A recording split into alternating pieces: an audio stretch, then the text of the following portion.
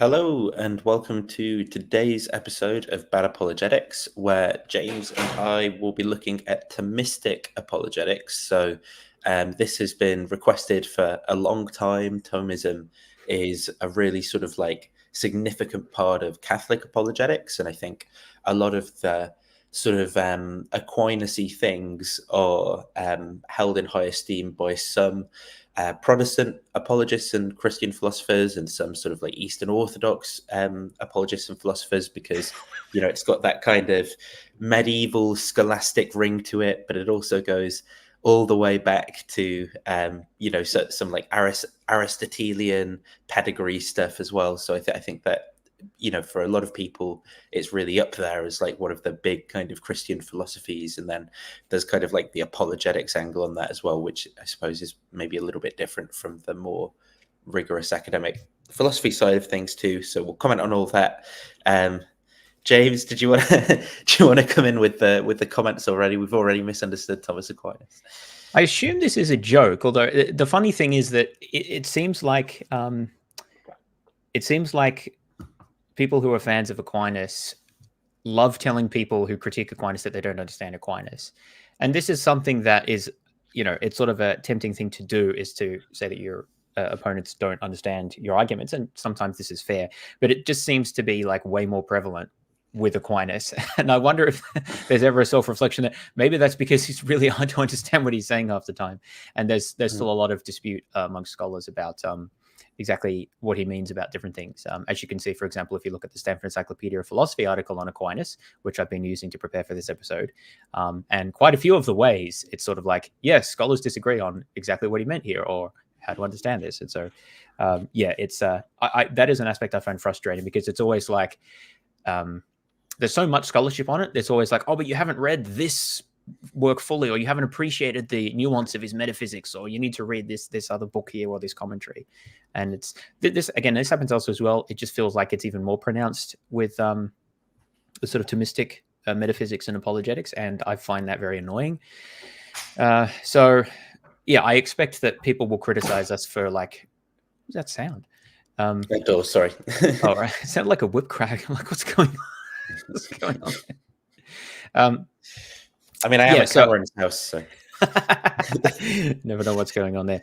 Yeah. So anyway, I expect that this that we may cover Aquinas again and go into a bit more detail with some things. This is, I'm still learning more about this, but I feel like I understand it a little better than I did previously, at least, and hopefully we'll have some interesting insights to bring to the table here. So yeah, it was interesting doing some reading about this, and hopefully we can have a good discussion. Yeah. So I think something will kind of come on to significantly in. Yes, this is also true. Everything is already refuted in the Summa. That's the other thing that people say. So something we'll come on to sort of significantly in this episode is obviously Aquinas is held up as being like particularly rigorous thinker, and having particularly rigorous set of kind of like responses to objections and arguments for his views and things like that. And so I suppose that kind of provides people who are advocates of Aquinas' thought with, the idea that there's kind of no stone unturned, and that it's a really reasonable position because there's so many arguments and things like that. But that I suppose the problem, as you said, is not, it's going to be this interpretational one is one of them, because a lot of the sort of metaphysics is very different to our ways of thinking today, to put it one way. But then the other thing is that a lot of that language is just going to be like very dense or even ambiguous, sort of not very well sort of operationalized. And so there's almost these phrases that come to act as like thought terminating cliches, where you can maybe just about grasp why someone would find it appealing, but it's not really clear what the actual content is or what's being said. And then it makes it very difficult to criticize the view or refute it, right? Because the accusation that the objectors hasn't quite understood is always going to stand there for this kind of ambiguous term that it's kind of like trying to capture smoke or something like that with some of these terms, right? To object to it. But then also you've got the idea that no, so this rigorous, rigorous pages of jargon sort of stand undefeated because you've not been able to kind of like bottle up all the smoke and put it together as something. And so this isn't going to be all Thomists, but this is like one type of Thomistic apologetics that can definitely be very hard to engage with just because of that, because nothing's ever really going to be good enough in it. So if we do get things wrong, I suppose, for any Thomists who watch this, try not to do that in responding to us, and try to maybe like help us understand your point of view in a clear way, where we all sort of sign up to shared terms and things and can actually, you know, compare our views and theories. Because James and I, I'm sure, would love to engage with any Thomists out there who disagree with our interpretation of Thomas as well. Yeah, absolutely. As long as, as I say, as long as the disagreement is substantive and not just like, oh, you idiots haven't understood, this was already refuted 800 years ago. That's just like, that's chest thumping as far as I'm concerned. I find that very annoying. So the first video then that I wanted to come on to, oh, and by the way, something I've been asked to point out, James, is that you have been cheating on me with Matthew. Yeah, I guess maybe a little bit on the side, you know, been doing a few streams. And why St. Thomas Aquinas is so important by Brian Holdsworth is the first video. So if I share this, so there's quite a few sort of prominent Catholic apologetics channels. Obviously, the Catholic apologetics world sort of differs a little bit from the Protestant apologetics world, insofar as the kind of like Catholic apologetics world sometimes has like a kind of bigger fan base, because I think a lot more Catholics feel an obligation to get involved with the philosophical side of things. I guess more Catholics kind of have it put into their mindset in like Catholic school and things like that, that this is like something that should be a part of their lives and a part of their thinking. I don't really know if I consider that kind of good or bad overall, to be honest. I don't think it's like a terribly bad thing, but there's definitely like a distinct and quite big fan base for like Catholic apologetics out there. And it's there's some overlap with the kind of like Protestant universe, but also like a lot of, I think, people who are just into the Catholic side of things too. So this Brian Holdsworth guy, he's going to tell us why Thomas is so important. Why the hell is your YouTube in light mode? Yeah, it's because I changed the theme on my operating system the other day, and everything, all my web browsers, all my websites kind of like went with it. They're all just listening to what the like operating system theme was, and I've just not changed it back. So I see. I'm not an elite YouTuber. So I think it was like 337 the first timestamp I wanted to get to in this, but let's just play the start bit. I once witnessed an exchange between two people online, one of whom you could describe as a Catholic celebrity, which isn't meant to be disparaging or anything like that. It's just that they were a high-profile Catholic thinker and commentator. And over the course of the... Okay.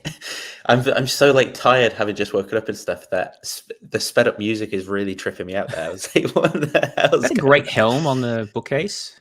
Oh, yeah. I don't know if that's pretty cool, if that's actually real. It's hard to tell. But why would you have such a cool background and then blur it? Like, that doesn't make sense to me. Like, show it off. It's pretty cool.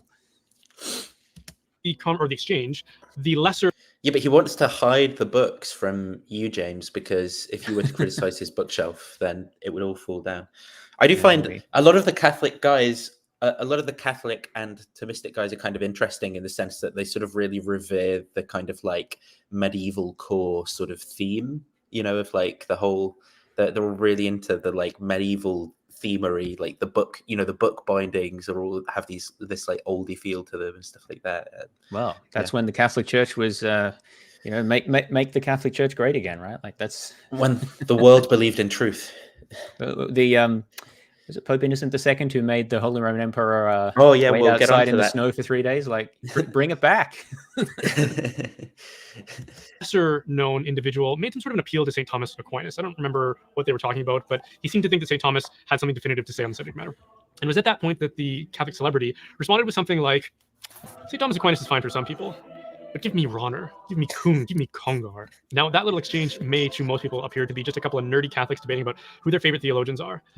But in reality, it actually speaks to a deep divide that exists within the church. And so I am gonna pause and kind of comment on this whole thing of like almost collecting name drops like Pokemon cards or something that can take place within. I mean, this happens within all philosophy circles, so it's not sort of something exclusive to Catholic philosophy or something like that. People could say blah blah blah, quine, and what they're really relying on is sort of like name dropping more obscure / intimidating sounding names and things to sort of like bolster their point of view. And it can be this really frustrating way of people arguing where they're relying more on the sort of pedigree of the names that they're dropping rather than having sort of substantive or good points. Obviously, people can kind of like mention names to try and be helpful or clarify where something comes from, make it clear that they're not stealing an idea or whatever.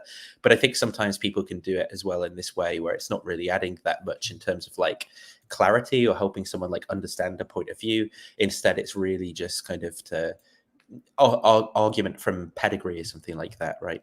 I don't know if you've noticed that, James, but well, I think philosophy as a whole is susceptible to this. Where you just said that, I find it's sort of ironic in a discipline that's supposed to be so focused on kind of reasoned argumentation that there's actually so much appeal to authority. I find the sort of intellectual history / reference throwing around, the like name dropping that happens a lot to be quite annoying. I'm much more interested in ideas than people. Of course, it's helpful to tie ideas to people because it can link them to their historical like genesis and context, as well as other ideas and like worldviews and things like that. So there's a place for that, of course, but at the end of the day, I think what's important are the actual questions and frameworks for looking at things, and much less as to who said them or exactly where they come from. And this example here that I don't even quite understand. I mean, I don't know the other thinkers that he mentioned. Rayner and someone. Yeah, I'm not familiar with that. But like what's even the question here? Like, is Aquinas versus Rayner or whatever? Like, what idea do they differ on? Like, what where do they disagree, or are they just expressing things in different ways? Like, what's the actual issue at hand that's relevant here, or is it just more of a like Pokemon? Like, Well, this is where I think it's like I don't know what the question even is. Well, this is where for an outsider, it can often seem a little bit like kind of like exchanging baseball. Like, oh, this guy's got like 99 agility, where versus this guy's got like he's maxed out the stats or whatever. Like Aquinas is the best meta, bro. It's like playing Aquinas it all seems a little bit like in-groupy and weird from the outside and not that substantive when people think in this way.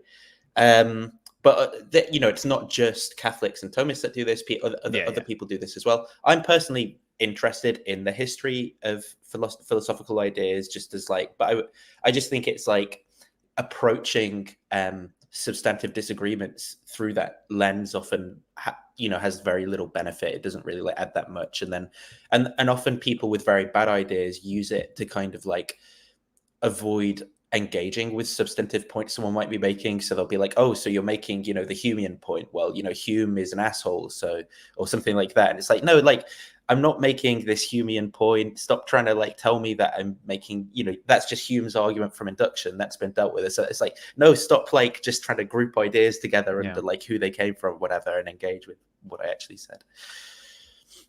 Okay, so next timestamp then I think is around like 3:37, but I'll play through a little bit. So I want to address it and talk about it because it's important to understand what this divide is, where it lies, and how to discern between them. Oh, geez. But how they inform each other and how much we should rely on one versus the with reason. And then in Acts 17, we see St. Paul engaging and debating with the Athenians, trying to persuade them of the truth of the gospel. So again, right at the beginning, there's this legitimacy and this recognition of the legitimacy of reason as a path to knowledge of truth and to use it to try to persuade others. But how they inform each other and how much we should rely on one versus the other was unresolved and difficult to resolve. Some believe that we should more so or even fully rely just on faith. If God has given us all the knowledge that we need, then that's all we need. And this became known as fideism. Some took a more rational approach and said that by reason we can know all that we need to know. And this tension carried on through centuries in the church until scholasticism and someone named St. Thomas Aquinas, who introduced a concept that really helped resolve this question for so many people. He said that grace does not... So I'm just going to pause on this point, right, to say this is going to come up as a theme for a lot of the people who are kind of introducing Aquinas to their audience, right? And the main crux of the idea here is something like, well, there's this tension within Christian theology between these sort of like two sources of knowledge or two kind of epistemologies. One is a particular understanding of faith and revealed truths, and the other one is an understanding of sort of like reasoned thought, or thought that's the upshot of like rational inference or something like that.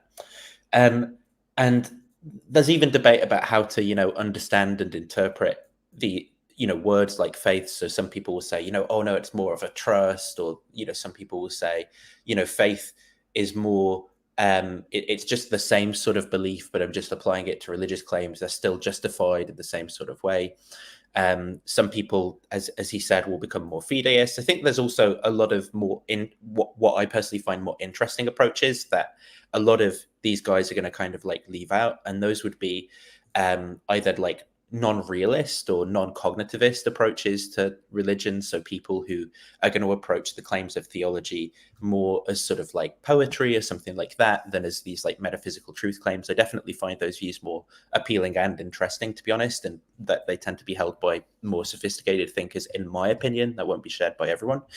But then the idea is going to be that because there's this tension between these 2 points of views, we kind of need someone who can both sort of like clarify what the relevant distinction is, but also rigorously systematize, I suppose, both avenues. So one being the avenue from revelation, one being the avenue from human reason, and also showing how, rather than them being in any kind of conflict, how they nicely cohere and lead to the same place. And I think that this is basically the good thing that a lot of Thomists see Aquinas is showing, because he's so rigorous and dense. On the one hand, he's showing how the natural end point of reason is just the same place as the kind of like special revelation, which you sneering atheists will say is completely irrational and doesn't have to do with us thinking or whatever.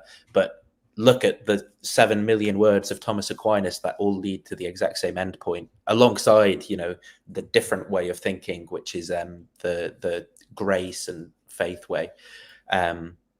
So yeah, that's what I think part of the big appeal of him is kind of like synthesizing this apparent tension. Don't know if there's anything on that point again that you want to comment on, James. But yeah, well, Aquinas is very clear that he thinks that there are things that we can learn through reason, but there are limits to that, and some things we can only learn through revelation.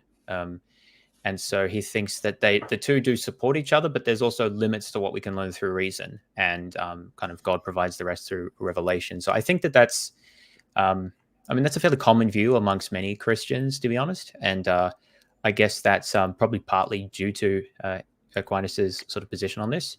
And it's typically it's the sort of thing that Craig says, actually. Obviously, William Lane Craig is not a Thomist by any means, but he does still make a similar kind of point where he says that you can arrive at knowledge of God through reason, or through sort of arguments derived from philosophy and from science.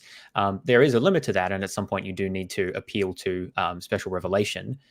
Craig also thinks that you can come to a knowledge of God purely through experience, like through the Holy Spirit or something. I'm not entirely sure what Aquinas has to say about that, but the point is, even non-Catholic thinkers sort of share this view that there's a synergy between like reason or I guess natural theology, we might say, and revealed theology, or like revelation, but also there are limits to what natural theology can say. Which I think, by the way, an extra point on that, I think this is maybe something that we can discuss later. This raises an interesting tension about how you link like natural theology or reason to revealed religion, because there's always questions about like, how do you know what's a revelation from God, and how do you how do you connect what's being revealed? Like, you interpret that through a framework which relates to the way that you reason naturally, right? So it's not, I don't think it's just like two puzzle pieces that connect together. There has to be some kind of framework for the way we understand how we identify and understand what is revelation and what the revelation means. And often that's not, it seems, theorized very clearly when people talk about, but they work together. Yeah, I often find along this sort of avenue of thinking, whether it be more kind of like from within a Thomistic framework or a Calvinistic framework or something slightly different, the idea of these kind of like self-justifying or self-evident revealed truths or experiences sort of problematic, because I think that those experiences, even if they appear to be veridical, it's not like you're incapable of questioning the veracity of those experiences, even if they appear to you to be true. You can sort of like recall them afterwards and sort of reflect on them and piece them together with other experiences. Like, for example, I've had religious experiences when I've been a member of religious organizations that at the time I thought were caused by God or caused by like spiritual entities. I've had experiences on psychedelics that I've thought were non-natural in origin, and then I'm able to kind of like reinterpret those after the fact and piece them together with other. But it's not like the fact that they seem true to me at one point in time is sort of impervious to criticism or something. And often this kind of self-justifying thing is used as this sort of free check, and it's like, well, why is it that you can't question that and sort of like come up with alternative explanations for the cause of that experience and thing? It seems to me to be like a kind of weak point. Like, what are the criteria by which you determine that is like God is the best cause of that experience as opposed to something else?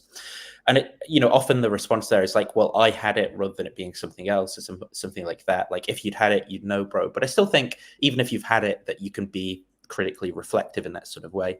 A second thing I just want to comment on that point is that the Plantingan approach to this that like Craig and others adhere to, Plantinga does talk about building, he calls it like the AC module in the brain, the Aquinas Calvin module, the Sensus Divinitatis, right?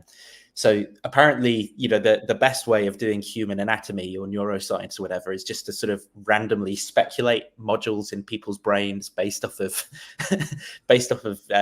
philosophical requirements that there must be for aspects of people's epistemology. So because Plantinga knows that people have these self-evident experiences of God, there obviously must be an Aquinas Calvin module in people's brains. And yeah, just to say, I suppose that so Protestant thinkers like Plantinga, I'm pretty sure he's Protestant, right? He's not. He's so. not Catholic, right? Yeah.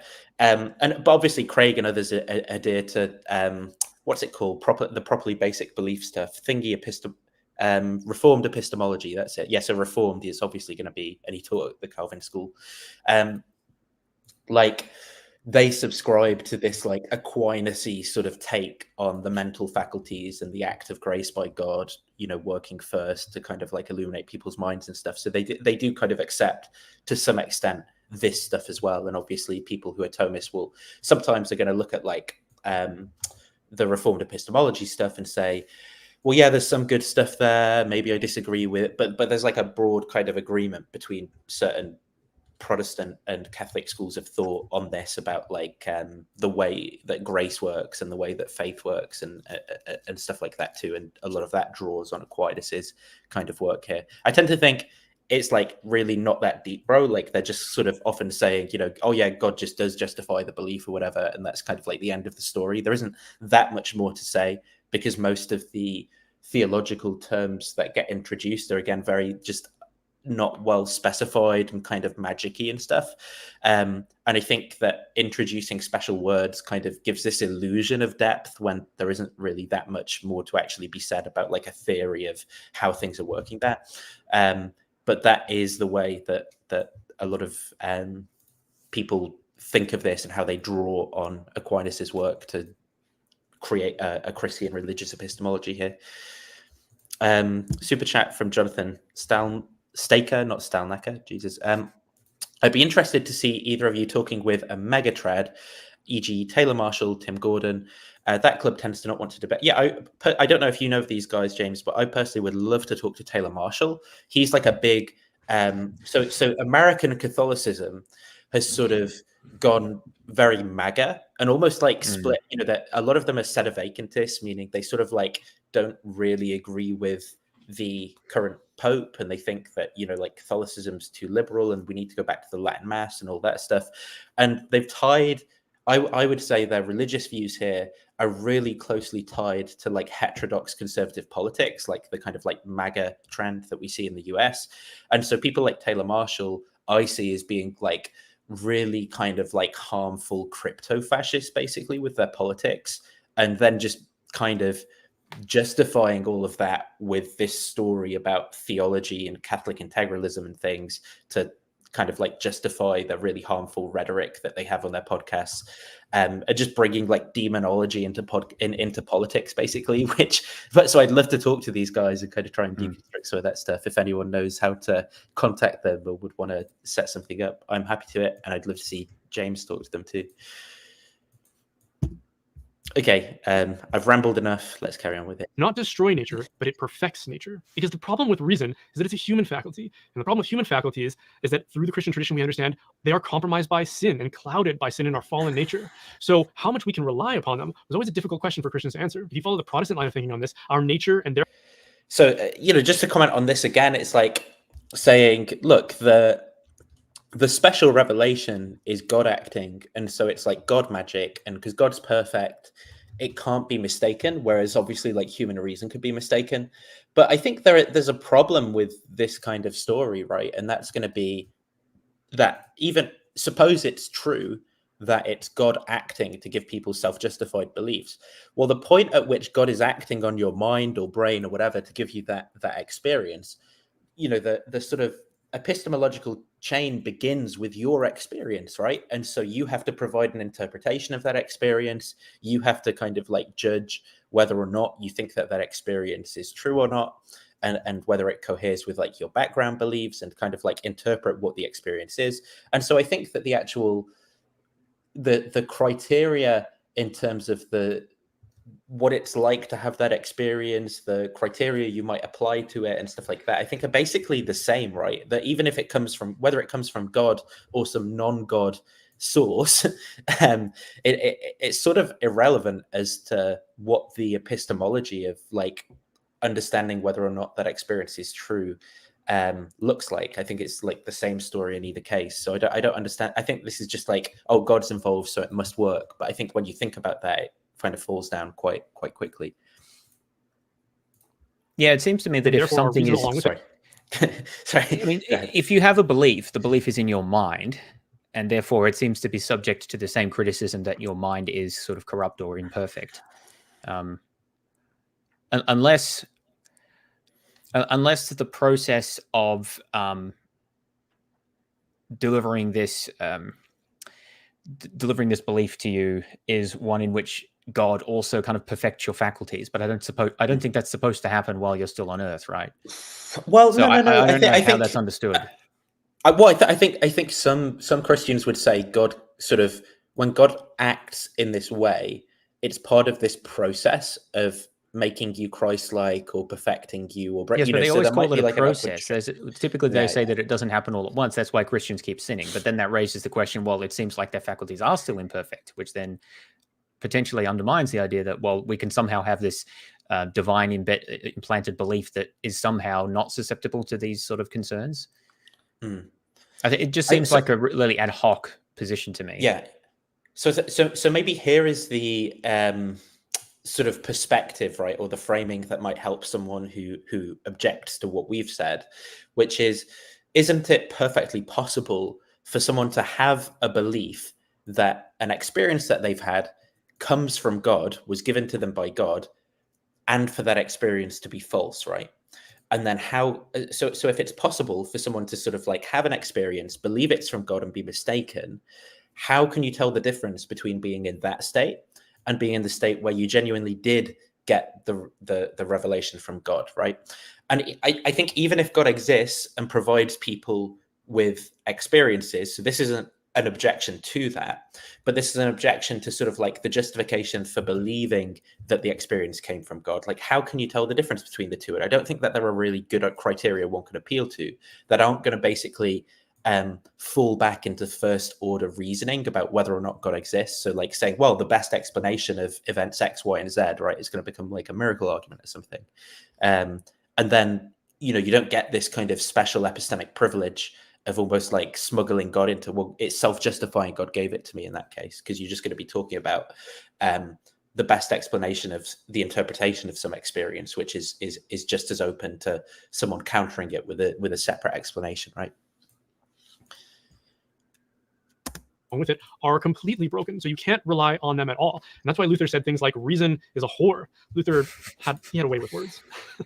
He was promoting a I think he said reason is the whore of the devil, I think, but emphasis on faith alone, or just fideism, which is why there are so many currents within Protestantism, especially in American fundamentalism, where when people start to ask questions, people reply with things like, you don't ask questions, all you need is faith. This is why you hear so many stories from people who backlashed against their fundamentalist upbringing, because when they did start to ask questions and employ their reason, inherently recognizing that there is good in their ability to think and to employ their reason, they were often met with silly slogans like, when in doubt, faith it out. And that's another thing I want to comment on here is, obviously we can all see that that's a little bit silly, but there's this sort of strange, I don't know if I want to describe it as like paranoia, but like maybe an insecurity about the existence of Protestantism and this need to always be like responding to Protestantism. And I feel like it relies upon this fairly uncharitable framing of Protestants as well. I mean, there are plenty of Protestants, maybe for most people, like reasonable considerations are not their primary concern, but I think that's equally as true for Catholics, right, as it is for Protestants. And you can find many Protestants who are deeply concerned with, evidence and giving arguments and making their faith reasonable. You can find many theologians who are like this. And I think you can equally find many Catholics who will sort of like give these sort of lame thought terminating cliches around, faith and not thinking too deeply about it, bro, about as equally as you can find it in Protestantism. So I think the way that he's trying to put Catholicism on some kind of pedestal here and say, look, because we've got Aquinas, we're all, super reasonable, and this is how we think about it, not like those evil Protestants, is a little bit sort of, it's a little bit dubious to me. Well, that's how Catholics see themselves, right? They have the authority and tradition and wisdom of the church to guide them and provide that intellectual structure, whereas Protestants don't, and therefore they don't have the same resources available to them to kind of bolster them in that same way. I mean, Aquinas is a big part of this, right? So, I mean, I think that partly just reflects how Catholics see themselves with relation to Protestants. And partly how Protestants have defined themselves in reaction to Catholics. And I mean, Protestant sects vary, obviously, but in rejecting that in part. Ancient tradition of the church is one where it has always tried to balance and harmonize faith and reason. And St. Thomas Aquinas took a massive step forward in helping us resolve this by saying that grace perfects nature. He's acknowledging that, yes, our nature is compromised. Oh, so there you go. Grace perfects nature, James. So he's saying it. Well, yeah. What does he say after this? Yeah, let's I'll go back 5 seconds. Grace perfects nature. He's acknowledging that, yes, our nature is compromised, but grace, which is God's goodness that he gives to us, and when we expose ourselves to God's goodness, it takes our nature, our broken nature, and it raises it up, it sanctifies it, it elevates it so that it becomes something that we can rely upon. And St. Thomas, as a prolific thinker and writer, did a lot more than that. But this contribution to Catholic thought made it possible for faith and reason to live in a kind of harmony all the way up until the Protestant Reformation, when the Reformers became this very loud voice for fideism once again. But what we have in the church today is a climate in which Thomism, which is Thomas's branch of thinking and his theology, is treated like just one among many currents of thought that are acceptable strands of Catholicism, even if they kind of compete with each other or disagree with each other.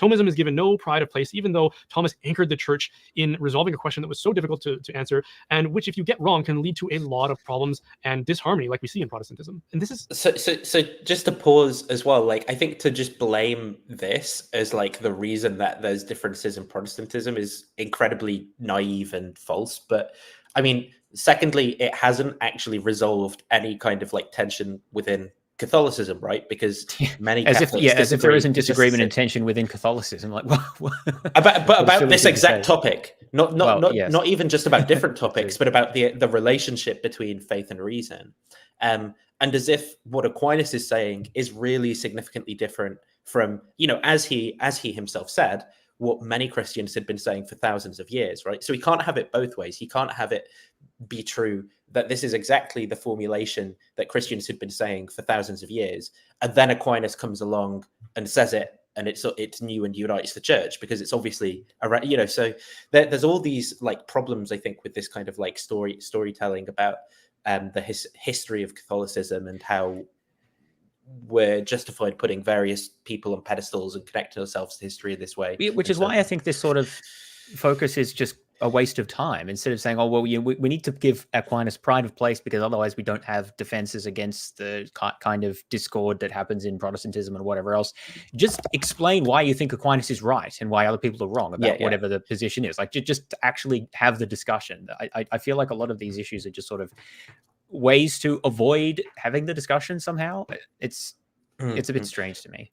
So to be the angry Thomist who's watching this is going to say, look, you're showing a Brian Holdsworth video on Aquinas. You've not engaged with Father blah blah blah from Etienne Gilson, the scholar of and fair enough. Okay, this is popular apologetics work. Essentially, it's not this isn't like high Aquinas scholarship or whatever. But I do think, one thing is that we want to comment on the effects of Thomas Aquinas and the reception within apologetics, because that is how most people are engaging with this stuff, is through, like popular channels is one thing. We will make an attempt at various points to engage with some slightly more nuanced or in-depth scholars. And I think we're both, we're both willing to engage with that stuff as well. At various points, but also within bad apologetics, we want to comment on sort of like a phenomena as a whole and how it's received. So even if we're simultaneously interested in, the one guy who interpreted Aquinas right and got it right in this really deep, profound way or whatever, but if that's not what most people are talking about and how the really popular apologists are presenting it, there's a sort of requirement for us as people who provide pushback on this kind of thing to engage with that and highlight flaws with it too. So I think it is stuff like this is absolutely fair game. It's all part of it. But also, if you're going to make a video why Aquinas is so important, St. Thomas Aquinas is so important, you think you'd have something to say about what he said that was you think is important, right? And he sort of said that, right? Like, he explains about how Aquinas provided this way of understanding how to reconcile faith and reason. But I guess the criticism is, instead of just focusing on that and then explaining why he thinks Aquinas was right or why other people were wrong or what his arguments were, there's this sort of defensiveness about, but other people don't want to give him pride of place. And then he talks about all this stuff about Protestantism, which just seems peripheral to the point about why is Aquinas important. So that's what I mean by saying that it seems kind of peripheral to the main point. Like, if we're here to see why is Aquinas important, and we hear the sort of more cultural defensiveness, name dropping kind of approach, instead of here are his key ideas and why I think that they are correct and or important or insightful. Like, if I was doing this about David Hume, one of my favorite philosophers, I can't imagine complaining that, but these days people don't put Hume pride of place and they talk about these other things. I just talk about what Hume said and why it was important, right? Like, it's just a weird way to do it. I think though it's probably about target audiences too. Well, is like a part of it. So I think the observations we're making is like, look, if you're a truly sort of neutral inquirer like us, an epistemically ideal observer like James and I, you're probably going to sort of see a lot of the reasons that are being given for you to accept this guy as kind of like weak source. But I suppose if you're kind of like a Catholic already, maybe some of these things have like more credence than we would give them. Maybe the sort of like atheistic caricature would be something like, I don't know, if you introduce someone and you just start saying, and they really did believe in evolution or something, and just like name dropping all of these like random, like, and they made science good or some, like these kind of like cringy caricature version of an atheist. You see this sometimes. Yeah. An example would be that old graph that did the rounds about like the, science in ancient Rome and Greece, and then the Christian Dark Ages, and then the like that would be the atheist kind of version of that, actually. Yeah, and it'd be like, look, can, and the line goes up. Hume. Hermes, thank you for your super chat. You say, didn't Aquinas have some sort of mystical experience towards the end of his life, then discount all his work? So we will talk about this. It's going to come up at various points, but there's this sort of apocryphal report of Aquinas having, it's not clear whether the best interpretation is like it's some kind of like seizure or something, or some kind of experience, right?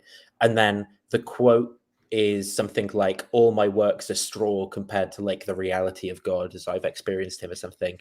And, firstly, it's not that clear whether, this is exactly true or not historically. A lot of these Catholic saints and their kind of biographies and things are shrouded in sort of fan fiction, should we say.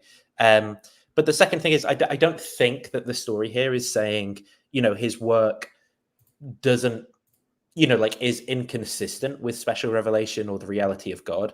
It's just like compared to the actual reality of that experience or something. And like it reason still leads to the same point, but the actual experience of God is so much better and so much more valuable compared to the sort of like intellectual pondering of God, or something. I think is the sort of point that Catholics would want to make about that quote, is my thought. Well, and this gets back to my point about being more interested in ideas than people, because as far as I'm concerned, even if Aquinas recanted everything that he did in his whole life, to me that's entirely uninteresting, because it doesn't have any bearing on the ideas themselves, right? So I internally though, for a Catholic, if you think, well, maybe it does for Catholics, I don't know, but to me, I just don't find that interesting. If you're like, look, this guy. So when I reflect back on like when I first learned about Aquinas as a Christian, I guess when I heard that story, I was like, this guy clearly cared about reason and intellectualizing so much, but then he's also so pious and so sort of like in step with Jesus and God that he realizes, the reality of that experience is so much better than it. Like it communicates maybe a type of epistemic humility, like, oh, he's willing to both dedicate his life to reasoning about this and write 7 million words about it. But when God steps in, he's not going to like cling so much to his work that he's not willing to give it up for something that's so much better. And I viewed that as like incredibly virtuous or something. I think that's what it does. But yeah, you're right. It's not exactly like reason giving but it's just kind of like, oh, look how cool this guy is or something. This is kind of strange, because at the Council of Trent, the Council Fathers took St. Thomas's Summa Theologica, which is, if you know, it's his magnum opus, it's his great contribution to the Catholic thought and philosophy and theology, and they placed it on the high altar next to Scripture, next to the Bible, as a gesture to say that St. Thomas's contribution to Catholic thought is second only to Scripture. And while Thomism's popularity kind of ebbed and flowed, it was renewed not just in recognition of popularity, but in magisterial or authoritative recognition in a movement that came to be known as neo-scholasticism. This was a time in the church in which Thomism or Thomistic thought was enshrined not just as one among many theological persuasions, but as the Catholic Church's official theology. It was during this time that Pope Leo XIII wrote an encyclical called Aeterni Patris, in which he insisted that theologians and the clergy use St. Thomas's thought and his theology as the basis for all their theology, and that it be the standard taught in all seminaries. In that same encyclical, he said that Aquinas' theology was a definitive exposition of Catholic doctrine. So again, this wasn't just a movement to try to make Thomism a little more popular. It was a magisterial way of establishing Thomism as synonymous with Catholic theology. It's also important to know that during this time, the church was combating a very serious heresy called modernism, which Pope St. Pius X condemned as the synthesis of all heresies, which could be quickly characterized as this kind of agnosticism and relativism, where you could line up all kinds of currents of thought and even religions and say, none of them are objectively true, or maybe there isn't even an objective truth, and you can just sort of pick and... So this is something that I find really funny about these sorts of Catholics as well. It's like they have a really hard time with anyone saying, maybe we know that we know, maybe we know less than we thought we knew. Maybe the world's a little bit epistemically opaque. Maybe maybe some of these questions are a little bit difficult. And when someone is not willing to go the full way and like commit to intuiting the essences of things and reasoning from first principles their way to every truth that there is, they just like really hate it. Like that's the modernism heresy. Well, I saw Pints with Aquinas recently made a post about a comment the Pope made, which apparently has been upsetting a lot of people in Catholicism and elsewhere in Christianity, which in my opinion was a very what's the word I'm looking for? Generic, weak source statement about like, there's only one God and different people have different ways of understanding or something like that, which in my view in no way undermines or refutes anything that the Catholic Church has to teach. And all of these people are just getting so upset. It's like, the Pope's, pray for the Pope and he's, going wayward and, Jesus is the only way. And like, I'm pretty sure the Pope agrees that Jesus is necessary for salvation. Like, that's not what he was like. But it's just like they feel like they're under attack, I think. And they feel that they seem to have this idea that if you even take one tiptoe backwards from this idea of, a full understanding and a full account of everything in their faith, then that's threatening. And so to say even that, other faith traditions have anything to say about God that's correct, which really is all the Pope was saying from my perspective, is they just find it really threatening, which to me is bizarre, and I think reflects a lack of, in my opinion, a lack of intellectual sort of sophistication about the willingness to accept ambiguity and doubt and different perspectives having valuable things to contribute. And I think that modernism, I don't know too much about modernism as the theology, but I think that it was trying to bring some of these aspects to the table. It was, a reaction to just a sort of an uncritical acceptance of a literal reading of a lot of the teachings or statements that were made in the Bible, and a rethinking about it in a sort of historical context of like who wrote it and why they wrote it and how we can understand it in our day, given the Enlightenment and other things like that, which in general terms, I don't see why people should have a problem with that. You may disagree with particular conclusions, of course, but yeah, it's just like even the idea of doing that is sort of horrifying, because that means, just anything goes, it's relativism and whatever. It's like, well, no, first of all, that's not what that is. But second of all, like why so scared? I don't know. Yeah, and what frustrates me is the lumping in of like everything that might be considered disagreeing with this one particular true TM point of view as like being a lack of belief in truth and a lack of, everything that's modernism, then you're in a place where you don't even believe in truth, and like, but 1 + 1 = 2, is that true? Like, got you. So you do believe in truth because you said the word truth. Like, and it's like, no, who is it that you're responding to that doesn't believe in truth? That like, there's so many alternative positions besides, if you think of the conjunction of all of the metaphysical baggage that you have to believe to be like, a fully bought Thomist, right? About realism with regards to act and potency and like teleology and things like all of the separate things that you have to buy. And then you think of all the different perspectives that there are on metaphysics and causation and, the nature of the world and whether natures and essences even exist and stuff. It's like the options are not all of this specific stuff, or I don't believe anything and anything could be true. And like, no, it's like, it's such a disingenuous way of like framing the intellectual options. That is how, especially the a lot of the Thomists that I've looked at, that is how they frame it, because they keep talking about how you can't understand or appreciate Aquinas unless you appreciate his whole philosophical system. And, that's one way they get out of criticism, in my view, because they're like, you didn't understand this, or you need to explore the, you need to understand the full system. But the point is that they very much present it as a holistic package, which you kind of accept or what the alternative is. And often it's implied that you sort of don't have, you don't have a plausible alternative. But at the very least, and again, I find this quite off-putting, because I think many thinkers have good ideas and bad ideas, right? And the idea that there's one thinker who sort of kind of got everything right, especially one who lived 800 years ago, is on the face of it very implausible to me. But that really does seem to be what a lot of these Thomists think. I mean, I don't hear them explicitly say that, but it's just the way they talk about it comes across that way. Pick and choose which were your favorites and create this sort of cafeteria sensibility of truth in the world and in the universe. Now, on the heels of this renewal, well, there you go. That's exactly what I was saying. This not cafeteria notion of truth, but I was talking about the idea that you can pick ideas and combine them from different thinkers and different traditions, because different ideas and different methodologies, different disciplines, different cultures have important things to contribute. And there's work to do in integrating them and so forth. But I think that that's what a thoughtful person should do, right?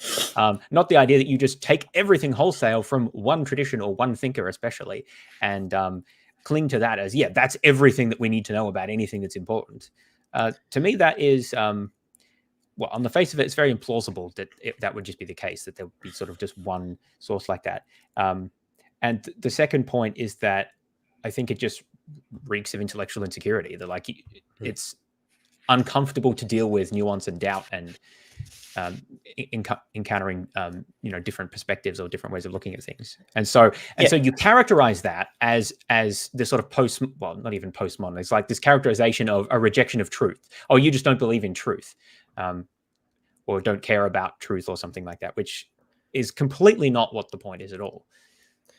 Yeah, like in his metaphor, the alternative to like he's sort of relying on this idea.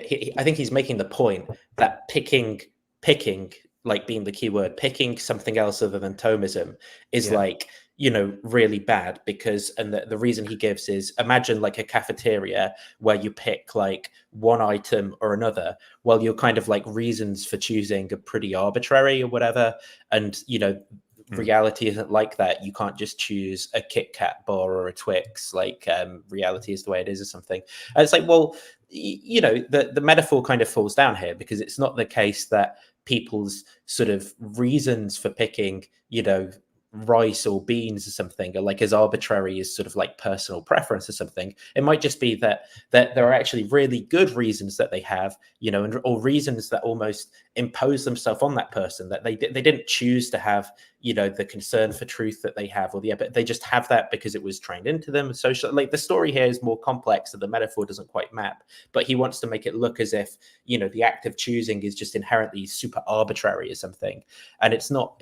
That's the part of the metaphor that's really weak, because when people choose something other than Thomism, it's not just completely arbitrary, like why they choose something like that. And if you treat people as maybe being reasonable and thoughtful, particularly people who think about these things quite deeply, you will find that they might have very good reasons for why they, you know, chose the flapjack instead of the brownie. And you know, well, and the irony is that one of the things, again, no expert on Aquinas, but one of the things that I do know that he said is that we can't really say anything positive about God that is literally true. We can only use sort of analogical approximations.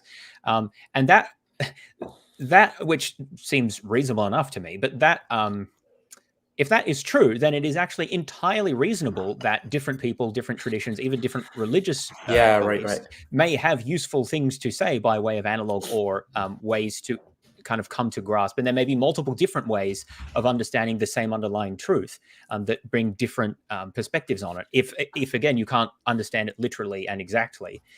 So it seems to be part of Aquinas' thought that in fact should be appropriate. And yet there seems to be, and that seems to be the sort of thing that the Pope was talking about, where he's saying, yeah, different people can have different ways of approaching and understanding God.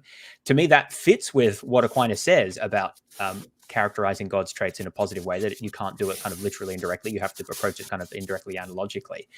And yet somehow there's this very strong resistance to that. And I think that that's actually a tension. Atheists are actually the best Christians, James. They've come up with the best analog for being as such. And that's why atheists are actually the ultimate Thomists. Based of Thomism and scholasticism, there emerged this new movement, this new theological movement, which a very well-known and prominent theologian named Reginald Garrigou-Lagrange dubbed the Nouvelle Théologie. And it's important to know that he was a Dominican, so obviously a Thomist, but he was also a prominent teacher among very important future scholars and clergymen, such as there a reason you can just take a photograph this of whatever movement this is? It's clearly a video that's like moving around. It's like teacher among very important future scholars and clergymen, such as Pope St. John Paul II. And as this movement was emerging and gaining momentum, Lagrange examined it, he considered it, and then he condemned it as modernism, as heretical. And the same criticisms that he made were taken up by Pope Pius XII in his encyclical Humani Generis. And so there became this competing interest and tension for the mind of Catholicism between scholasticism, or neo-scholasticism, which contained magisterial endorsements, and the Nouvelle Théologie, which was... Sorry, I was trying to pause it. Why is Aquinas important? And he's talking about modernism. Like, I know he's saying that's like it was competing with neo-scholasticism, but it seems like we're pretty tangential to the point of explaining why Thomas Aquinas is so important. I think there is an overall reason for the person who's sort of into this stuff to become a Thomist here, though, which is like, look how much like law there is, because that's basically what it is like, you know, oh, you can really get into the law, and like, isn't that cool? Which I agree. Like, I'm also into like things where there's a lot of law behind. Like, that's arguably why I'm like into apologetics and intellectual dark web type stuff, right? Is it's fun to sort of like be into all the like fan fiction law and stuff behind the scenes. But I think accepting it for what it is, rather than being like, and my version of doing this is like, you know, ultimately the truth, and everyone in the world should be super interested in what I'm doing, is like the weird aspect to it. Yeah, I don't make the people I'm interested in saints or something and say everyone has to like worship them or something weird. Yeah, well, that's what I find weird about the Aquinas fans is that, yeah. So let's move on to second video. There's a few sort of like broadly, you know, like sweeping, overarching Aquinas-y type videos here that I wanted to look at just to show that it's kind of like a little bit representative. What we're looking at, it's not just like, click that below and you can list. It's not, you know, I've not like just cherry picked some one guy who's kind of like crazy or something like that. So this one, okay, 340 is where this starts, and there's like a little Aquinas prayer to start us off.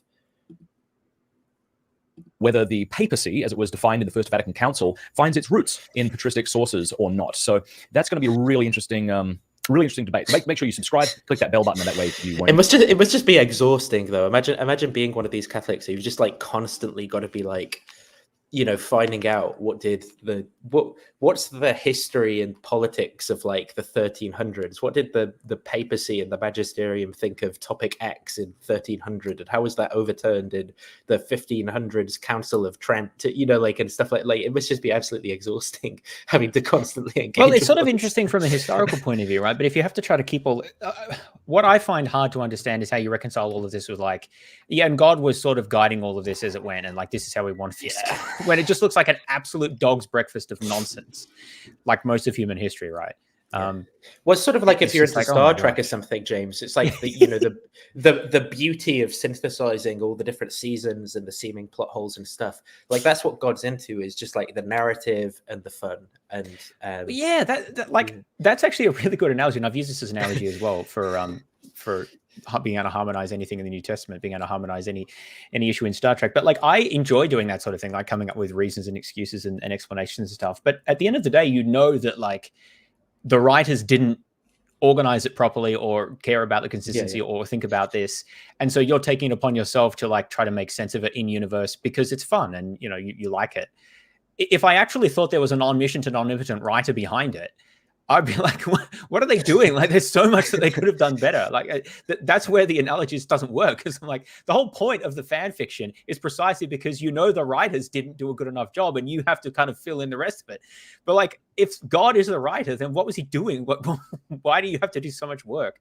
I would find that exhausting to be like constantly trying to like fanfic all the plot holes of God's poorly written. Yeah. I like what should I think about this moral topic or whatever? Well, in 1300, you know, section 2.3.1.4 of the Magisterium's Declaration state, you know, and like it just be really. Yeah, why did God allow the papacy to be like sold on multiple occasions and like used as a political tool and have popes who had like prostitutes and so on? Like that was a choice. Like God didn't have to do that. Yeah, God went through his hoe phase, and that's when the Medicis were in power. Like, okay. Won't miss. Awesome things like that. All right. Before we do anything else, I thought it would be super appropriate if we began with a prayer from Thomas Aquinas. In the name of the Father, and the Son, and the Holy Spirit. Amen. Creator of all things, true source of light and wisdom, origin of all being. Graciously let a ray of your light penetrate the darkness of my understanding. Take from me the double darkness in which I've been born, and obscurity of sin and ignorance. Give me a keen understanding, a retentive memory, and the ability to grasp things correctly and fundamentally. Grant me the talent of being exact in my explanations and the ability to express myself with thoroughness and charm. Point out the beginning, direct the progress, and help in the completion. I ask this through Christ our Lord. Amen. In the name of the Father, and the Son, and the Holy Spirit. Amen. I want to begin with a short... So the reason I included that prayer is I want to kind of like comment on the religious devotion / doing philosophy angle, right? And I think the problem is that if you sort of mix up your thinking with religious ritual in this way, that you could potentially, you know, there's no reason that you couldn't come to completely mistaken conclusions in the kind of like subsequent reasoning that you're about to go on to do. But because you've linked that up now with religious ritual, I think you're sort of like predisposing yourself to think that whatever conclusions you come to are now guided by the Lord or something like that, because you've kind of like prayed at the start. And I just think that that's kind of like, you're biasing yourself in this really specific way. Like you could be completely mistaken, but whatever you subsequently think now, you're going to be like, look, I prayed at the start, I'm being guided by Jesus because I prayed and all that. And it's like this, why would you want to introduce that type of bias to your like reasoning? I mean, I don't think, I can say why you would, because religion is true and blah, blah, blah. But like, and God wants us to pray. But I really think it's unhelpful for these people because they've sort of like now just told themselves a little poem about, light penetrating darkness and my memory being good and all that. But like, they're going to be just as susceptible to reasoning flaws as anybody else in the next like 30 minutes of thinking about these things. And so maybe the right approach is not to think like God is making their memory better and a light penetrating darkness in their thinking, but actually like that they're on an equal playing field with everyone else with respect to like all of these pernicious biases and things that might come into their thinking. Yeah, it's almost pray the biases away. I mean, that's maybe a unfair characterization, but it is it is an interesting way of framing these sorts of. I mean, in Christians do this with Bible study and other things as well, right? Always start with a prayer, and that, you do wonder how that affects how you think about your own intellectual limitations, right? Yeah, I mean that's a 2-second way of saying what I said in 10 minutes. So thank you, James. Let me see. So did I have the next timestamp was like 4:50 for Aquinas' timeline? I found this video very annoyingly promotional, by the way. I think there are 4 different ads in this, like 2 for his own channel and then 2 for different Catholic services. It's just like, and I fully intend to skip through them. But I mean, like in the broader apologetics universe, I think that this is where a lot of the, should we say, monetary influences on, say, Cameron and like the lifestyle of the wealthy podcaster, religious podcaster may have influenced him, because I think people like Pints with Aquinas are sort of like, have a good fit to market, should we say, with the Catholic audience. And so before we go on, should we introduce our sponsor, Atheistic Dating Services? Yeah. Are you sick of going on dates and the girl just doesn't know about Hume's problem of induction on the first date? Like, what? Actually, I would use that service unironically. Although it'd be like 95% guys. It's like 2 women on it. Well, would have before. I'm in a relationship now, but yeah, James, be careful. Be careful what you say. Okay. Short timeline about Thomas Aquinas, and I will fill in some things along the way. Thomas Aquinas was born in the 13th century in 1225 in a town called... Which is when humans had the best grasp on truth. Rocca Secca, which is about an hour and a half northwest of Naples. Rocca Secca is a word which means dry rock, and it's been pointed out on more than one occasion that was sort of prophetic, because people tend to find his writings like like eating gravel at times. It can be pretty hard. 5 years after his birth, he joined... Which also means more true, remember. The more boring something is, the more true it is. And he went to school at the Benedictine monastery, which St. Benedict actually founded. How cool is that? He was 5 years old, as I say, at Monte Cassino. And apparently, he would often ask his teachers, what is God? We can know what a human being is. We can know what a plant is, or a tree, or a beaver, or a deer. But what is God? And it's really kind of a good question. Aquinas later on, of course, in the Summa Theologiae. It's a good question when it's asked by someone who eventually becomes a devout Catholic. But when asked by someone who is, of course, not a Christian or a Catholic, it becomes a bad question because their heart is not receptive to the ansers, which are that we don't know. I feel like when atheists ask questions like this, they tend to say, oh, you're just ignorant, you're just stupid. Like, oh, who created God? Well, what is God is not too far different from that question. Yeah, that does feel like a bit of a double standard. I also feel like if you were in Sunday school, like in most Catholic Sunday schools or even other Sunday schools, and asked this question, it would not be met with a positive response. I don't know. I think when maybe someone's a child and they're receptive, it's probably like, good question, Timmy. Like, you're on the path. Just remember that remember that some things are beyond our care, and we have to have faith, and the via negativa and all that, like all that sort of stuff. And if you say it, you sort of accept this cluster of essentially thought terminating cliches, right, around God is not a being amongst beings, but being as such. And there's the via negativa, and there's analogia entis, the analogy of being, or language, though it can attach literally to the essences of things that we perceive. God is not a being amongst beings, so our language attaches analogically, so we only use analogies, and we can say what God is not. And I think if these things are said to you by the epistemic authorities that you're surrounded with as you're learning, well, then you'll come to accept them as sort of like the legitimate answers, right? In the same sort of way that maybe you come to accept some not amazing answers to certain, I don't know, scientific or mathematical questions that you might have that are actually perfectly legitimate questions, but there's people who are teachers and things around you who will sort of like tell you, you know, like, here's where thought terminates on these reasons. Maybe you could say good teachers wouldn't do that. But the point is that I think that when people are in these positions of authority and they kind of like give you these answers, right, you're gonna come to accept them. But I do think it's right that then if someone grows up and they're like, no, those answers suck, like, you know, what, okay, if all the language that you use is analogical in this way, how can you tell the difference between an analogy that actually answers to, you know, some being versus an analogy that attaches to nothing and no reality and is just, you know, completely metaphorical language and has no real kind of like bearing to it or bearing on our metaphysics, and there isn't like a principled response that one can give to some of these sort of questions, and one remains an atheist. Well, then it's like, yeah, so you're doing it in bad faith now. You're saying, you know, there's no content to the theory of God in a bad faith way rather than a good faith way. Yeah, and elsewhere would say we can't know what God is. We can know that God is without the use of revelation, but we cannot know what God is, even with the help of revelation. Why? Well, because whenever we define something, we make it less, we define it, like finite. So this frustrated me, this argument that he gave, where he sort of plays word association with the word define, right? Where he says define sounds like, which means like negation of something, and fine, which is like make something coarser.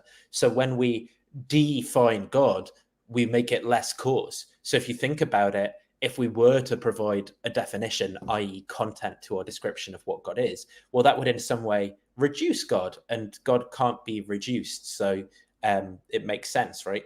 And I think that, the key premise in that argument is fucking word association of the word define, right? No one thinks, for example, if I provide you a definition in mathematics of successor, right? No one goes, well, look, I really, 10 minutes ago, before you provided me with your rigorous mathematical definition of successor in arithmetic, I was like, worshipping adding one to a natural number or something, right? I was like, oh yeah, like this is really deep and profound. But now you've rigorously defined the successor operation. Like, oh God, it's not that deep anymore. Like maths has fallen apart, and it doesn't there's no like moral denigration of things that can be rigorously defined. Like different first degree murder is really well defined in US law. And so, first degree murder is not special anymore. It's not special like it used to be. Like, this is just not a real thing. This is just some weird thing he's come up with.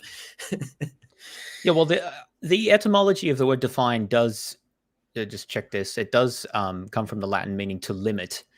So I guess that's what he was appealing to, although the way he expressed it, defining, is, I don't know. If he wanted to say the Latin, he could have said the Latin, though I also don't think that this is a good way to explain what he was trying to say. But even if that's the etymological origin, it has no bearing on whether or not that, that's like, oh, people thousands of years ago used this word in this way. So what? Like, yes. And I think that this, because I've seen other Christians do this as well. There is I don't know if it comes from Bible study or something, that the desire to like talk about the translation of the word or something. This focus on giving the etymology of a word as a way to make an argument about it, where often the etymology of the word is not relevant. Because I've seen this before, and I do find it a bit odd. It's like it's a more, if something's older or more ancient, it's like more true or something, is maybe that's why everything in Latin is better, right? Yeah. And it's like, why think that? I mean, many words today have complete opposite like understandings as to what they did like thousands of years ago, right? There are words that are like that, but you're not going to say, oh, it really means the opposite or something. No, it's just that the use of the word changed. And insofar as we understand defining a word to be just giving some more kind of like unpacking of it so people can understand and use that word and grasp the content of it and so forth, right? There's no problem with doing that if you're offering, God as like a metaphysical theory that has some content to it. When I ask you to define God, or I wouldn't even say define, but like unpack the kind of like content of your theory there, I'm not asking you to somehow like blaspheme or something, or make God less an object of worship, but to actually provide reasons for thinking, to provide reasons that are like an explanation that attaches to things that I might agree to and like can make sense of a worldview or something like that. I want some actual content and meat on the bones to what God means, rather than like, oh, it's like this vague nothing, but trust me, bro, like all reason leads there. Well, I think there needs to be a good excuse as to why defining or specifying positively aspects or traits or properties of God is kind of not allowed, because otherwise it's sort of a bit embarrassing, right? Especially if an entity that's allegedly perfectly simple, you also somehow can't define or say anything about. I think that this is kind of a problem for this worldview. And so there needs to be a response as to, well, why we can't do that. And, there's an appeal to, well, human cognition is flawed and limited, which is true, but I don't know that that's a very good explanation, a very good excuse. But the other thing is to say, oh, well, to define something as too limited, and we can't limit God because he's all powerful, right? And so that would be blasphemous in some way, or it'd be inappropriate, which it sounds kind of nice as a thought terminating cliche, but if you think about it, I don't think actually makes any sense. But yeah, I think it's very important to have that as a defense mechanism to avoid these sorts of questions, really pressing for clear, precise explanations about what the hell they're talking about.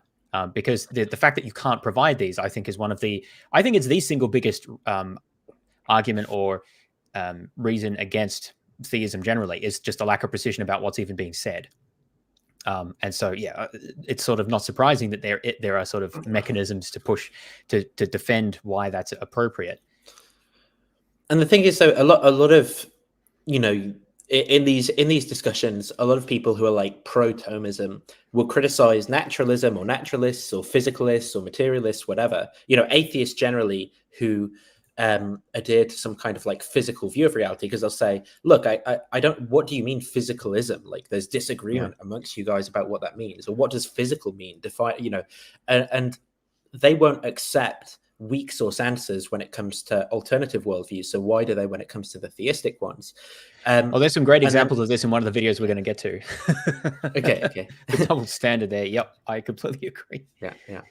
Okay, so let's carry on. Right, we definite it. So you kind of break it up into chunks, like man is a rational animal. But since God is infinite in being, we cannot grasp what God is. In 1239, by the way, he would have been an oblate with the Benedictines, would have even wore the black habit, I believe. I also don't know, I think that this is where assuming Thomistic metaphysics leads to these misleading pictures that mean that you can't think about things. So when he says you can't grasp what it is, I think the picture there is this Thomistic view that the essences of things are in them, and that when you understand something, its essence goes in your intellect or something like that. And I think someone can fully understand infinity because, from my point of view, obviously infinity is kind of polysemous, and people will talk about the infinite in some artistic sense versus in various mathematical senses and things like that. But I think people can kind of fully grasp what's meant there. I mean, a part of maybe the artistic sense is that, the infinite is this feeling of a void that's much vaster than you or something like that. And so it's it's this kind of really unarticulated thing. But in a mathematical sense, I think people can sort of fully grasp what's going on and things. I don't think that, in my view, I don't think that there are these words that the full description of which the essence has to be packed in your head and under for you to be able to provide the content of them or something like that. So, this idea that, well, of course you're not going to understand God because he can't fit in your mind or something is just really weird. It's no, you can say, like Swinburne or someone does this perfectly well when he says, a perfect, limitless being, and of course I have some problems with these terms limitless, what I'm what specifically does that mean?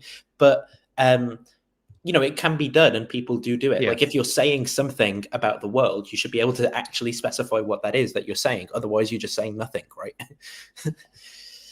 Yep, I agree. Of course, he didn't stay with the Benedictines, which was fine because he left prior to the age in which he would have to have made his final consent. But in 1239, he continued his university studies in Naples. There was some political unrest, which caused him to have to leave Monte Cassino.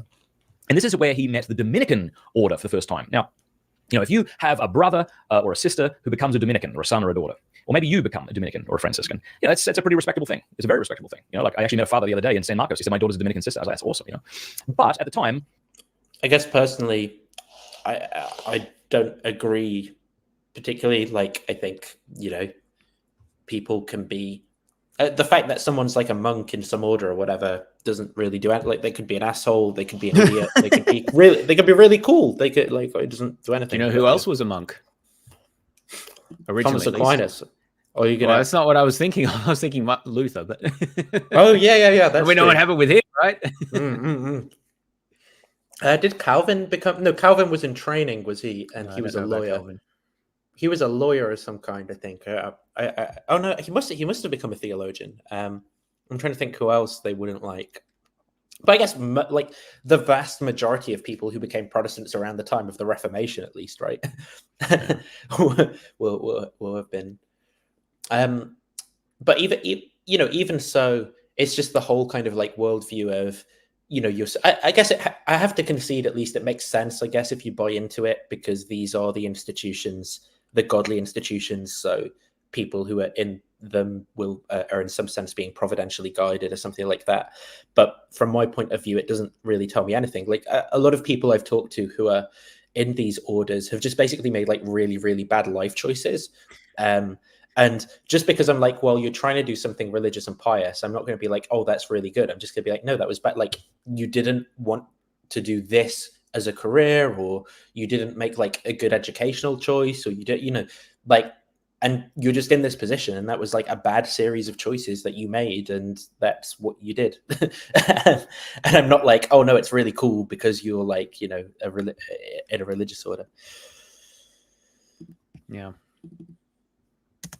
Dominicans and Franciscans weren't thought of terribly highly. It was quite a weird movement. It was called the mendicant movement. Mendicant coming from the Latin mendicare, which means to beg. You see, prior to the mendicant orders, religious orders took a sort of vow of stability, like the Benedictines or the Cistercians. They would stay in one place. But these new orders rose up in response, actually, to certain heretical movements like the Cathars and the Albigensians. And they would beg for their provisions. They would live in the new urban centers and so forth. And part of the reason they had to respond to these heretical movements in this way was that these new heretical movements, while they had heresies, they also had some things they were trying to do that were of value. They were trying to get back to sacred scripture, for example. They were trying to live a more austere life. And so they were meeting these heretics on their own terms, if you want, but then without the heresy. So anyway, it wasn't a terribly, respectable thing to be Dominican at the time. And that's why in 1244... Catholics going about heresies in this way, I just keep thinking of Warhammer. Like, I just can't... Yeah. Heresy. I just can't take it seriously when they use the term heretic as like a serious term that they're actually applying to a group of people, as opposed to like a historical term that like they were viewed as heretics or something like that. But no, he's just like, yeah, they're heretics. Yeah. Like, okay. The Dominicans, his family protests. I think that's the heresy of modernism, James, is to believe that, there's no objectively wrong people. Well, you can just say they're wrong. Like, it's the heretic is just, that's the way. I guess that's where Catholics do things, right? They have to make it in group language. Make it all something. Yeah. His father had passed away by then, but his mother sent, I think, 2 of his brothers to go and capture him and bring him back under house arrest to the family castle where he was born. He was there for about a year. It was during that time, it said that he memorized a great deal of sacred scripture. His example even kind of talked one of his sisters into becoming a nun. In 1245, he was released by his mother. We're not really sure why, but one theory is that she realized she couldn't get through to him. The brothers couldn't convince him to do anything else. I mean, his mother had hoped he would become the abbot of Monte Cassino because there would have been great prestige in that and other things, power, wealth, at least for the family. So anyway, eventually couldn't convince him. So I think she let him go and then maybe said, he left to save face. At least that's one of the theories. He went to Paris and he studied with one of the greatest philosophers of the time, Albert the Great. In 1250, he's ordained a priest. He was named Master of Theology in 1256. In 1260, he begins the Summa Theologiae. So 2 of his most major works are the Summa Theologiae and the Summa Contra Gentiles. And he started the Summa Contra Gentiles in 1260. About 5 years later is when he started the Summa Theologiae. The Summa Contra Gentiles is actually, in my opinion, a more enjoyable read because it really does read entirely, I think, like a work of apologetics. It means a summary against the Gentiles. And so he often doesn't resort to sacred scripture if he's trying to come up with arguments to refute the Mohammedans, you see. So anyway, the Summa Contra Gentiles is something that he did finish.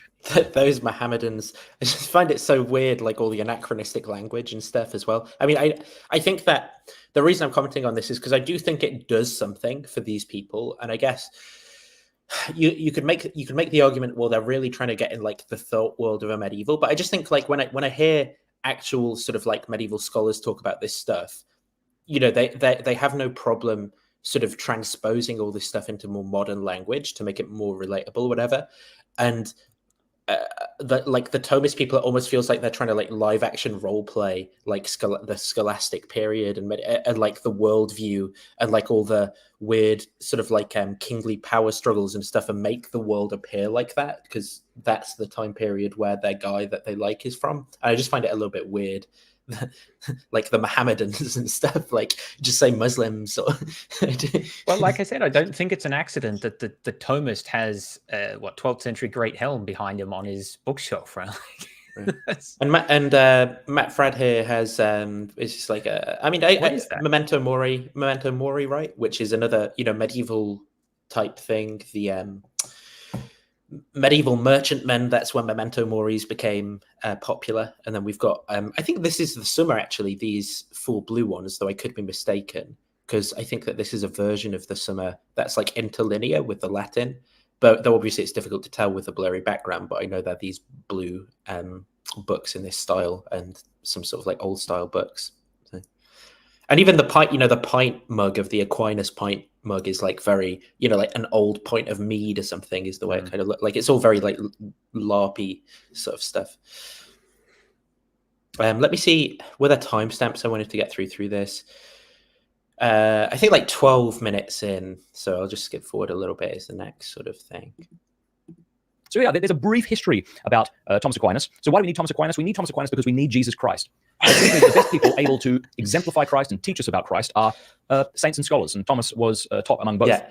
And he comes. Well, we'll get to that. We'll get to that first one in just a second. Before I do that, I want to. So the best people to teach us about Jesus Christ are saints and scholars.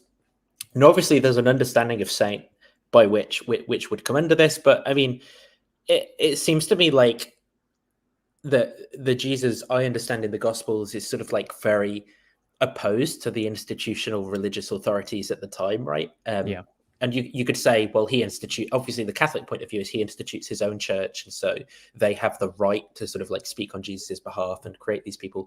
But at least the kind of like moral lessons I take is that there's like a profound amount of hypocrisy within people who become institutionally religious and sort of like make it all about the kind of like titles and hero worship and stuff, as opposed to like loving their neighbor and things is at least what I kind of still would say I morally take from Jesus' lessons. And so I see a tension between those parables that refer to things like that and the way that Catholics put these saints on pedestals and say that we need to sort of like be, we need to really be into the law and always reading Thomas Aquinas and thinking about the saints and stuff in order to be good Catholics. They say no, like to enact Jesus's moral message more, you should instead be focused on the change of the metanoia of your own heart and focusing on actually doing good things and community building in reality rather than endlessly talking about like fan fiction and stuff like that. But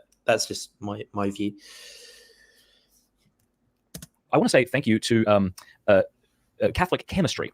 All right, check these guys out. I know the bloke who founded this. His name is Chuck Gallucci. I used to work with him at Catholic Answers. This is the best Catholic dating website that you're going to find. When COVID hit, they actually came up with this video and voice chat, and they were the first ones to do it. Okay, I'm going to skip forward again. Dating websites. I just find it utterly bizarre. He says, why is Aquinas so important, which is the topic of the video? He's important because Jesus is important, and we need scholars and thinkers to tell us about Jesus. And then we have an ad for a dating site right after that. Like, to me, that's just, there's a real dissidence there. Well, look, James, if brothers are going to burn in the flesh, it's better that they be married. And if they're going to be married, they have to be equally yoked, because otherwise the marriage will be like oxen that pull apart and you'll become an atheist. So actually, it all fits together very well. How about you put the ad just at the end of the history bit, and then there's like a break, and then you start talking about, okay, so Jesus is really important. Not like, so Jesus is important, and Thomas Aquinas will tell you about Jesus. But before we get to that, let's take a break and more words from our sponsor. Like, it's really incongruent to me. Well, yeah, I agree. And I think this is sort of why overall I kind of view a lot of these people as kind of shameless grifters. Like, it's like, look, your need to make money out of this grift is more important to you than what you're trying to communicate, in my opinion, right? Because it's about like plugging products and selling stuff more so than it seems to me about like following the moral teachings of Jesus or something, right? And Thomas Aquinas being a part of the history of our fan club is like just a part of that, right? But that's the way, that's my really, I'm a cynical, horrible bastard, but that's my interpretation of what's going on. his existence more evident to us. Even that, I think, would be a subset of the problem of evil. Like, why is it the case that we don't know or can't see that God exists? But anyway, those are the two objections Aquinas offers. And what I want to do is just read to you the objection he gives from evil. I'm not going to give his response to it, but I just want to show you how formidable it is. All right, how formidable it is. Listen. So this is Fradd's kind of like here telling us, Aquinas was a guy who he didn't attack straw man, but he's so good as a Christian philosopher. Listen how intimidating he is when he pretends to be an atheist for his objections that he's responding to. And so this is what we'll get. And obviously here, the intent here is going to be that a Catholic audience would listen to this and go, Jesus, that's powerful. So when he objects to this, he must be, it's really good philosophy. It's like super legit. And we have two sort of like non-Thomist people who are philosophically informed here, and we're going to see if we kind of like agree with this formidable sort of like formulation of the problem of evil. So let's go. Listen to this. So suppose I put you on the video right now, and I'll slow it down actually, so it's not like super intense. You had a camera in front of you, and I said, okay, I'm going to read this objection, and then I'd like you to answer it. Let's see how well you think you do. Here's the argument for atheism again from evil, and again, then Aquinas is going to respond to it. We won't get to that, but here it is. It seems that God does not exist. Because if one of two contraries be infinite, the other would be altogether destroyed. But the word God means that he is infinite goodness. So if, therefore, God existed, there would be no evil discoverable. But there is evil in the world, therefore God doesn't exist. That's a pretty formidable argument, I think. So, I mean, I will just say that I personally think that this is kind of like weak source for how, I do think that there is a problem there, right? For particular sort of like models of theism, which is, when you make God this kind of like infinite, how is it that you sort of allow space for evil to exist, whatever, especially when God's supposed to be goodness and he's supposed to have a desire and the power to extinguish evil. Like, how and why is it that stuff exists? But I actually think this framing of it is particularly weak, partly because it relies on this sort of alienating metaphysical thought world, like talking about things in terms of contraries, right? Like which depends upon you sort of having this Aristotelian view of logical forms, which I personally don't share.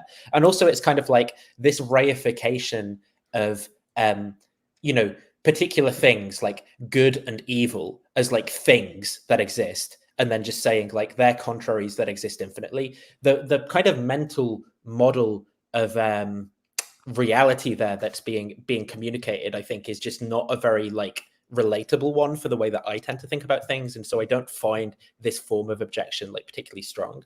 I think that it's far stronger to frame things in terms of like, what is God supposed to be in terms of like perfect and self-sufficient, and then think, well, from the point of view of before the universe's creation, what does God have like a reason to do? And it's really not clear why creating a world that contains imperfection and evil and so forth is like one of those things. Or why would God bring about change from a state of perfection to a state where there's imperfection? Like, what reason does a perfectly rational, unlimited being who have, and we've kind of talked about this issue, but I tend to find, I think that as far as the framing of this version of the problem of evil goes, I do think it's like quite weak, and I can understand why someone like Aquinas would think in these ways, given the sort of thought world that he's in the medieval scholastic world. But I don't find it like super intimidating and like really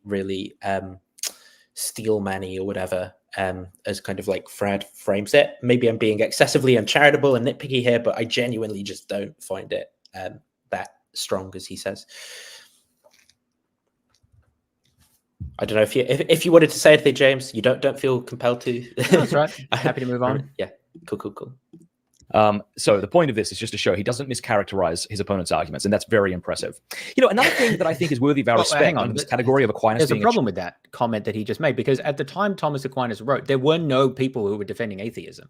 It was only entertained as a sort of a hypothetical, contrary position. So it's not like Thomas Aquinas was actually debating with atheists. There weren't any. The oldest ones, public atheists that I'm aware of in Europe, date to the late 17th century. Certainly weren't any in the 13th century that I have ever heard of. So it's a bit odd for him to phrase this as he fairly represented his opponents, because they're what opponents? This is Aquinas chooses to adopt this method of presenting his arguments as if he's as if he's responding to particular arguments. That's a stylistic choice, and that's fine, right? But I don't think it makes it like being fair to your opponents would be to actually cite particular people, which occasionally he does, right? Aquinas does, and then respond to what they've said. But at least in this particular case, he's definitely not responding to any particular person. Particular, because like, no one was arguing person. that. Yeah, I guess you could say there's the occasional monk who's like accused of being an atheist or whatever in secret, and possibly. maybe you could say he's responding to like historical philosophers from like he the could be. I Roman don't know if he's times, responding to someone from the ancient world. That's also possible. Yeah. But again, I think it's a little bit disingenuous because it's not really obvious that he's responding to anyone in particular with a lot of these. Yeah, and that like who is it that framed the problem of evil in this particular way? I'm not really sure. Like Aquinas' sort of like articulation of it is very specific to his time and place in terms of thinking of things in terms of like contraries and subcontraries and like in this Aristotelian logic framework, and just a little bit different to other people's formulations. I think it's around 31 minutes that I want to skip to next in this video, so I'm just gonna, after we get to another advert. Downloaded Catholic app on iTunes. It's incredible. Another ad. It really is. This is a Doctor Who mug, in case you were wondering. Awesome. Oh my goodness, that is good. Go Russia. Is that Catholic coffee from CatholicCoffee.com? He keeps talking about Russia as well in this video. I didn't quite understand what that was about. Do you know what he talked about going on holiday to Russia and then whatever he's drinking? I felt that was a bit weird. What was this, 3 years ago? I don't know. No idea. I mean, I just didn't understand that. Russia. All right. It's Russian black tea for those who weren't around earlier. Black tea. When we think of academics, we tend to think of them as people who are aloof, people who are interested maybe in theories and arguments and data, but aren't terribly interested or concerned about the problems of everyday people. And this wasn't at all Thomas Aquinas.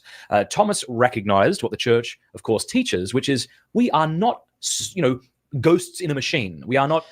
So the first thing I want to comment on is, this is going to be in tension with lots of the things that people want to say when they talk about Thomas's life, right? They're going to say things like, oh, when he was at a dinner party, everyone was having fun, and then he banged on the table and said, I've got it, the solution to the Manichaean heresy or whatever. So that is like, there are definitely stories and, apocryphal or not, about him that make him kind of aloof and weird and stuff.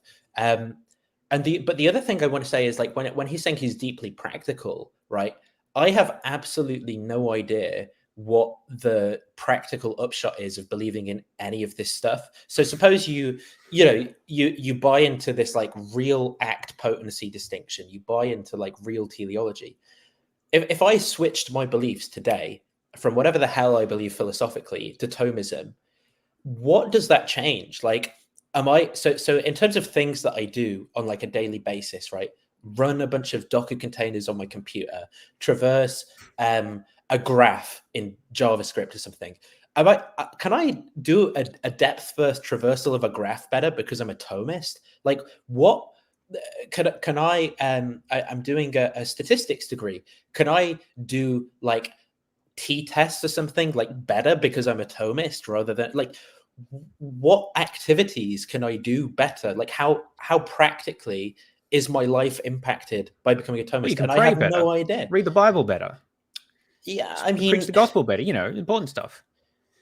Yeah. I mean, even does it even do those things? I don't know, because like I would say, potentially someone like Ray Comfort, right, who is not a Thomist, is doing a far better job than most Thomists I know at preaching the gospel to like non-believers or whatever, or maybe not. Maybe Ray Comfort's a bad example, but maybe you point like William. Like basically, it doesn't seem sufficient or necessary to doing any of those activities well. I mean, you could obviously specify well. Well means saying what Thomas said. So you're right. But like, I just have no idea how any of this is practical in any sense, right? It just doesn't seem to be at all to me. Yeah, I would have said that Aquinas is very theoretical rather than practical, but I don't know. Maybe that's not considered to be a good thing.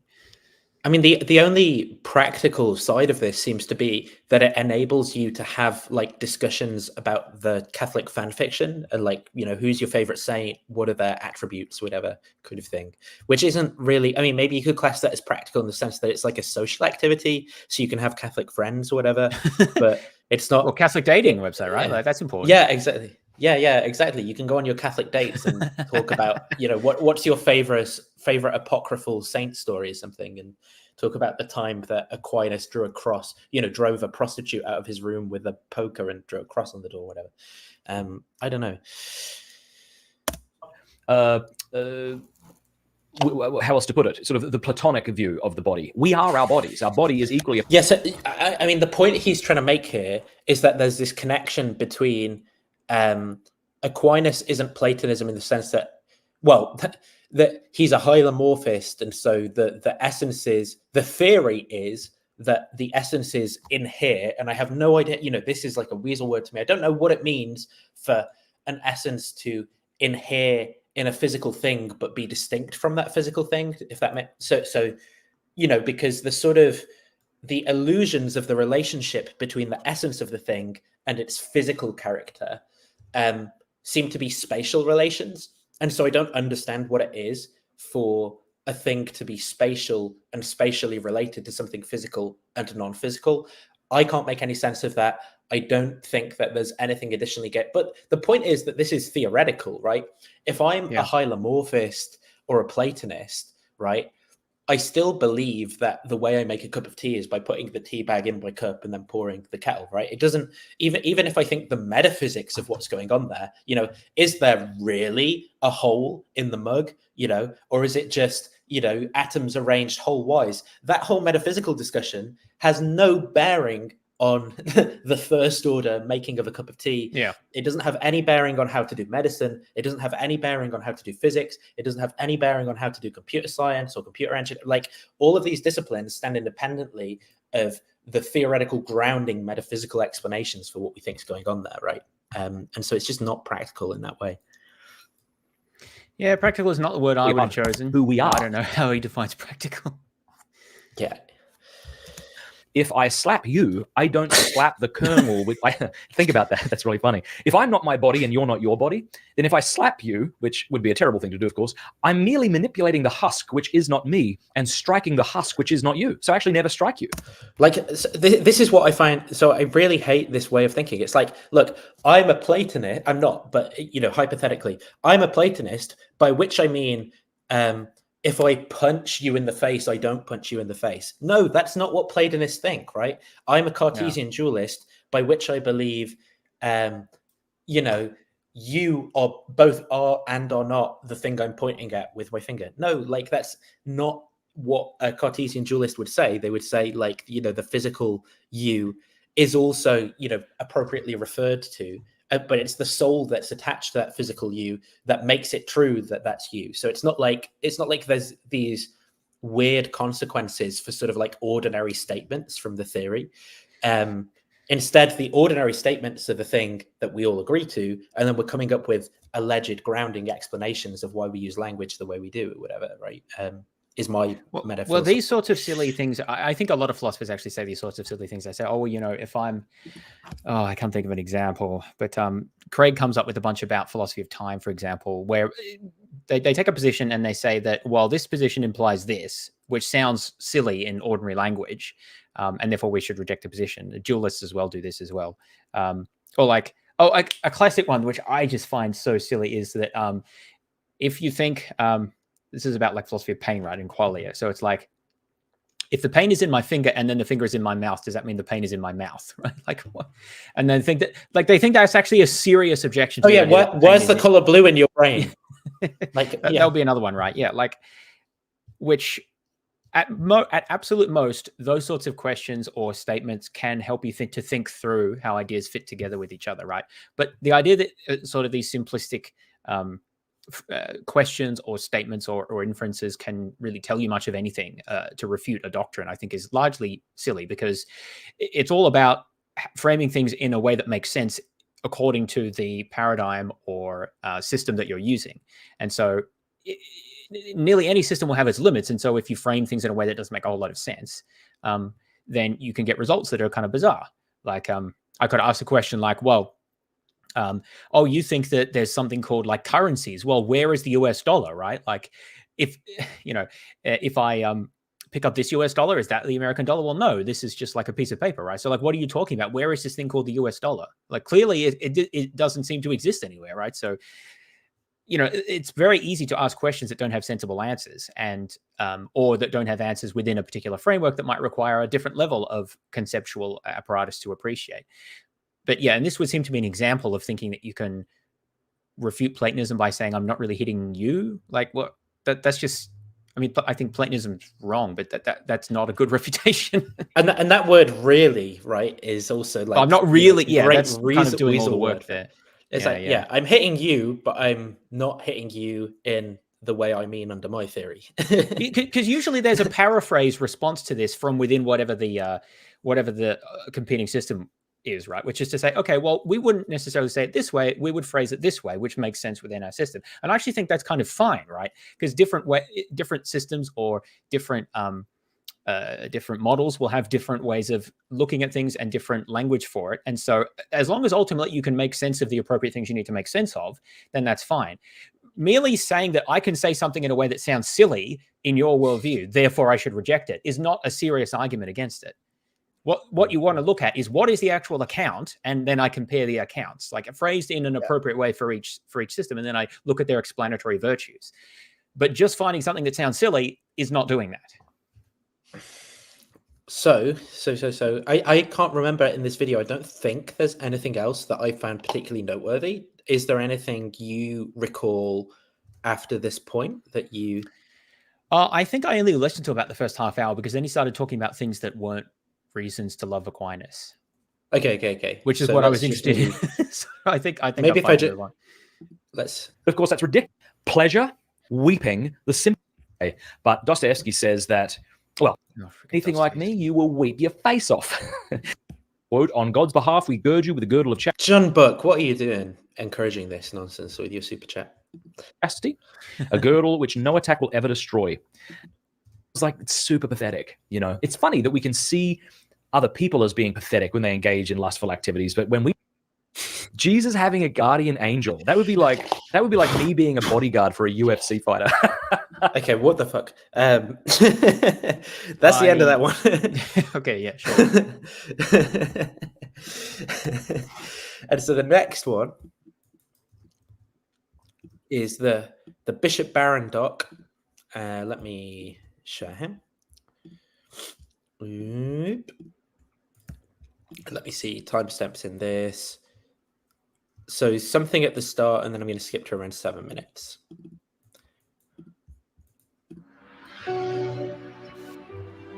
There's no sacrifice of the mind required to be religious. Thomas Aquinas, really more than anybody else in the tradition, boldly asks all the questions. If you've got a theologian who says, whether there's a God, well, that means anything's open. That means any question's possible. Good. We have nothing to be afraid of. Reason poses no threat to religion when both reason and religion are authentically understood. That's what Aquinas got. And see, without him, we'd be, I think, in a much more confused state of mind.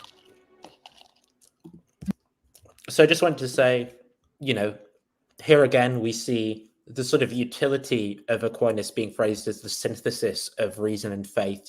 Things that might appear to be unreasonable can be synthesized as reasonable through the Aquinas shoehorn. And then I think it was about 7 minutes I wanted to go to after this. So.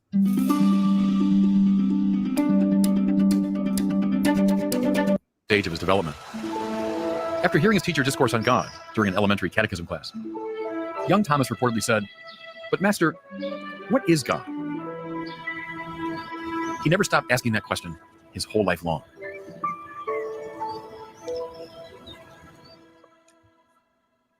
I'm a seminary rector, so I deal. So something I want to say at this point, right, is obviously I've just skipped 7 minutes, but there's been 7 minutes of, you know, talking through this sort of like story of the young Aquinas, like just like you know, in sort of the other videos and stuff. So I didn't want to kind of like repeat the content. But then Bishop Barron goes on to this, and I just find it like a sort of strange change of direction. But let's play it, and then I'll comment. I deal with people applying to the seminary all the time, and it's not true in every case, but let me maybe just slow him down a little bit as well. I'm a seminary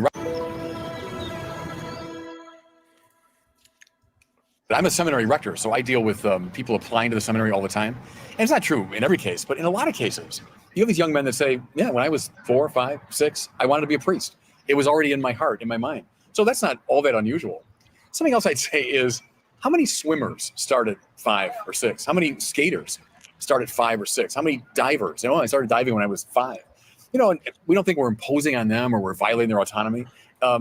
They perceive some excellence. In that case, some, you know, sports excellence. And by God, they want to get at it because they want to be the best in the world at it.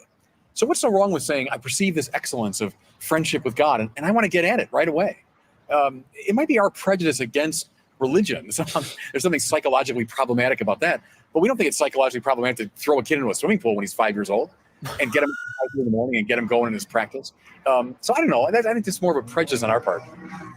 Okay, I didn't watch this video, but that is you can have a go at that first. I have his comments on that. Yeah. I mean, I found it incredibly bizarre. Firstly, the way in which he's responding, it sort of like comes across as almost like, you know, an insecurity or something like that. Like it's like it's like he's wrestling with his own demons of, is this moral? Is this religion that I'm involved in and the set of practices, is it moral? Like it's like he's responding to these. I don't see there's a problem with this. Why do we think there's a problem with this? Is there a problem with this? Like I'm just dropping trains. I'm just dropping trains. Yeah. It's kind of like that. And the other thing is, I mean, we can talk about the sort of analogy, but I mean, let's just articulate what this is, because he never really explicitly says it. What this is an argument for, right, is essentially the recruitment and of children into the religious order as lifetime priests and things. So the idea that it's sort of like acceptable morally to push children into the priesthood, right, is what he's arguing for. And that, to me, if you said to Bishop Barron, we uncovered this Taliban training school where they take, children and indoctrinate them to be imams and religious spiritual leaders and stuff, I think you'd be horrified, right? Obviously, the case he's trying to make is that there are certain activities where we encourage children to sort of like work hard and things like that. I mean, again, I do think that some of these are sort of morally questionable. There's plenty of stories about parents kind of pushing children into activities, whether they be intellectual or sporting or whatever, where it's clearly, before that child has the ability to really understand what their desires are and what they want, and it seems very abusive. There are cases where it's not like this as well, but even in the case of people who go on to become Olympic champions, right, we can reflect on some of these stories and go, actually, yeah, they won Olympic gold, but they want to like kill themselves in their 30s because they had this awful childhood and this awful, and it's not, there are cases where it's not like that as well, but it's not this morally black and white thing where we're like, well, look, it was all justified in the end because they won Olympic gold. In fact, we hear about some of these stories and we go, wow, that's awful. Those parents were abusive. They were trying to live through their children, things like that. So it's just not the analogical case isn't as morally black and white. And he even has to sort of appeal to some quite kind of brutal imagery in the metaphor of like throwing the child in the pool, and which is supposed to appeal to like, I think maybe the case he's making there in the imagery is like there's an inherently slightly abusive aspect to achieving excellence or something like that, which again doesn't have to be kind of true. So I just think this is like this really problematic rationalization for something that I suspect that Barron has issues with when he reflects on Aquinas historically. He's like, this sounds kind of abusive to me at some level. And when he reflects on the practices he's engaged in today, he thinks, yeah, like either I or people I'm aware of have encouraged children to, basically like promise to God that they'll be celibate for their lives and indoctrinated them down this avenue of going into the priesthood. And I actually do at some level have issues with that. And now I have to tell myself these stories to make myself okay with it. That's how I interpret that. Yeah, I think you covered a lot of the points that came to mind for me. I think I would probably make a stronger claim that I think a lot of the highly intensive training for sports particularly, but also acting and certain other careers that involve quite young children is abusive, and the children cannot make an informed decision about whether that's the sort of thing that they want to engage in. I'm not talking about just doing it to some extent, but the levels that is typically required to prepare for, becoming an Olympic swimmer or and some of the young singers and actors and actresses at young ages that requires a lot of very intensive work and preparation and taking away from other things, social life and other experiences and education that children typically go through and is important for their development. And that's not something that the children can make an informed decision about. And we should be very critical, I think, about those sort of practices. I think all of those same concerns apply also in the case of preparing. I mean, I didn't even know that they were preparing children for the priesthood at the age of like 5 or something. I don't know exactly what he's referring to, but insofar as there are similar practices like that, or they're sort of grooming them for that, preparing them for that in a sort of intensive, pressuring way, then I do think that's inappropriate. I would also question as to how you identify a child as especially appropriate for ministry at the age of like 5.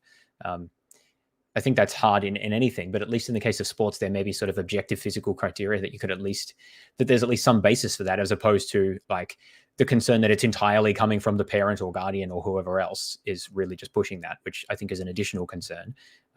So yeah, the analogy seems stretched to me. And even as far as we accept the analogy, I would be inclined to deny that those other practices, like pushing children into the swimming pool at the age of 5, I think that is abusive. So I'd be inclined to deny that that's appropriate. And the whole thing comes across as weirdly defensive to me. So maybe he needs to think a bit more carefully about these sort of practices that he's evidently defending here.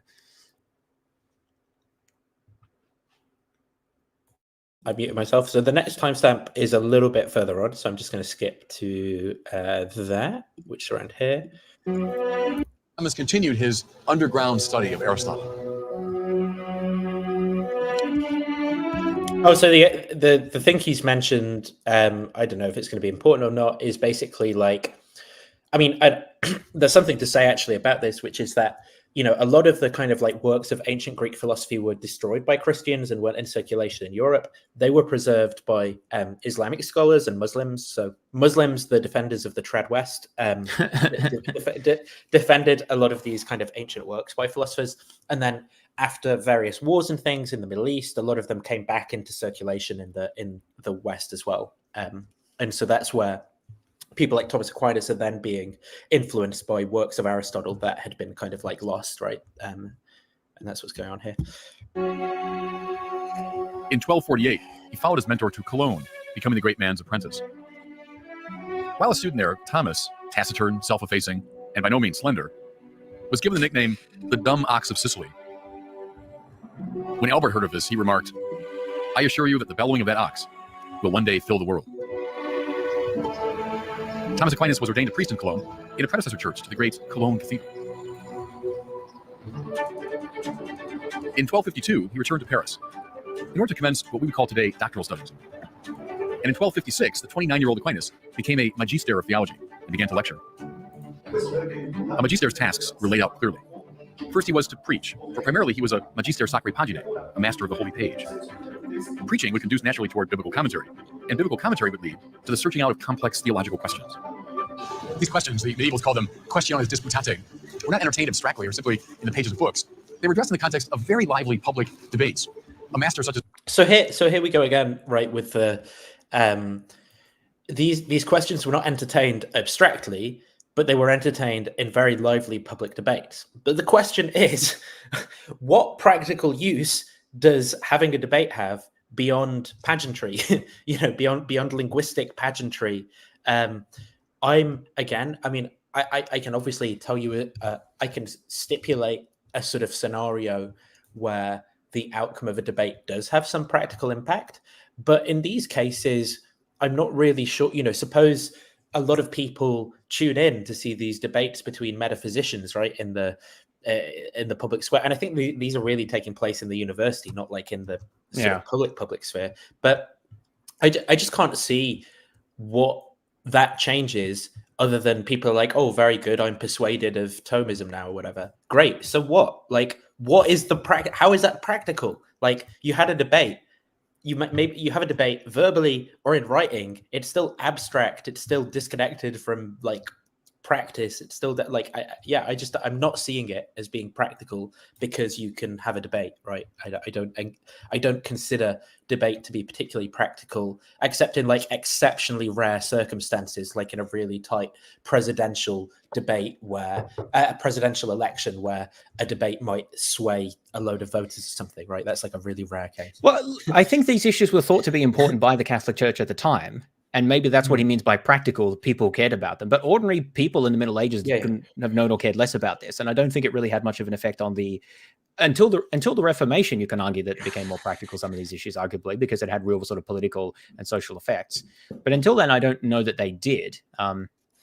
I guess some of the reform movements within the Catholic Church, maybe to some extent, they changed certain practices. But a lot of this stuff, I honestly think, is just sort of a defensiveness. It's like the criticism is this is really arcane, theoretical, irrelevant for most people.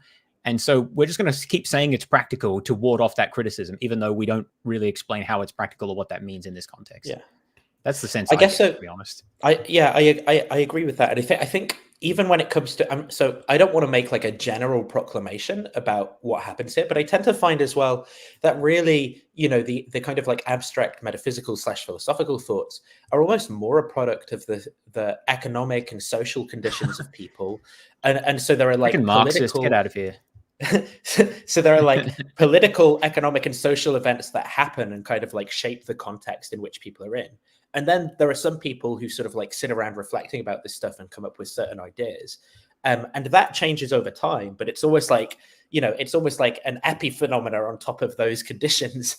Though sometimes there's obviously like, there's a kind of like causal interplay between sometimes those ideas might affect a particular politician or, a particular machine is invented or something like that. But typically it tends to be the other way around, where those things are more pushing the philosophical thought that people have.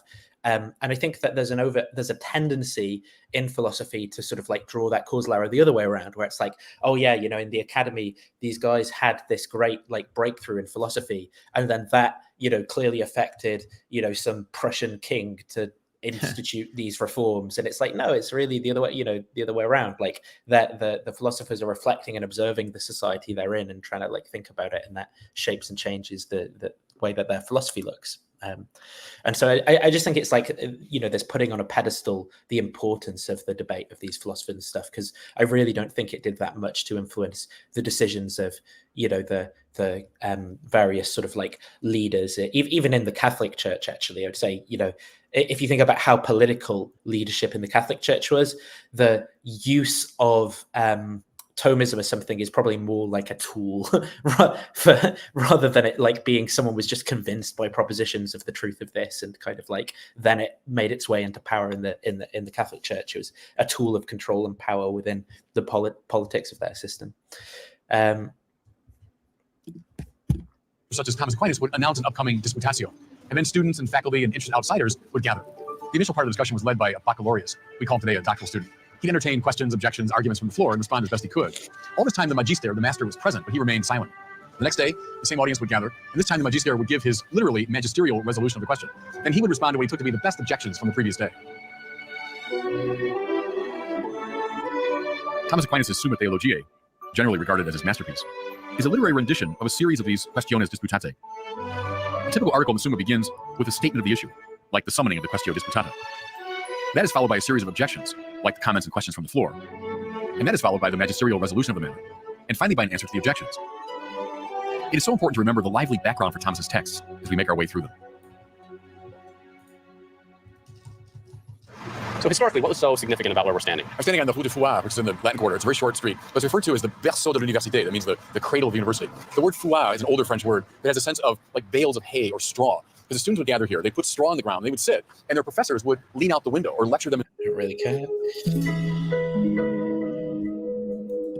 Ooh, some audio distortion. Aquinas' literary career lasted only about 25 years, but his productivity was nothing short of staggering. His collected works fill 50 double columns. Hey, I have You know, 5 years.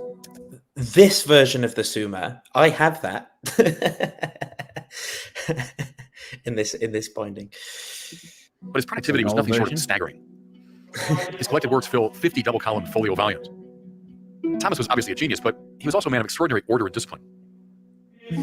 His day began with 2 masses, one that he celebrated, and a second at which he assisted. And it continued almost without interruption, as a cycle of reading, teaching, and writing. It is said that he dictated different works to his men. And so this is, I kind of want to comment on some of these details though, as well, in the sense that, you know, how I don't really understand how someone can perceive someone who's this enmeshed in this lifestyle of what I sort of consider to be a type of almost psychological torture, to be like, you know, in any way an unbiased, good, like there's so much bias involved in someone who's sort of absorbed into an organization and institution with all the social pressures and things that come along with it, such that their life involves like praying 5 times a day, you know, like going through all these routines and rituals, the kind of like asceticism and everything that's involved. Like this person is so psychologically trapped and unable to sort of like, you know, just consider things from a neutral perspective, I would say. That should really inform our interpretation of where they're coming from. Now, you could say, look, any arguments and stuff that he wrote are going to stand independently of this. But I think in terms of our kind of like consideration of, as has been said before, Aquinas is this super objective guy who's, you know, like really strongly expositing atheism or something. It's like, Jesus, look at he's like praying 5 times a day, and like he, you know, his life completely depends on this institution and this lifestyle and stuff. There's no way that you can consider that like imagine if James and I were like doing this for atheism, the shit we would get off like apologists if we lived in some like atheistic commune or something, and we're like, you know, just coming up with arguments all day, and that's all we do. I think that's what some people think. Yeah. To as many as 3 secretaries at once, turning from one to the other. He would take a brief nap in the middle of the day and would frequently dictate arguments in his sleep. Like, imagine if I was like, look, James, I'm having like 100 grams extra carb today because I want the glucose in my brain at 4 p.m. so I can think of a better argument for against God's existence. So, like, this just, you know, it's levels. He was famously absent-minded. They say that a brother Dominican was assigned to sit next to him at meals to make sure he didn't put anything inedible in his mouth. One of the best-known anecdotes about Thomas Aquinas concerns a dinner he attended at the table of King Louis IX of France, St. Louis. In the midst of a raucous conversation, Thomas sat in abstracted silence, as usual, lost in thought. And then suddenly he brought his meaty fist down on the table, shook all the cups and plates, disturbed all the diners around him. And he said, that will settle the Manichees. He just formulated an argument against the dualist heresy of Manichaeism. But one of his Dominican brothers turned to him and said rather sternly, don't you realize you're at the king's table? But the saintly king, far more concerned with truth and decorum, said, no, send a scribe immediately and take down the friar's argument, lest he forget it.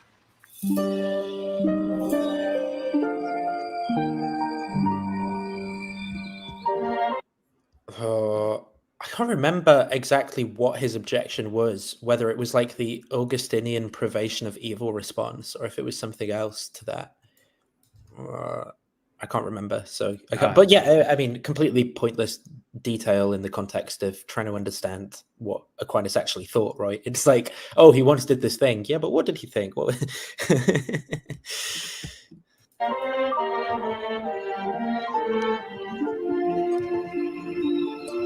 No account of Thomas Aquinas' life would be complete without some reference to the events that immediately preceded his death. When he was in Naples, I don't know if it's already been said and we skipped over it because I'm playing at 1.75, but at one point in this section, Bishop Barron says he would dictate arguments in his sleep as well, which I just found like this really curious. I didn't really understand that.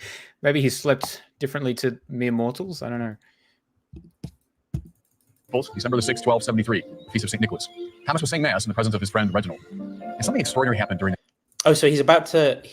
So Bishop Barron's about to basically like tell us about like a miracle claim as well. So let's. Mass. For afterward, Thomas Aquinas broke his routine of 25 years. And he said, I cannot write anymore. When pressed on the matter, he simply said, I cannot. Everything I've written seems like straw compared to what's been revealed to me.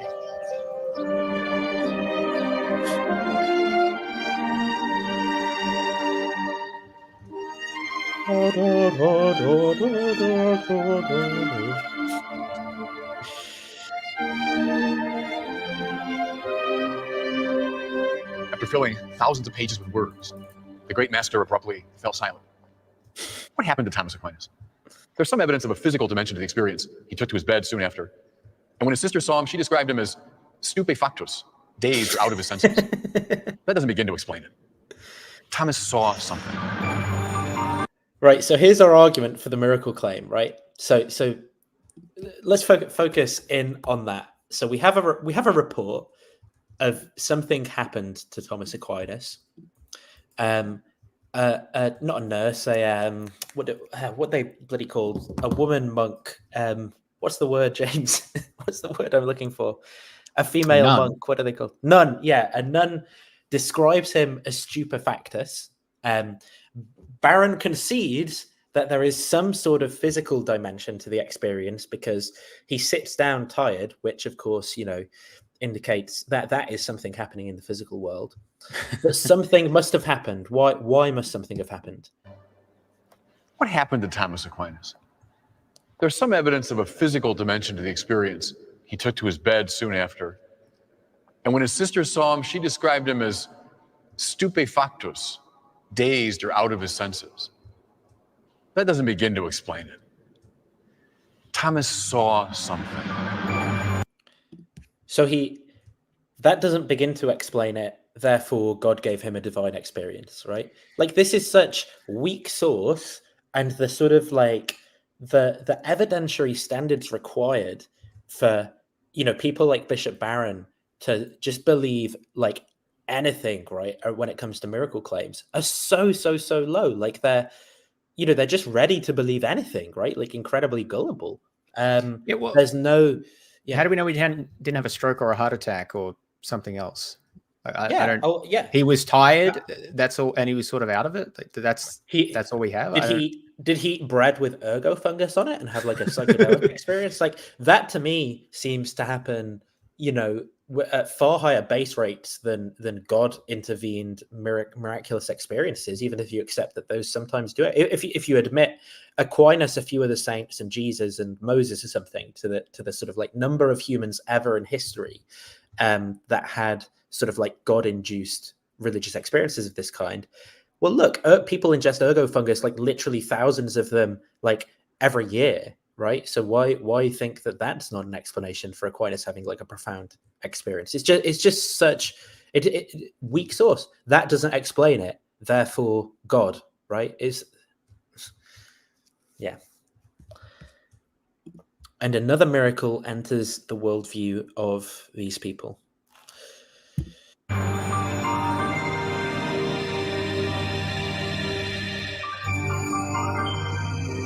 In January of 1274, the Pope asked Thomas to attend the Council of Lyon. Despite his failing health, he set out on the journey. But on the way, he became desperately ill. He was taken first to a castle, but Thomas said, "I don't want to die in a secular place." Well, the closest religious house was this Cistercian abbey of Fossanova. He was brought to this very room. Some say that during his last days, he dictated a commentary on the Song of Songs. It was here, just behind me, that Thomas died on March the 7th, 1274.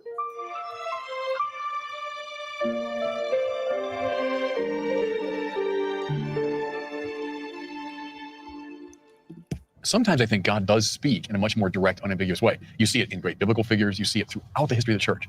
And yes, in people like Catherine of Siena and Thomas Aquinas. Now, how do you determine the difference between that experience and let's say someone who's just schizophrenic or just crazy? Right, exactly. So this is the important question, right? We're ready for some really good stuff. And they're hearing voices. Then you've got to look at the totality of a person's life. Was Thomas Aquinas a deeply troubled, strange, anxiety-filled, problematic figure? No, he was by all accounts a very integrated, centered, balanced person. And so you look at the totality of the life and say, well, I don't think this is schizophrenia or some mental illness. I think this guy is witnessing to a real experience that he had. So I think the voice... Right.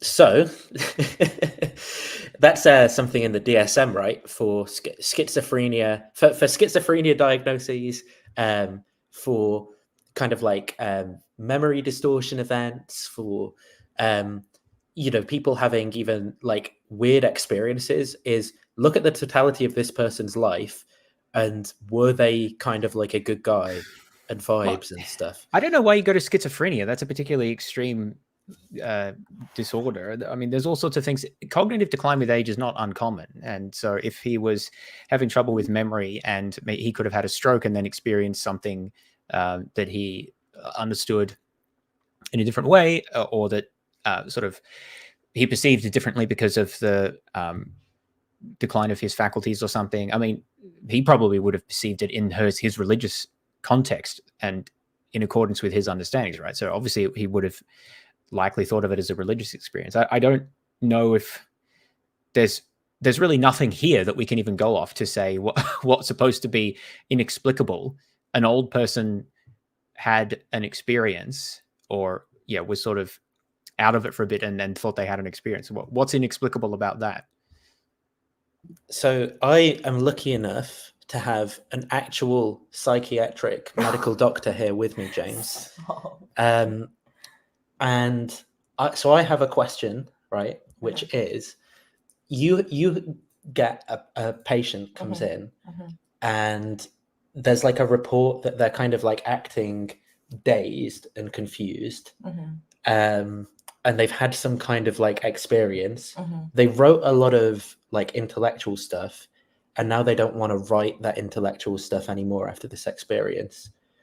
What do you conclude? Oh, is it like a sudden dazed, confused state? Yeah, but now they don't want to write intellectual stuff anymore. I don't know. I'll probably get it like a full blood panel or something. Find out what's going on. Do you think God was involved? That wouldn't be my conclusion. No. Okay. What about schizophrenia? Do you think they had schizophrenia?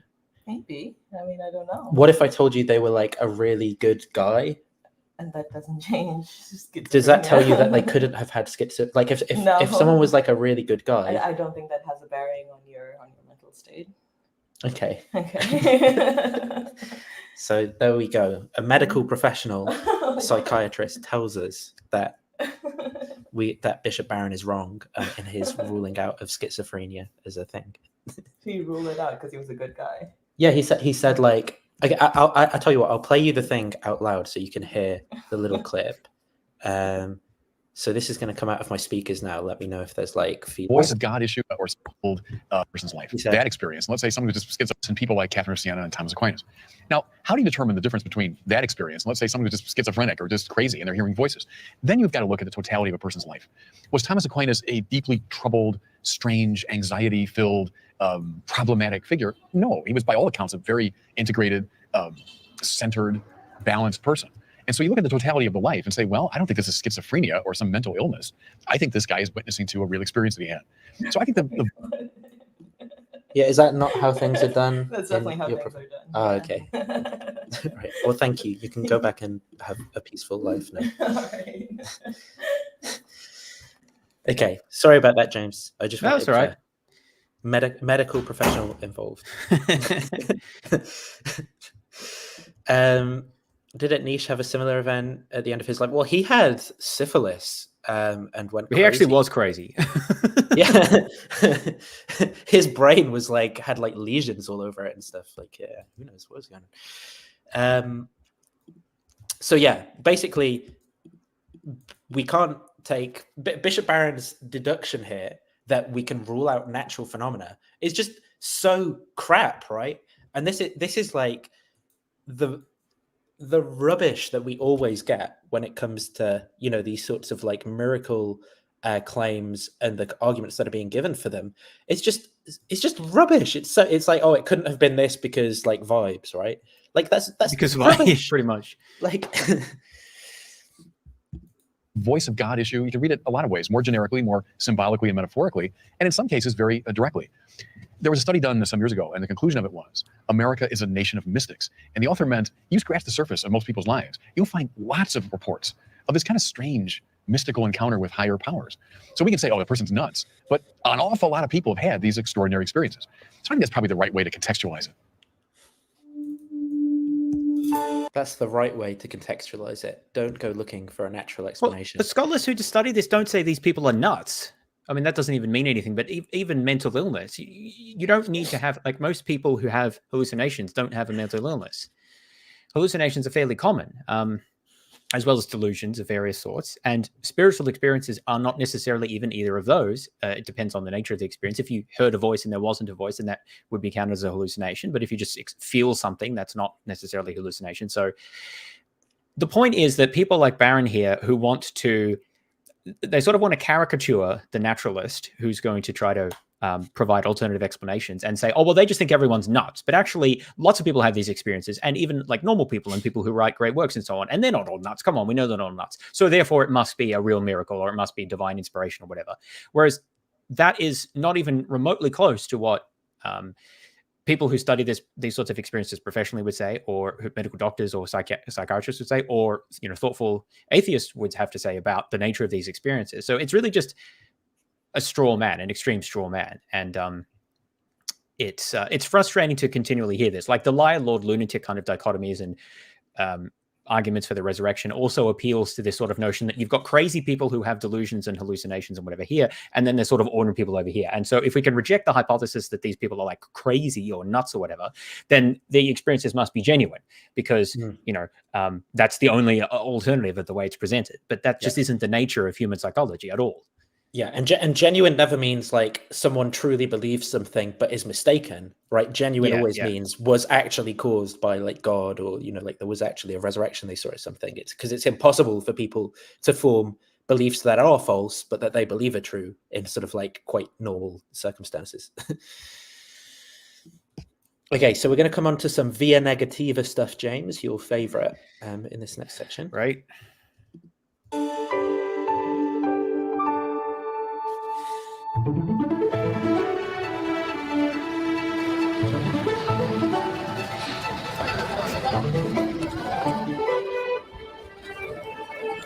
Have you ever been to Rome, James? No, me neither. Does this make you want to go to Rome?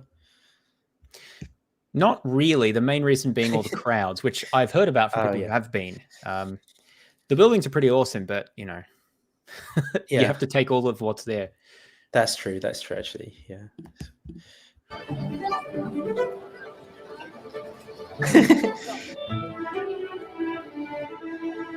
I hate these establishing shots in documentary. Very young. The establishing, I quite like this style of documentary. Like I'm a big fan of. I can't stand it. There's this guy, Rick Steves, who does like these Rick Steves like holiday videos. I just find them very peaceful for some reason. Yeah, I can see that, but I'm just not a peaceful person. So yeah. Thomas Aquinas. But Master, what is God?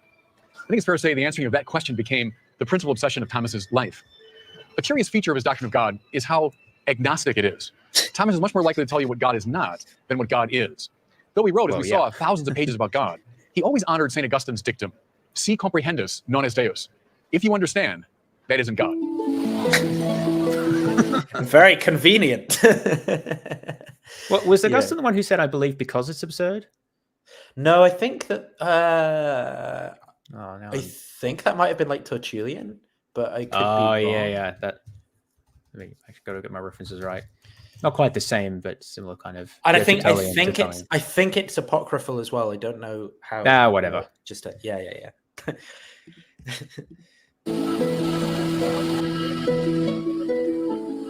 The great temptation is to turn God into a supreme version of a creature, to think of him as one being, however exalted among many.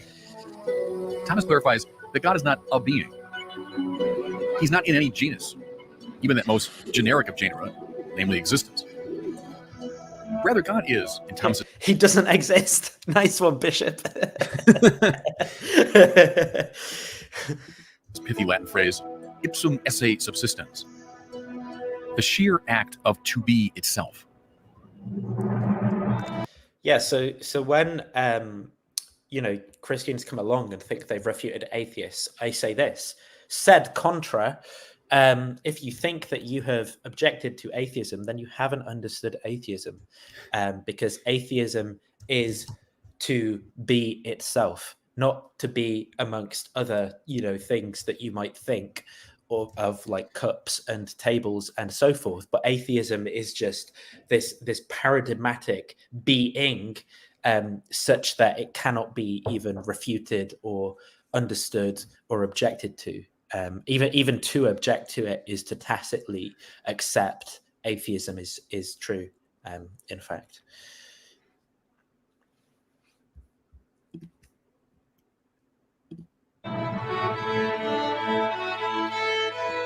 God is not an item in the universe or alongside it. Rather, he's the reason why the contingent and evanescent universe exists at all.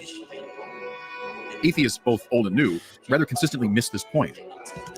So I want to Because say no one understands what the hell that means. That's why we.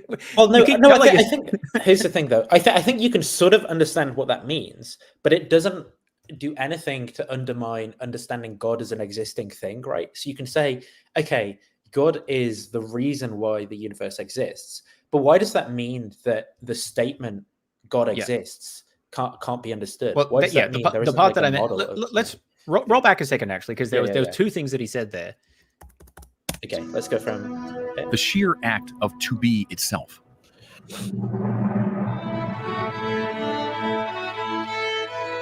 God is not an item in the universe or alongside it. Rather, he's the reason why the contingent and evanescent universe exists at all. Okay, yeah, right. So he said two things there. He said God is not an item in the universe or alongside the universe. And then he said God is the reason why anything exists at all. So presumably the reason why anything exists at all needs to be something that exists. In which case that raises the question, how can the reason why things exist not be a thing that exists? Yeah.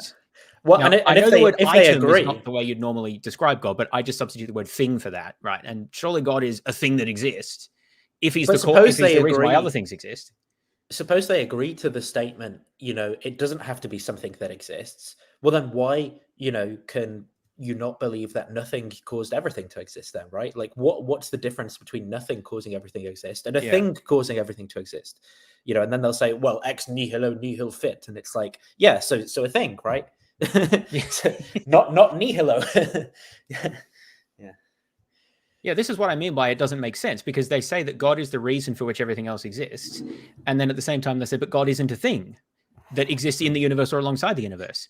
So how can a thing that doesn't exist be the reason why everything else exists?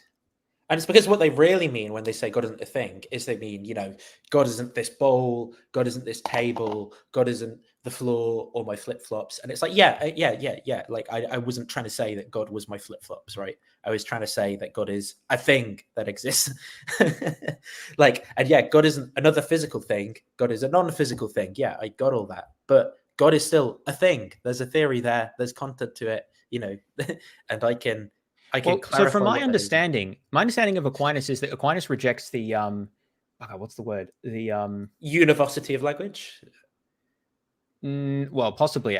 Yes, actually, that's not what I was thinking of, though. The Okay. univocity of being, I think it is, right? The idea that for something to Yes. exist is sort of singular, and something exists or it doesn't exist. So my understanding is that Aquinas rejects this, and this is sort of what I think Barron is alluding to here by saying that God doesn't exist in the sense In the that same sort of way. Yeah, anything, not just physical things, but any other non-physical thing exists as well. But I don't think there's much clarity about in what sense God does exist, other than to say, well, he is being itself, or he's the ground of everything else that exists. These He sort of exists vague in the way phrases he that does. that don't really make any sense to me, because and why would they, right? Because precisely they don't apply to anything else. So how would I have any grasp on what they mean when there's no other application for them? Yeah, it's like he exists in the way he does. And like, look, the person who's an advocate of Thomism here is going to say, yeah, that is the point, right? God is like so other or whatever. And it's like, yeah, okay, I can see how that coheres with the rest of, the system that you're offering here. But here's the sort of like way, here's what undermines you sort of like concluding that this is like the best theory, is that there's no way for you to like tell the difference between your particular theory here and just any other specification that can be offered of either like a mysterious nothing, a mysterious weird natural thing, and just saying, okay, well, how does the nothing exist? Well, it just exists in the way that the nothing exists, right? But you can't really talk about, or how does, how does the natural force that done it exist? Well, it just does in the way that it does, right? But I can't really say I mean, much it's about not a it. thing that exists in the universe or alongside the universe. It just is, right? That's a misunderstanding, right? It doesn't exist in the sense that other things exist. It's just the cause of other things, or the reason that other things exist. This is what I mean. It feels like you could just substitute the word nothing for God and then say all this other stuff. And I'm not entirely sure what the difference is. Mm-hmm. And that's, I think, and the point I'm making here is not like because God is so deeply profound and mystical, but it's actually because there's just a really bad theory on offer here. That's like, I want to get everything that I want to get, and I don't want to make any predictions or say anything specific or have anything to say. And so this is why I think a far better approach for the religious person is the properly mystical route, not to try and say, not to try and have your cake and eat it by saying like, look, what I'm doing is like really good metaphysics. I have a really clear theory for you. And like, this is where reason leads. But to instead say, like, no, I can understand how the world works, and my like religious commitments are just something other than like these specific like historical claims and metaphysical claims. Because if you try and have your cake and eat it in that way too, you just end up having this awful nothing burger of a theory, right? That tells you nothing and doesn't make any sense and says nothing and isn't, you know, it's like you sold this thing up front as a brand new car, and then it really gets down to it and you just go mystery, mystery, mystery. Like, you know, you're like, Aquinas has 7 million words to say about, you know, how God makes sense of the world. And it's like, okay, Aquinas's conclusion is we can't tell and there's nothing and it's all mystery and we can't say anything about God. And like, okay, what that you oversold at the start. That's not true then, that he's got this like amazing, like articulated theory. Atheists, both old and new, rather consistently miss this point. When they find no evidence for the supreme being, they confidently declare that there's no God. But they're mistaking God, as Thomas understands him, with the gods, supreme items within the realm of nature. The true God. Again, I just do not think that's true, because when I, you know, object to theism, often I'm talking about a disembodied mind. I'm talking about something that's limitless in power, that's perfect in certain types of ways, usually most ways. That's very different from other items in the universe. So in no way am I thinking of like Big Zeus that does stuff. I am thinking of as close as I can make sense of what's being said here, other than when these like strategic disclaimers are thrown out of like, oh, well, you think you got it, but you didn't really get it, right? Like, I just don't think I'm doing what the accusation is here. Is the answer to the question, why is there something rather than nothing?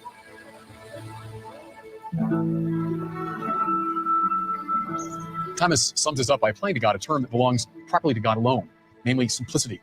Now, we tend to construe this term in precisely the wrong way, thinking it means something elementary or undeveloped. What Thomas means is that God is the sheer act of being itself, not this or that type of thing. Being without restriction and without limitation. In creatures, there's a distinction between what Thomas calls essence, what it is, and existence, that it is. So, for example, I'm a being, but I'm a human being, a being of a very particular type. This camera into which I'm gazing right now is a being of a very definite technological type. The trees around me are beings of a botanical type. But none of this obtains in regard to God. There is in God no distinction between essence and existence. To be God is to be. You see how this is just a more philosophically precise reformulation of the great answer that God gave to Moses when the patriarch asked, "What's your name?" And God. See, I want to say that it's perfectly philosophically imprecise, because it's just gibberish that doesn't clarify anything. And again, even to sort of like buy into this as being meaningful, you have to first buy this really weird, you know, view that there's a distinction between essence and existence in our world, like this specific metaphysics of hylomorphism and stuff, which I just don't buy into, right? I don't think that there are essences of things that inhere in them. I just think that there's stuff that exists. So it's just all very bizarre to me and very imprecise, contrary to what Barron says.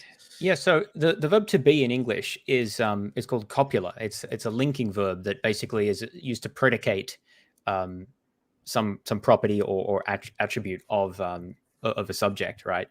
So we say something is something else, right? Like I am a human.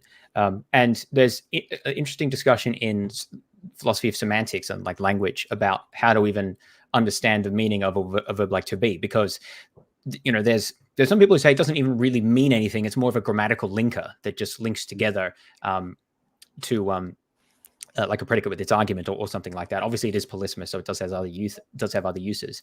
But the point is to say something like this fairly abstract word, which has certain functions in language, is what God is.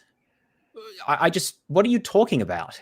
Well, I think that this is actually where a far better explanation becomes that this whole metaphysical avenue is actually an artifact of grammar, right? Because obviously Aquinas is doing most of his philosophizing in Latin, And I think that it's the different Yeah. ways of thinking about being in Latin language specifically that lead to the emphasis on being. That even so people who are like Latin speakers or speakers of languages like Spanish, right?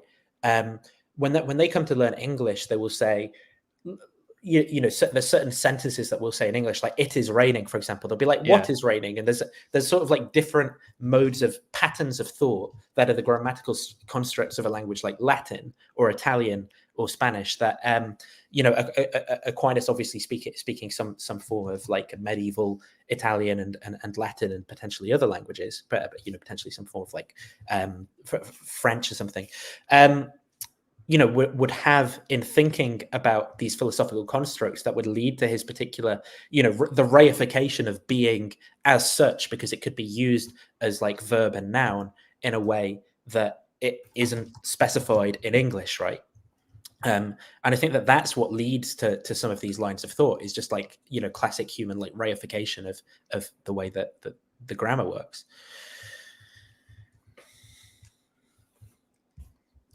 Sorry, I ranted into the point you were making about copulars, James. And Yeah, I just think it's just nonsense to say that God is this particular verb that has, you know, certain uses in language. Like, what are you actually talking about? And they'll say, well, we can't really say, right? Because you can't predicate these things. Like, okay, well, I just, why should I listen to the God is to be? Huh? What? I don't know. It's like the incredulous stare. I just, what are you talking about? Well, that's not, the incredulous stare is not an argument, James. It's like, yes, it is. You're not making any sense. Like, well, yeah, I mean, the way I'd articulate that is just what I said. Like, to be is a verb that has these certain functions, and I can explicate what that is. God is not supposed to be a verb, so can you explain a bit further, please? No, he is a verb, because verbs are doing, and God's always doing by being. You know, like, yeah, beat that, atheist.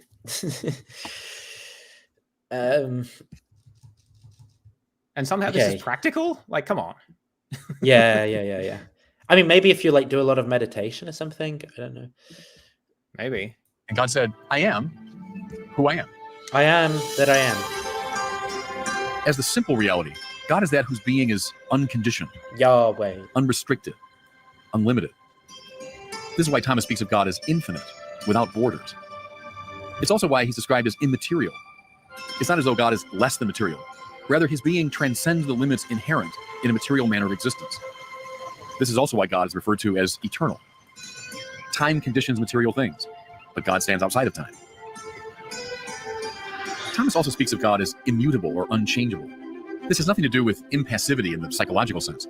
Apart from when, of course, God changes from a state of the universe not existing to bringing the universe's existence about, but, you know, and making decisions and like having reasons and stuff. Like, well, yeah, we'll talk about that later, actually, because I don't really understand how that works under this model.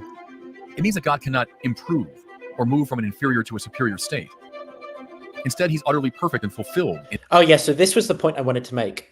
So focus really carefully on what Barron says here about God. So, or move logical sense. It means that God cannot improve or move from an inferior to a superior state.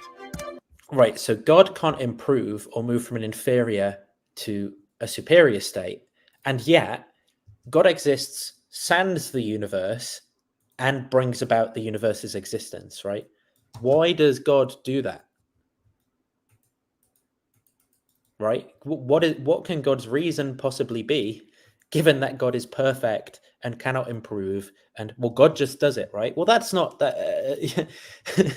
That's not telling me anything. Like, why did God do that? It's a choice God made of God's own free will, true or false? True, right? God chose to bring about the creation of the universe. So why did God choose that rather than not that? I don't know. Yeah, from what I've heard, there's a talking out of both sides of the mouth, because on the one hand, it's said that, well, God doesn't need the universe. He's perfect without the universe, right? And it's not like the universe improves God in some way or feels any lack that God has, or that he needs adoration or anything. But he can still choose to create. Okay. But it sounds like at least God can't have a reason to create, because that sort of presupposes some kind of desire or motivation to reach a state that is not currently held. So it seems that At most, God could create just out of a whim because he felt like it, but not for a rational purpose. But on the other hand, they say, but the cosmos is created for a reason and imbued with purpose, which seems to be exactly in contrary to the idea that God is impassive and unchangeable and lacks nothing. Yeah. They again, they just say both things because they want to they realize the problem with like denying either, and then just assert that, but it makes sense. And then if you press, the retreat is, well, we can't understand it. It's all allegorical, analogical, right? Okay, yeah, very convincing. Instead, he's utterly perfect and fulfilled in his manner of being. He's utterly perfect and fulfilled. But needs a universe. Except, yeah. And not just a universe, but a universe with carbon life, more embodied moral agents, agents that will commit sin and alienate themselves from him so he can incarnate in that world and kill himself, and that will give them the opportunity to be back in a relationship with him. But then he also needs to create heaven and hell and send a bunch of people to hell forever because of the requirements of his just nature. And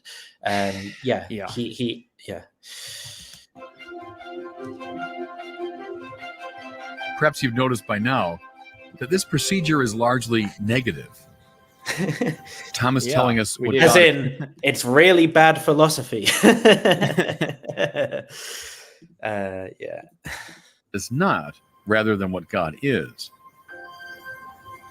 What does it mean to be immaterial, eternal, infinite, immutable? Well, we really don't know, for nothing in our ordinary experience is like that.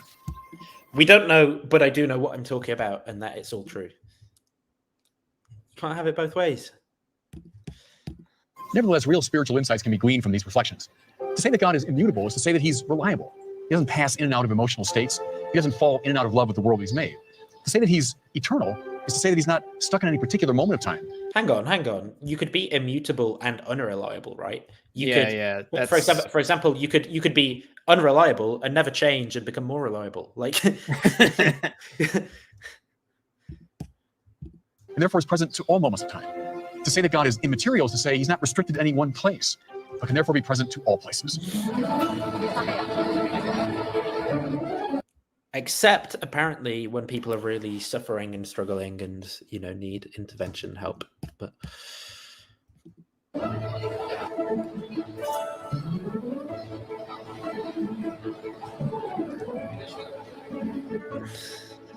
is the God of Thomas Aquinas personal? Yes. Since he's in possession of all the perfection of existence, he must have mind, will, and freedom. God knows and loves himself first, and then knows and loves all that participates in his being. His knowledge of the world is not passive and derivative, but rather creative. Things exist because God knows them into being. This is why the 139th... God knows them into... Things exist because what God does that knows mean? them into being. Again, like, I really want to understand how it works, that like something can be thought of by a disembodied mind and that creates physical universes and things. Like, it's just so weird to me. Like, how does that work? Like, well, the answer is that it just does. Yeah, I know. That's the answer for everything. But like, okay, imagine, okay, you can't tell me hypothetical Christian, but like, does God have could God help me like understand this? Like, for real? Like, could God give me an explanation other than it just does, like about the nature of the relationship between his disembodied mind and physical, that would like enlighten me, or at least make me accept that it just does by clarity, like, because there are identity relationships, like, for example, I think there is between certain physical states and mental states, or between like things like temperature and mean molecular kinetic energy and things like that okay, it's true that they like just are, but I think that there's stuff that can be said to sort of like build a picture of why it is that that's the case, right? Do you know what I mean? Like, for example, the answer in one sense to why I think like certain brain states are conscious is like, well, they just are. But there's sort of like more that can be said to illuminate that. Like, I wouldn't just say to someone, well, it just is the case, and leave it at that. Like, I'd want to tell them a bunch of stuff about like neurons and about theory comparison and about things like that in order to get them to the point of why that identity relationship makes sense, rather than leave it at that. And I don't know what more can be said by God or the kind of the idea about an identity statement is if you properly understand, well, the way I understand it, if you properly understand the two things, levels of analysis or whatever it is, like the mind and the brain, if you understand them fully and sufficiently, then you would see that they're sort of referring to the same thing. That's why we can give more detail about the nature of brain, the nature of mind, articulate more about those, and gradually see, well, I think at least you can sort of see how those, I don't use the language of identity, I use the language of instantiation, but it's a very similar concept. You can see how those are, in some sense, referring to the same thing, or different ways of looking at the same thing. But the problem here is with respect to saying that God is, is all of these things like immaterial and all powerful and all knowing, and I've forgotten all the things that he's just said here, but is that there's nothing more to do with the analysis, partly because God is supposed to be perfectly simple. That doesn't help this, but also because, well, God's not composed of parts, right? God doesn't have, God's not material, and he's supposed to be beyond our understanding anyway. So there's simply nothing more to say to help understand how these properties are, or all of these things are supposed to be true at the same time. It's simply asserted. So I don't think it's analogous to identity claims in science or philosophy or similar reduction claims, where we can continue to fill out the connection and our understanding of the two things and sort of see how they eventually coalesce together, like being able to reduce or understand classical Mendelian genetics in terms of molecular genetics, for example. The more we flesh this out and understand them, the more we can see how they kind of link together and are different ways of looking at the same underlying processes. But again, that just doesn't seem to be possible in the case of these claims about God, because there's just no further analysis to be done, at least it seems. No further analysis that at least I can make any sense of. Yeah. And often it's just my assertion. It's just asserted that this is the case. And I guess what I'm sort of saying, right, is that in terms of epistemically, someone shouldn't just accept like this thing just is equal to that thing as like the term, even if that is metaphysically the correct explanation, right? Epistemically, they shouldn't accept that as like the end of the story. Like someone just saying that isn't a good reason to go, oh, okay, bro. Like, no, you need, if you're not getting that, if it doesn't cohere with some kind of background beliefs you have, you need more to be said to form those connections to understand why that is the case, and then come to believe the identity statement, right? So that is the same in the case of any of these like scientific reduction claims or whatever, as it is in the case of theism. So when someone just says, well, it just is the case, it's like, well, now I do need you to actually specify the details of this thing, because what I don't understand why, and I need it to, I need to have this like background picture to make sense of it, to come to believe it. Otherwise, it's literally just like, trust me, bro. And like, anyone can trust me, bro, anything. You can trust me, bro, about the Gremlin universe and about, all sorts of the nothing causing it and stuff like that. And Psalm is right. Lord, you search me, you know me. You know when I sit and stand. You understand my thoughts from afar. My travels and my rest you mark. With all my ways, you are familiar. God's love follows from his knowing. For to know something as good is ipso facto to will it, to rest in it, to savor it. God loves his own perfection with an absolutely perfect love. This love is so intense that it spills over. Creation is nothing but the fruit of this effervescent love. I talked a lot about God kind of gay, bro. Yes, I've heard that argument before, that creation is the sort of creative expression of God's love, which doesn't really make any sense to me. God loves himself so much that he makes something wholly different from himself. How does that make any sense? And God is supposed to be entirely self-sufficient, so why would he create something else apart from himself? So I genuinely think, I think the way that the intuition people rely on to make this line of argument is almost like, like the human procreational like intuition of like, well, when you love someone, you have sex with them such that you bring forth children or something like that. I genuinely do think that that's the intuition. And it's like, so God's love is somehow like that, like he loves in that same sort of way, so he brings forth something. But it just gets like really weird if that is the intuition, because it's like, God's like copulating with himself to create, and that becomes something more akin to like Hinduistic Brahmani type. It's not the kind of like it's like again, like very gay or something, like because of this trinity of like, it's just, you know, it's really weird to be like, there's these three male persons that love each other so much that they want to create something from their unity. Like, it's literally like this, you know, this poly-gay relationship that brings forth a universe of children, and Christians are going to just, if they really articulate that, have a hard time with it, I think. I mean, I've said this before to Thomists, and they're like, they've called me a disgusting, unnatural degenerate with these thoughts. So, but I do think that is genuinely the theory, if you're relying on these like procreation metaphors of love or whatever. Yeah.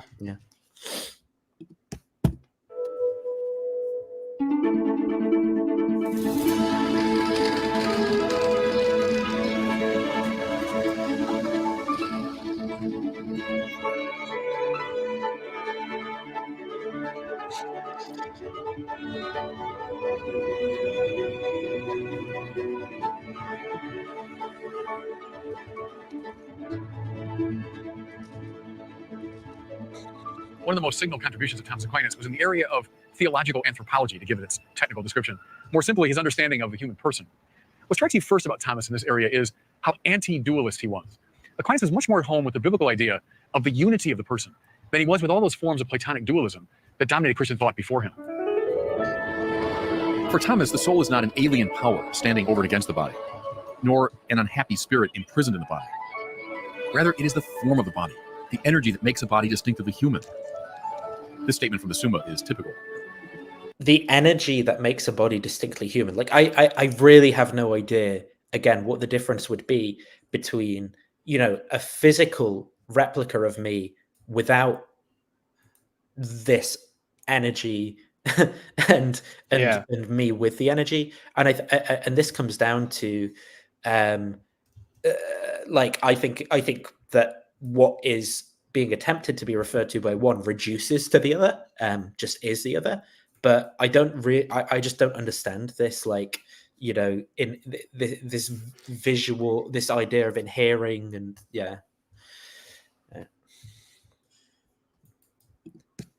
But I don't know if there's anything you want to say about that, James. No, let's keep going.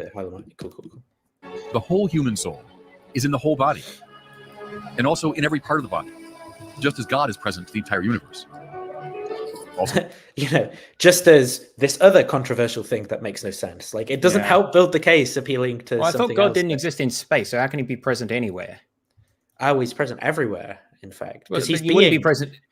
There's a difference between being omnipresent and non-present, right? It seems to be wrong to say God is present everywhere. But you have to remember, but you have to remember what was said about God being the ground of being. So everything that exists somehow depends on being as such, in order to be in its sub-B way. If that makes sense. Yeah. Okay. Whatever. Does it? also this. The soul is in the body, not as contained by it, but as containing it. One upshot of the Again, that language, I don't know what it means, because contained to me is a spatial metaphor. So I can understand how one physical thing can contain another physical thing, right? Like, I can understand the flapjack is in the Tupperware, right? The Tupperware contains the flapjack, but that's all about a spatial relation between two physical things. When he's unless the essence is a physical thing, I do not understand what it means for a non-physical thing to contain a physical thing. I just cannot. It's unintelligible to me, that use of language. It's pretty unclear to me as well. Out of this unifying view is that the body should be reverenced. Here again from Thomas. We ought to cherish the body. Our body's substance is not from evil principle, but from God. And therefore, we ought to cherish the body by a friendship of love. So Thomas is not a dualist. But didn't he believe in the immortality of the soul? Well, indeed he did, because the soul's intellectual capacity, its ability to engage in properly abstract thinking, is a sign of its immateriality. Nevertheless, he was convinced that in heaven, body and soul come together. Here's his own language. At the resurrection, the soul resumes not a celestial body or the body of some animal, but a human body made up of flesh and bones. Heaven is not a place of pure spirit. It's an embodied place, because no human soul would ever be perfectly happy apart from a human body. Don't really know if I share that intuition or any of those claims, but it's just a claim, right? Like, I don't know what that's supposed to be justified by, or what it even amounts to. Poetry of the human condition. The human being is made for ecstasy, for the journey into God. Thomas referred to theology as a science. Well, look at the sciences that begin, in the 16th century, and of course, we're still asking all kinds of questions. The sciences have a way of opening up. As you answer one question, 10 new ones emerge. The same is true of the science of theology. So the best minds of the time in the Middle Ages went in for theology, as the best minds probably today go in for the sciences. You have the best minds of a given era looking at these questions. They're going to find all sorts of things to explore. And when you read the text of Thomas Aquinas, they're breathtaking. You can see the autographs of Aquinas, the crabbed writing of his, but the detail of his mind and the nature of the analysis is just extraordinary. He was a genius. It's a bit like an Einstein or a Newton or a Kant or a Plato. He was a genius within the structure of his time intellectually. It's been said, James, that we are the Newton and Mozart of counter-apologetics. I mean, people are saying it. I don't know if it's true or false, but Someone said it. Okay, I feel like that's really all there is to that video. I don't think there's really much else in there.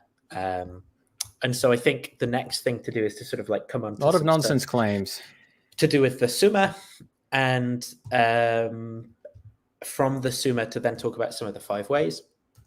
Yeah, sounds so good. Here's a For the casual inquirer, how to engage with the Summa. St. Thomas's works can be intimidating. The first obstacle to overcome is the vocabulary. It can seem like St. Thomas uses a lot of jargon. This is due in part to the idiom of his time and in part to his desire for optimal precision. The problem still stands, though, that a lot of these words are no longer or never were in common use. Dialectic, hylomorphism, teleology. What does it all mean? Answering these questions will occupy us in the videos to follow, so we proceed apace.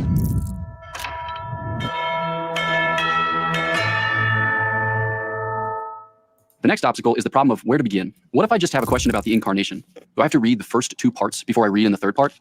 Well, the Summa isn't intended primarily as a reference book. Rather, it offers a pedagogical approach to all of theology.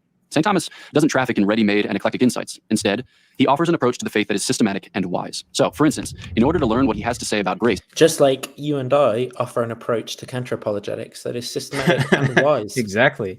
It's helpful to understand what he says about the Trinity, the human person, Christ, and the life of heaven.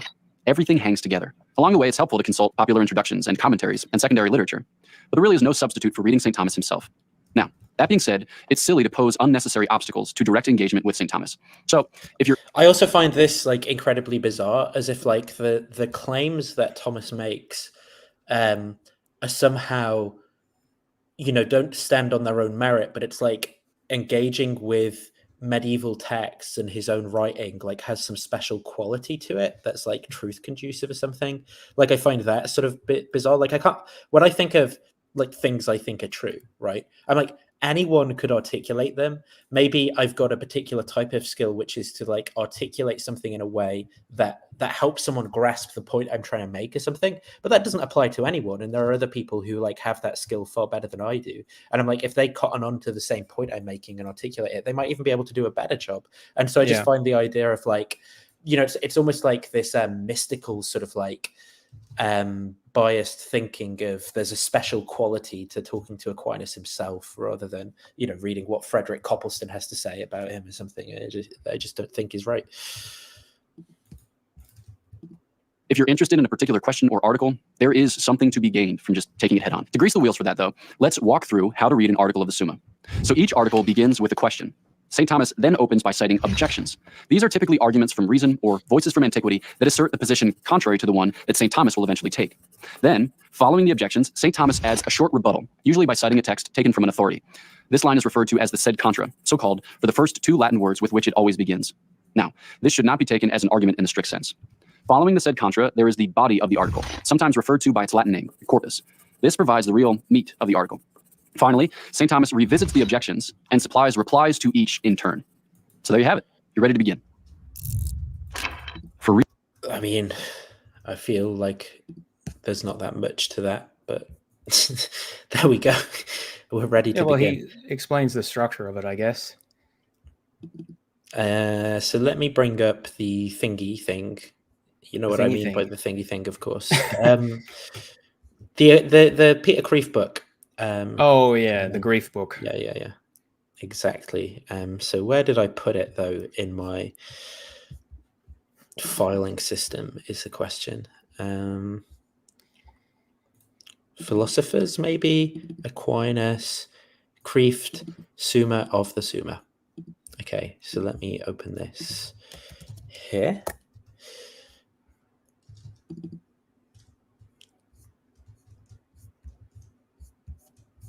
Okay, so this book, if I just scroll back to the top, Summa of the Summa by Peter Kreeft, is this is a sort of like summary of the Summa Theologiae,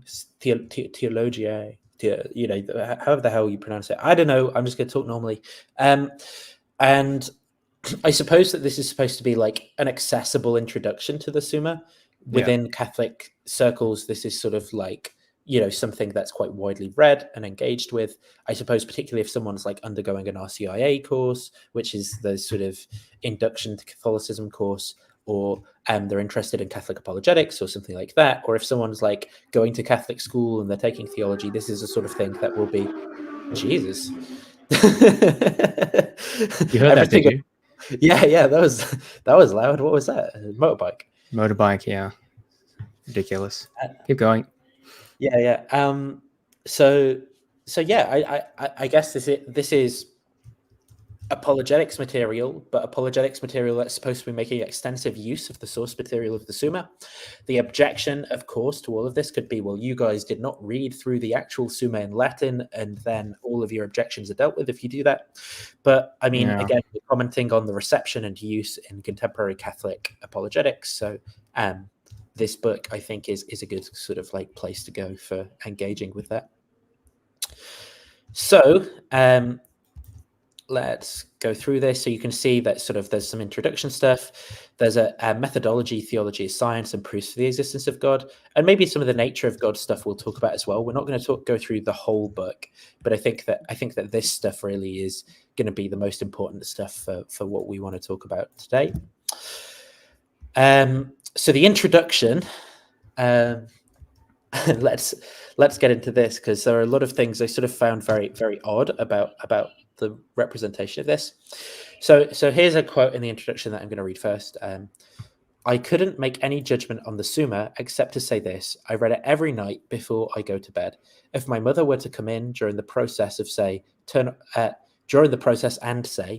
off that light, it's late, I, with a lifted finger and broad, bland, beatific expression, would reply, on the contrary, I answer that the light, being eternal and limitless, cannot be turned off. Shut your eyes, or some such thing. In any case, I feel I can personally guarantee that St. Thomas loved God, because for the life of me, I cannot help loving St. Thomas.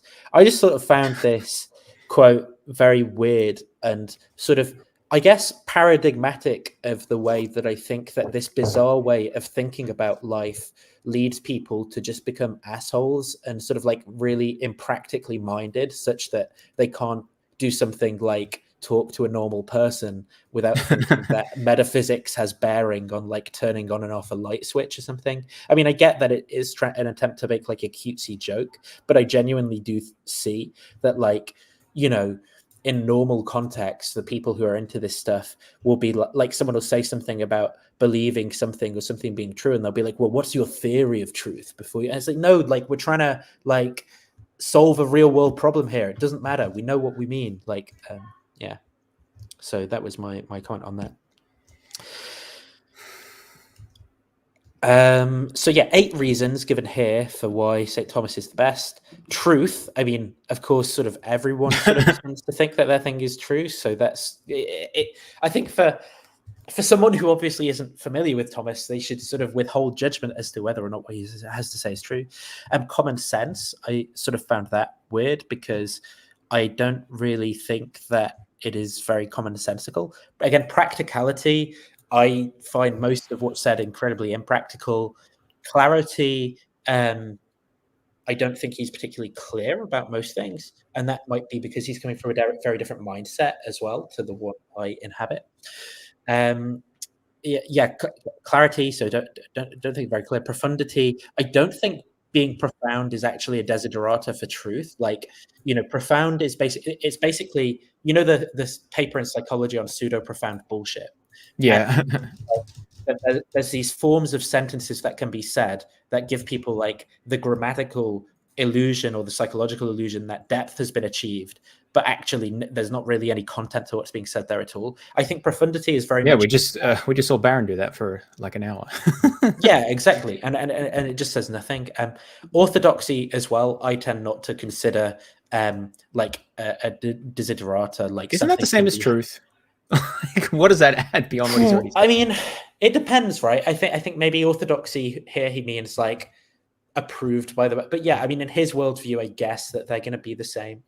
Medievalism, I don't think that is something I care about in my theories. Like that they're particularly medieval is not like a good. It's not necessarily negative as well, but like it's not something I'm looking out for. Like, oh, I need to get the most medieval vibes in my philosophy. And then modernity, well, I just think that's false when it applies to Aquinas's thinking, right? I think it's like very non-medieval, and that seems to be in tension with the medievalism kind of claim as well. I don't know how you can be modern and medieval at the same time. I kind of think there's a tension there. Maybe he's saying like maybe he's like it's both in the right amounts or something, right? Well, of course. I mean, there's a way of making sense of it, but I think it's just not true. So he says, he told the truth, that simple and unfashionable purpose of philosophy that's so often fudged, nuanced, so like, very heavily against sort of careful thinking here. Are you reading from parts of the document? Oh, no, sorry, you're up there. I'm on an introduction. Yeah, I'm on the introduction at the minute.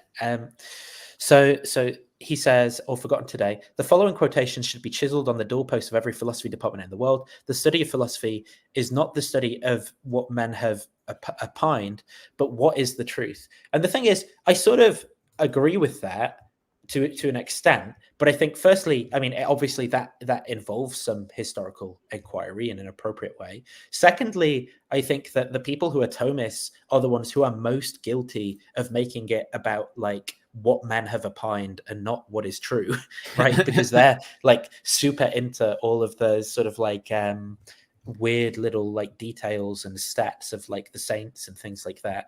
Well, it's just self-congratulatory nonsense, right? Oh, we care about truth and not just what men have opined. Like, okay, as opposed as if other people don't say that too. Like, what? Yeah.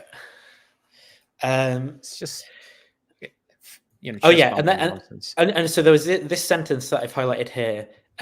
He has an uncanny knack of sniffing out the obviously right position amid 100 wrong ones. I mean, like, just fuck you is my only response. Yeah, because, pretty much. My position is true and yours is one of the hundreds of wrong ones. Everyone thinks that, right? Like, that is nothing special to say. But the difference is most people won't say that because they're not arrogant pricks, and they know that, like, and they have some semblance of epistemic humility. So and they also treat people as if they might actually be reasonable and know something that they don't, right? So like maybe the reason that I disagree with someone is because they know something I don't and I've got something to learn, or there's some problem in my position, rather than that I'm obviously right and everyone else is obviously wrong. I mean, of course, those things appear obvious to me, given what I know and think, but I'm not going to say that and be like an arrogant prick because it contributes nothing to the discussion. Yeah, the reason I love Aquinas is because he just tends to be right about things. Okay, thanks for that. That was very insightful. Yeah. And this is the thing as well, the way that these sorts of apologists go on about, the new atheists and what the new atheists believe and how they worship like Dawkins and stuff like that. They're exactly this with their fucking like G.K. Chesterton and Aquinas. Like they're like, they're just arrogant, unthoughtful morons who say like, oh, I've got the obviously right position. Like, no, fuck you. And then this part, so St. Thomas was a master of metaphysics and technical terminology, yet he was also such a practical man that as he lay dying, so here we go, as he lay dying, he was talking about three things: a commentary on the Song of Songs, a treatise on aqueducts, and a dish of herring, right? None of those are practical in my mind, right? The Song of Songs, what the hell? has no practical application whatsoever. Aqueducts I can at least see, but I mean, unless you're actually in the process of building one, seems completely important. Like, I could speculate about aqueducts. I could be like, look, they're really cool. What I knowledge like the did he tall have ones. of aqueducts? I'm a bit confused about that one. I don't know, but like, unless you're actually engaged in a civil engineering project, like, it's not practical for me to just like speculate about aerated concrete on my podcast or something, right? That's just a completely impractical. If I'm involved in some, if I'm a construction site manager, a project planner, or someone making legislation about this stuff, okay, it's practical for me to speculate about that stuff. If I'm on a podcast, or I'm dying, right? I can speculate all I want about aerated concrete, but it's not fucking practical. And the same about like a dish of herring. Like, oh yeah, you know, I really like, I don't like vegan cheese or something. Like, oh, isn't that practical? No, because that's again just about my subjective. Okay, just pointless. It doesn't seem a very practical combination of things when you're dying. Maybe just focus on your will or something like that. Yeah, just try and breathe. Like, mate. that would be practical. So we have this point about depth, right? No philosopher since St. Thomas has ever so successfully combined the two fundamental ideals of philosophical writing, clarity and profundity. I just don't think that being profound is an ideal of philosophical writing, right? I think that for me, profundity is actually a red flag, right? If someone is trying to be profound, then I'm like, oh, this person's really needy. You know, they need people to congratulate them, pat them on the back, tell them they're intelligent. They're not actually trying to figure out what's true.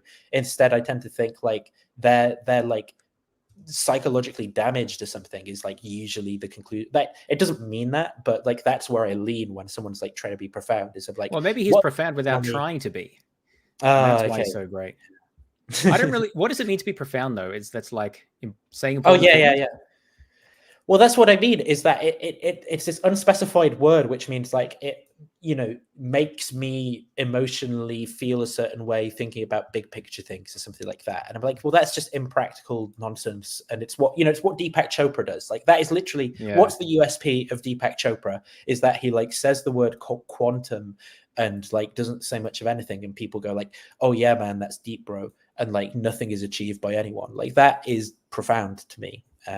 And so profound is actually like a really negative thing in my point of view.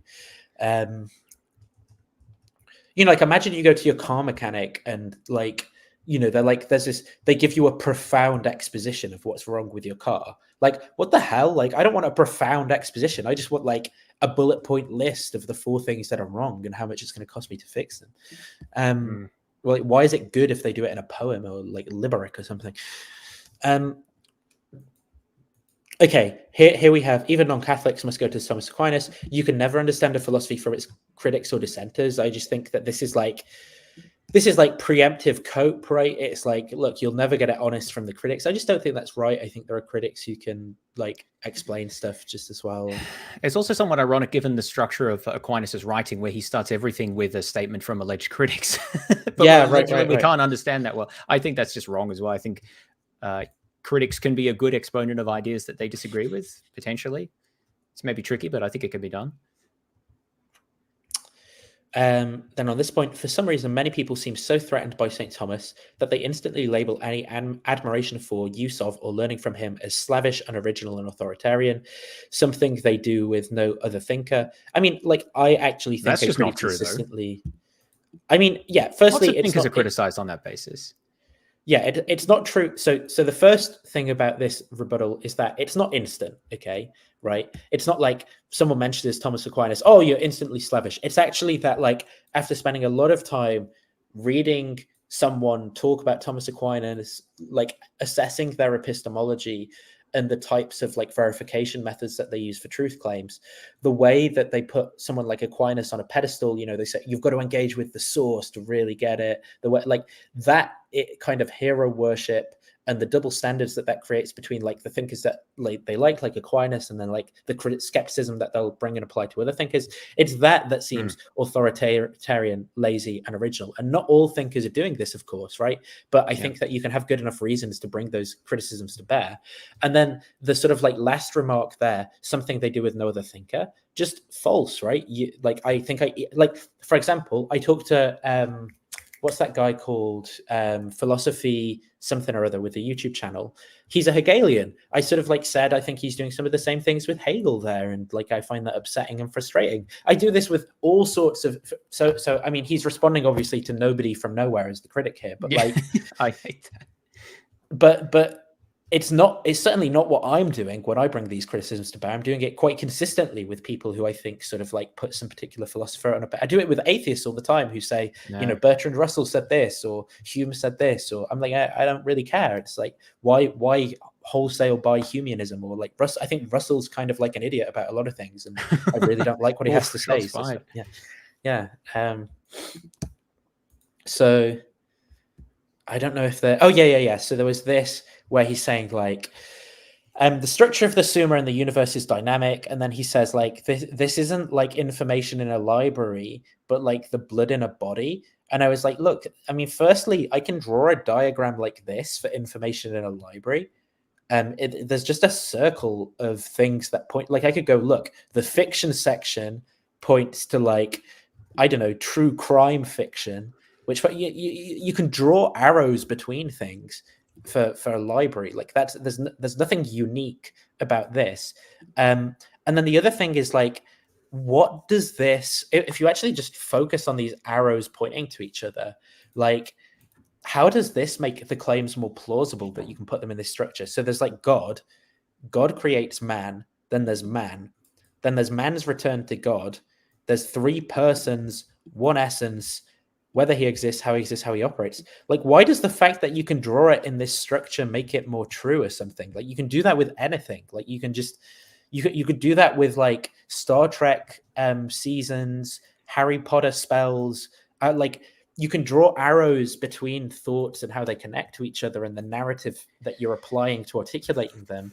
And it doesn't make it more true, the fact that you can put arrows between them. Like, I just... Well, there's actually research that people rate content as more scientific, and I think more like authoritative when it contains more diagrams.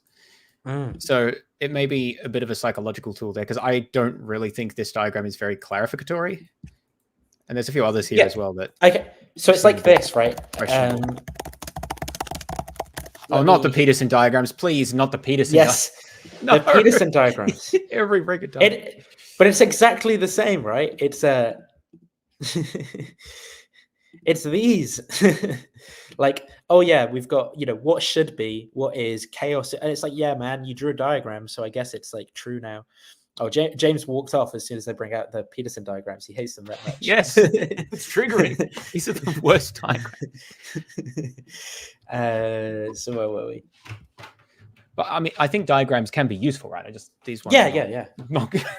They're not. Look, it's not to say, but the point is that like diagrams aren't inherently anything. Like you've got to just assess the merit of the content of the ideas that they're trying to assess. And usually, like what the merit means is like, what do they actually enable you to do? Right? It's like whether they're good or not. Like if some model is particularly good, it's because it enables you to actually do like physics or maths or something, right? Rather than it lets you feel closer to God or something. Like again, the impracticality of this stuff. So was there anything else to kind of highlight in this section? No, but we have a glossary of terms. I don't know if you want to go through some of these terms. Like, no, we may come back later if some of them we need to talk about. The glossary is questionable because often it defines very complex terms in like 3 words, which is yeah. A few of them are useful, I think. Oh, phantasm. Hang on, I want to go back to that. Sense image. Interesting. That's not what I would take phantasm exactly to be, but fair enough. I actually really need the toilet, James. I don't know if you want to talk for a minute or share your screen to talk through the start bit, because I really need to. Yeah, I'll talk through something. Do you want me to keep sharing the screen for a second? Yeah, just keep sharing the screen. I'll entertain the chat while you're gone. Okay, 1 second. So, whether besides philosophy any further doctrine is required. Oh yeah, so the first section here of the Summa is a discussion of essentially the relationship between philosophy and theology, I guess, or at least that's the words I would use.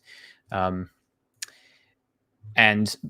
this is, I mentioned this before when I was talking about the idea that, what was it, that natural theology and revealed theology sort of, Aquinas' idea is that they are mutually supportive, but there's also limits to what you can find out through natural theology.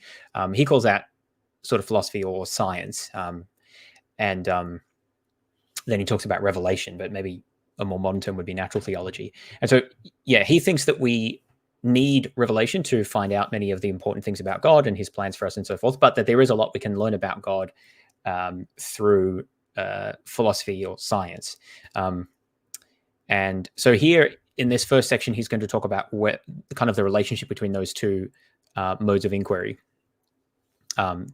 So in particular, in this section here, he's basically saying, do we need anything beyond philosophy? And his answer is going to be, yes, we need scripture/revelation. And then he's going to talk about the relationship between what he calls sacred doctrine. I think that's basically theology. I think that's what he means by that. And science or philosophy. And essentially explain that they're sort of, again, mutually supportive, but there's limits to what we can learn without revelation.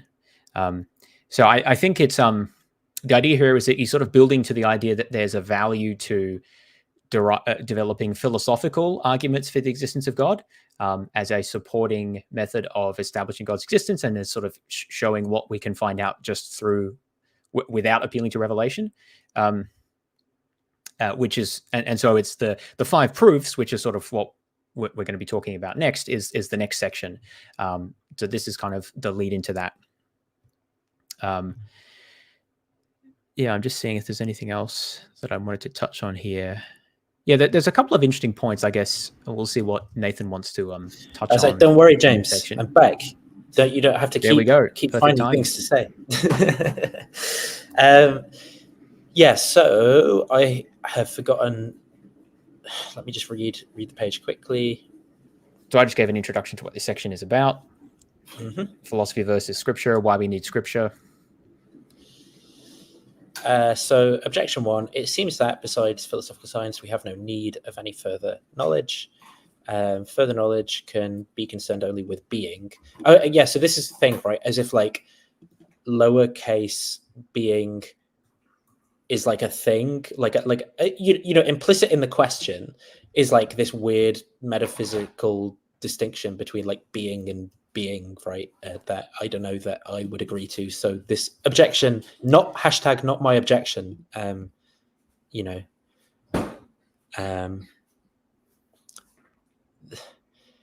therefore, besides philosophical science, there is no need of any further knowledge because there's only I didn't really understand that second objection either. The first one seemed more reasonable. Okay, so on the contrary, you know, the Bible says all scripture inspired by God is profitable to teach, to reprove, correct? Okay, right.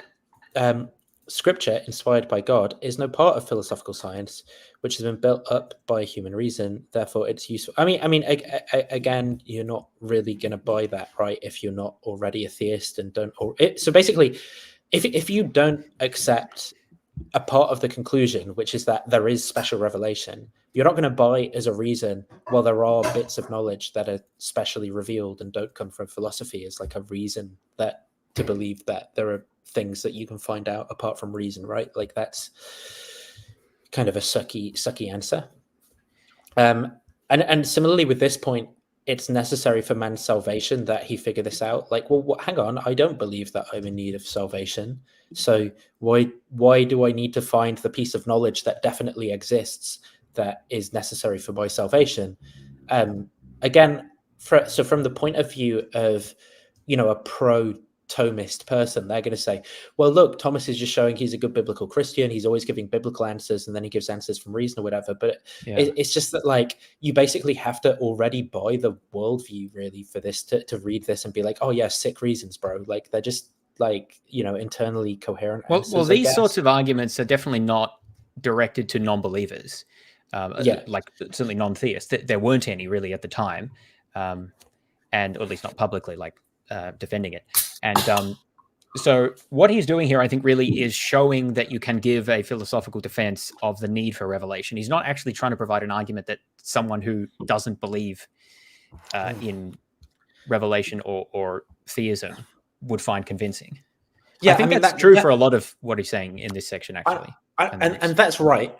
But the point I want to make is that, people will want to say, like, as if they paint this picture as if Aquinas is like demonstrating all this stuff in such a way that any neutral observer should like agree. But really, like, a lot of these answers really quite heavily depend on, buying a lot of Christianity, right? And okay, so he can be telling you a coherent systematic worldview for a Christian to have that would respond to these objections. That's fine. But like, I think that people who don't already agree with Aquinas should be coming this from a more neutral standpoint and saying, like, why should I be buying all of the commitments that kind of glue together to make this point work, right? And for me, at least, I just do not have enough of those commitments. Yeah. One of the things he says here was interesting to me. He says, sorry, back to that page. Whereabouts? Here? Man, where is it? Let me try. I can zoom in a bit for you as well. So I've got it highlighted on mine. It's firstly, indeed, because man is directed to God as to an end that surpasses the grasp of his reason, where he says that. That seems interesting to me. I mean, the idea is that man is directed towards God, which is sort of the reason he exists, but God exceeds man's ability to grasp through reason, so we need revelation. That, to me, that raises a question as to because God made man, why did God make man such that God exceeds our intellectual grasp? Like, presumably he could have made us such a way that wasn't the case. Not that we would have necessarily a full understanding of God, but at least that our reasoning would be able to reach God better or more aptly than it does, which seems to be kind of not at all. So it's just, to me, a question about, it's a statement that raises questions about why God creates in the way that he does. It's not like anything that exists in the world is outside of God's ability to have shaped it that way. So I think it's kind of, whenever there's statements like this to say, oh, well, God needed to do this, or this makes sense in the context of God having this other plan, that raises the question as, well, why did he make it that way? Now, he could, of course, say, well, he likes to reveal things to us. Okay, well, it's not really explanatory then. I do think there's also like a further question here of, even supposing that is true, how do you know that what is being revealed by God is grasped appropriately or correctly, right? Like, I don't think anyway. That's a point that I don't think he really discusses, at least not in this section. The question is to, okay, let's say we need revelation or like scripture. How do we know what is scripture and how do we interpret it correctly? Yeah, like how do I know I'm like being specially revealed some fact versus like, having a delusion or like something, or like, reading the end, because there's people who like read future events in the entrails of pigs, right? And they think they're divining the future. Like, how can you give them a criteria that will tell them that they're wrong and that you're right with your special revelation? Well, and if God exceeds our reason, then how can we tell that a revelation is from God? Like, how?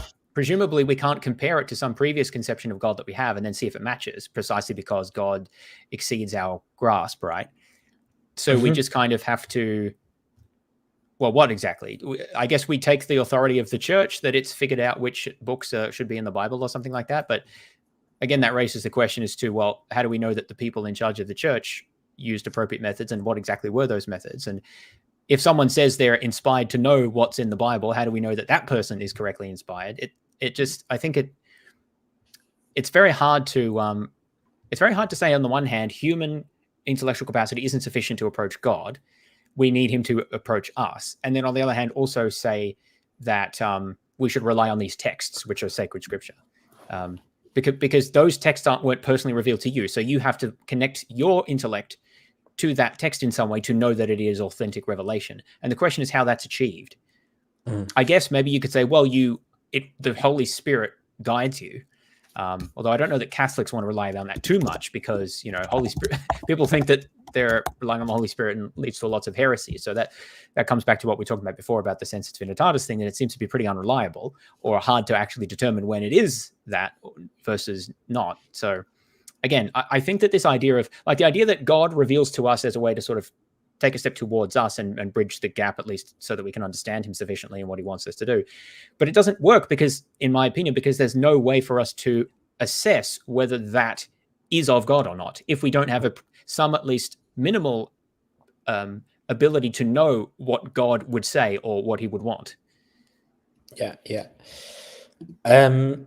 So another thing that I consider sort of like a downfall and weakness of this is you get these things that are like questions, right? And then you just get these like assertions. So whether sacred doctrine is a science, I answer that sacred doctrine is a science. Like, oh, okay, cool. Like, and cool story, bro. Each of these kind of like declarations is about, like some highly contentious thing and involves a bunch of claims, and it just like multiplies the complexity of what you're buying into here. If you like buy all this stuff, like it becomes, an excessive amount of stuff you're buying into just within like a page, right?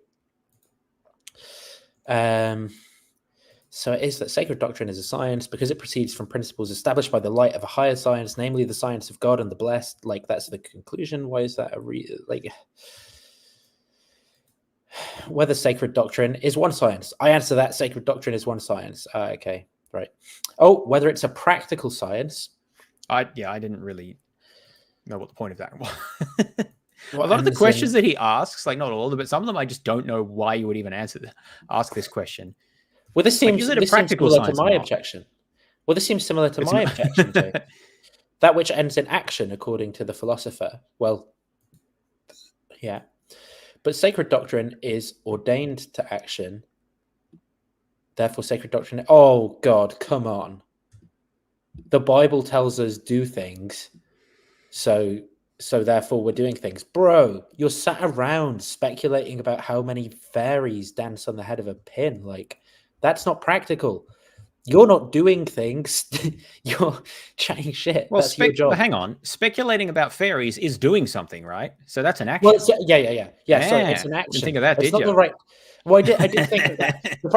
The problem is that the problem is it's not the right type of doing thing. The point is that what's meant by practical thing here is like, bring about like better states of affairs, improving social conditions, like, doing industry, something like that. Whereas, doing this kind of theology as an action is like a parasitic thing. Like you basically need society to exist in a stable way where people bring in the food and do a bunch of nice things and keep you alive so you can sit in your room thinking about nonsense. And like it's just like this parasitic relationship where you're not actually giving back to the world in any kind of way. You're just speculating about nonsense. And so that's the type of action that I'm kind of like, considering as relevant here. Like, you're telling me that Thomas Aquinas couldn't have invented the spinning jenny in the 1300s? Come on, if he didn't.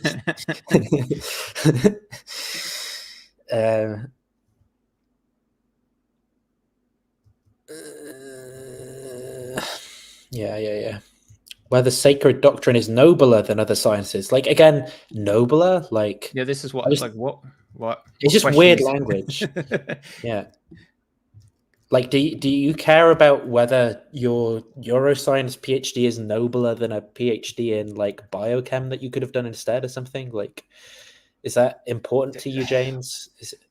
Maybe with a certain definition of nobler, but I feel like at that point you just choose a different word. It's all about that 13th century mindset, right? Like, Aquinas is just built different. Yeah. Whether this doctrine is the same as wisdom. I answer that this doctrine is wisdom above all human wisdom. Oh my God. I mean, talk about tooting your own horn. I tell you, it has been said that I am just pontificating about pointless things in my room. But I tell you that what I am doing is more important than anything anyone has ever heretofore said or done. Okay, Aquinas.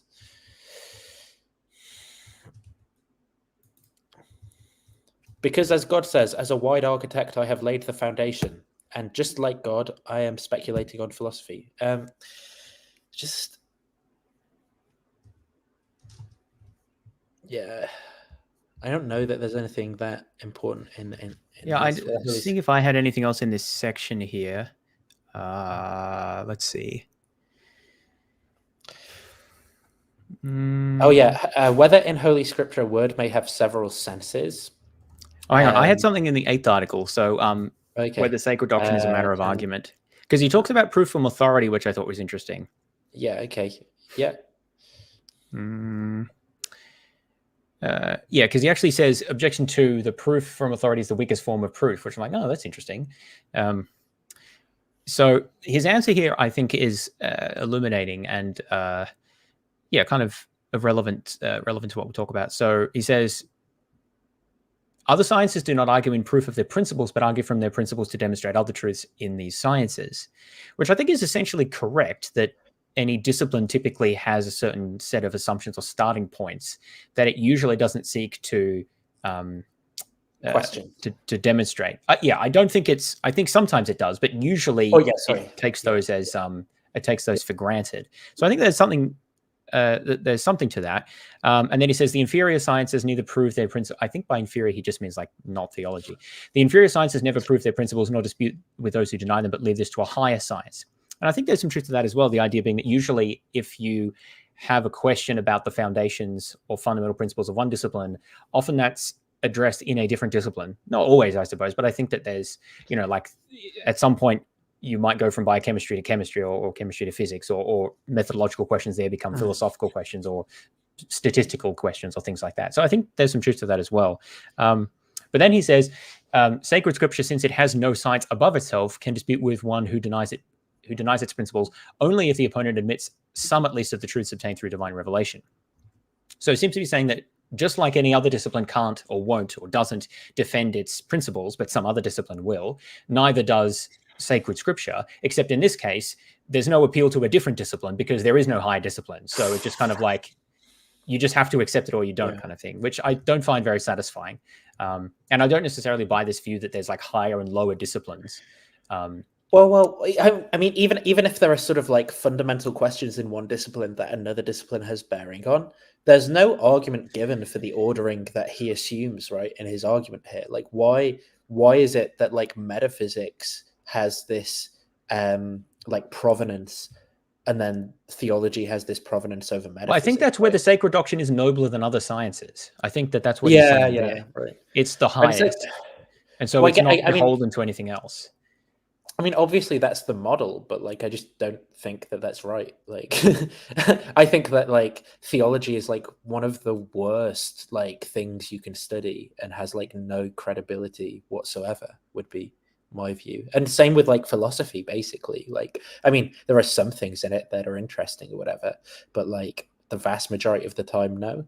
And like there are disciplines for specific things to do with like methodology, like maybe it's a mathematical question or a statistical question or something. There's like specific disciplines that you can kind of consult for those things, right? And then ask, you know, if you're using like a statistical test the right way in biology or psychology or something, right? You can, but that's not because it's like a nobler science or something. It's just because it's a specific, it's because these people study that specific sub thing that you're trying to use, and so they're more familiar with the skills required and nuances of it and stuff, rather than it being like because there's an ordering to knowledge in some metaphysical sense and statistics stands above, you know, psychology or something.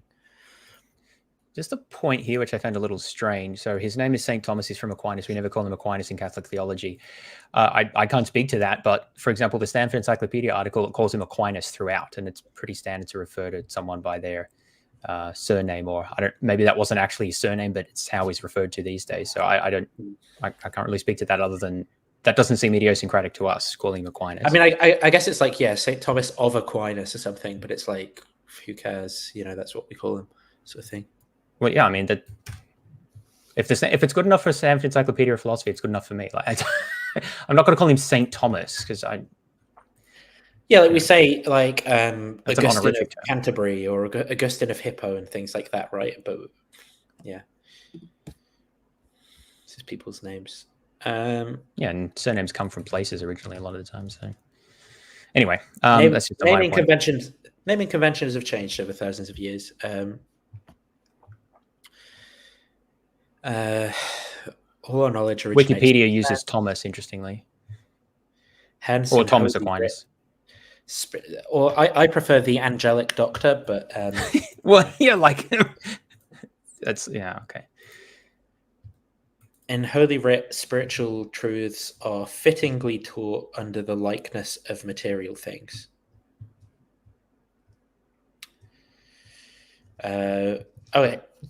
Dionysius, who we would call pseudo-Dionysius, because modern historical scholarship tells us that the person probably didn't exist, and it's a forgery. We cannot be enlightened by the divine rays. But of course, Thomas would, even though Thomas was a very smart guy, he was just wrong about some major sources that influenced him. But that's all right. We cannot be enlightened by the divine rays, except they be hidden within the covering of many sacred veils. Why? Why?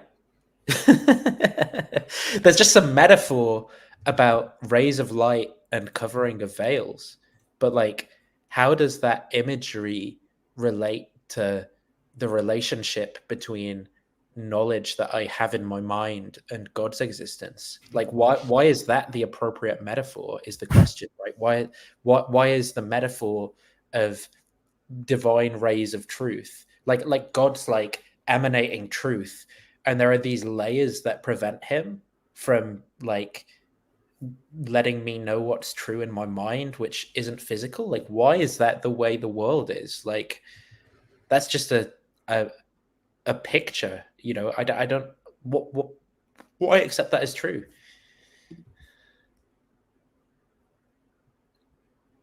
Don't know. So after that, he says, spiritual truths be expanded by means of figures taken from corporeal things, in order that thereby even the simple who are unable by themselves to grasp intellectual things may be able to understand it. That's a very long sentence, but he's saying there that you liken it to things you understand, which I guess that makes more sense. But that's in complete contrary to what he's saying.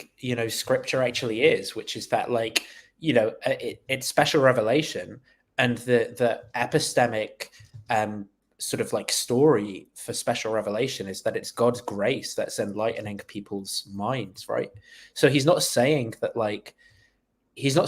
that special revelation is that people reason themselves to the correct conclusions and interpretations. He's saying that special revelation, God is like actively involved in giving people grace and revealing to them the truths. And so I don't understand what these why there are these like barriers in the way, and the vulgar need like dumbed down metaphors or whatever, when God's like literally directly involved in making them understand these things in Aquinas's view, so there seems like to be an internal tension. Well, there's a saying, isn't there? Against stupidity, even the gods toil in vain, or something like that. So God can only do so much against dumb humans, right? Like, oh yeah. So what? Like, does his best. But what? Like, God is less powerful than like a metaphor that uses like dumb, like that uses like everyday analogies. Like what? God's direct causal intervention is less powerful than a story. Just weird to me. He feels like it, all right? Leave him alone. Yeah, Holy Writ can't have several senses. Spiritual sense, there's a threefold. Apparently, there are three interpretations of Scripture. The multiplicity of these senses does not produce equivocation or any kind of multiplicity. Okay. I guess I'm not that invested in there being absolutely three senses. Yeah, I'm happy to move on to the 5 ways if we're ready for that. Hit the ground. Yeah. Divine essence, blah, blah, blah, blah, blah. Whether the existence of God is self-evident. It seems that the existence of God is self-evident.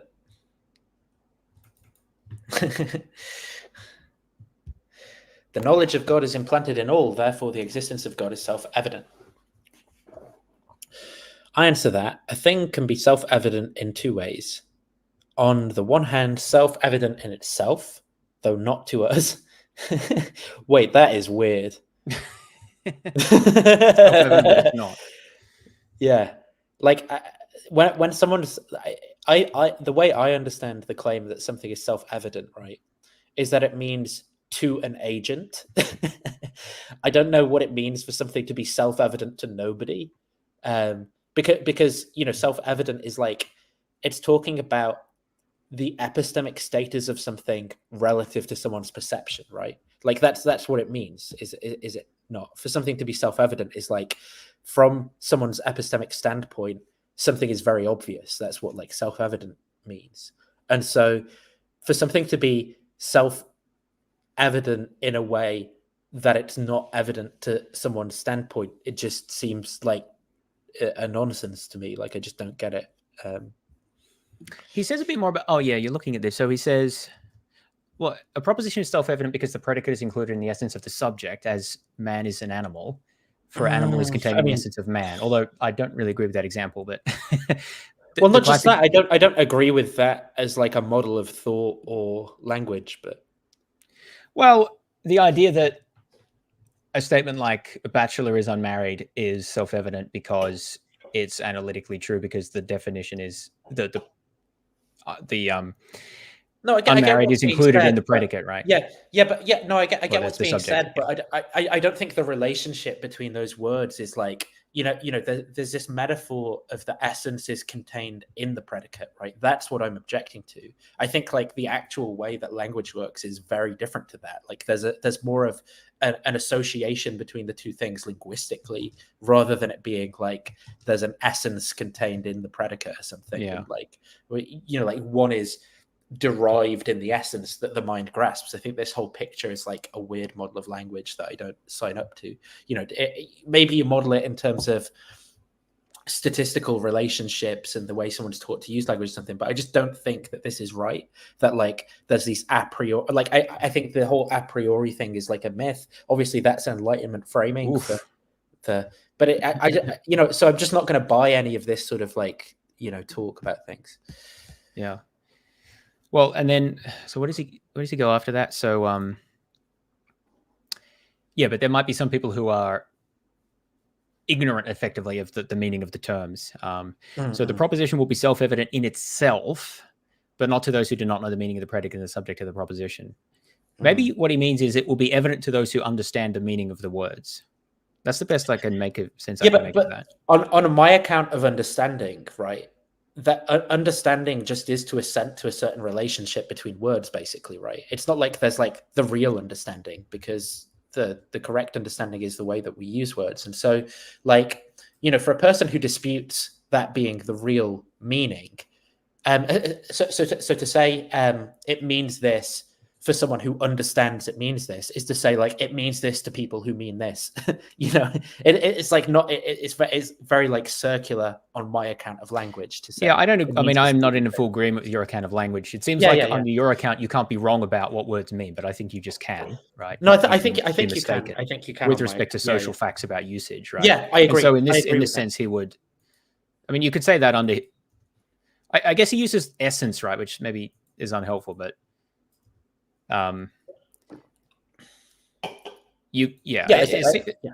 go ahead. I think you can, on my account of language, I think people can be mistaken in the sense that they'd be using words in a way that don't enable them to communicate with others, because they've kind of like deviated from the way others are using words. But there's no like, there's obviously like an average way that people are using words or something, but there's only ever like individual ways, and they all differ a little bit or something.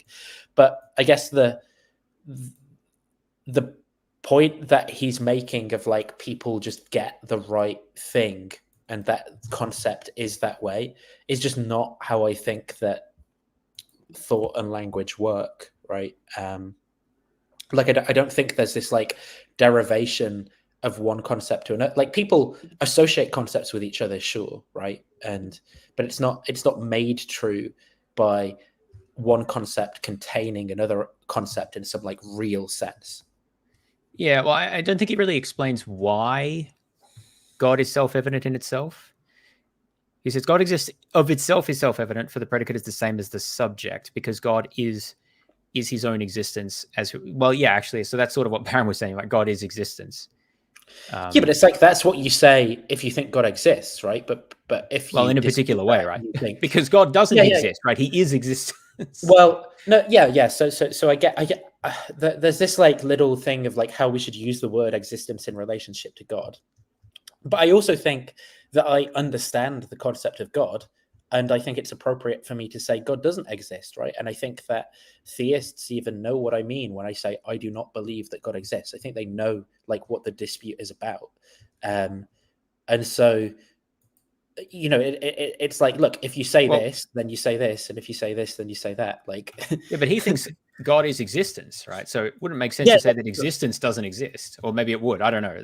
That seems Yeah, a bit odd. but this is what I'm saying about like the sort of like vacuousness of what he's saying here. It's like, look, you buy this model of theism and you think that God is necessary existence, then you say God exists because the concept for you is to exist, and so you say God exists or whatever, or you say God is existence.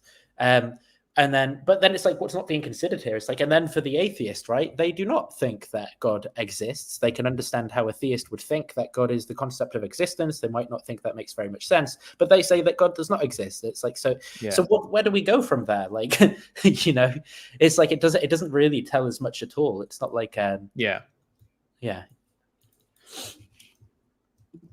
It's not resolving anything or moving us forward if we dispute the point. Those people say God exists. Yeah, good. Well, I think eventually his point is going to be that at least not everyone can see the self-evidence of God's existence, and so the proofs might help. I think that's his point here. Yeah. Because if God's existence was self-evident to everyone, then what would be the point of the 5 ways? Right? Sure. Yeah. I guess you're right that's the point that he's making, but I just sort of think it's fairly vacuous. Like it's like the people who say God exists say he exists, and people don't. There's some proof. Yeah. So maybe we can move to Article 2. Another good diagram of how the mind works. There's conceiving things, and things can be conceived clearly or unclear. I just think that binary is like not right, but I think a lot of Aquinas' binaries are not right, but we'll see some of those later. Okay, so second article, whether it can be demonstrated God exists. That's where you wanted to go, right? Yeah. Mm-hmm. It's an article of faith, God exists, but what is of faith cannot be demonstrated. Okay, so he's going to say that's a good point that people still say that today, so I think that's fair enough to raise. I don't know what objection 2 means, but hang on. The essence so this is about like buying into the Aristotelian syllogism, right? And so the middle term is the like linking term in like a premise, in like between premise 1 and premise 2. The middle term would be the one, like all men are mortal, Socrates is a man, like man would be the middle term. But we cannot know in what God's essence consists, but solely in what it does not consist. Therefore, we cannot demonstrate God exists. So I guess this is more of like a technical objection. So you couldn't join. You can't use something as a predicate in. Yeah, I think that's probably what he's getting at here.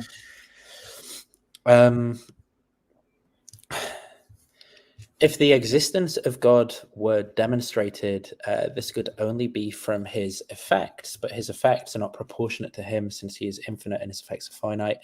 And between the finite and infinite, there's no proportions. And since a cause cannot be demonstrated by an effect not proportionate to it, it seems that the existence of God can't be demonstrated. Again, objection 3, I don't know if that's exactly how I would phrase it, but I guess maybe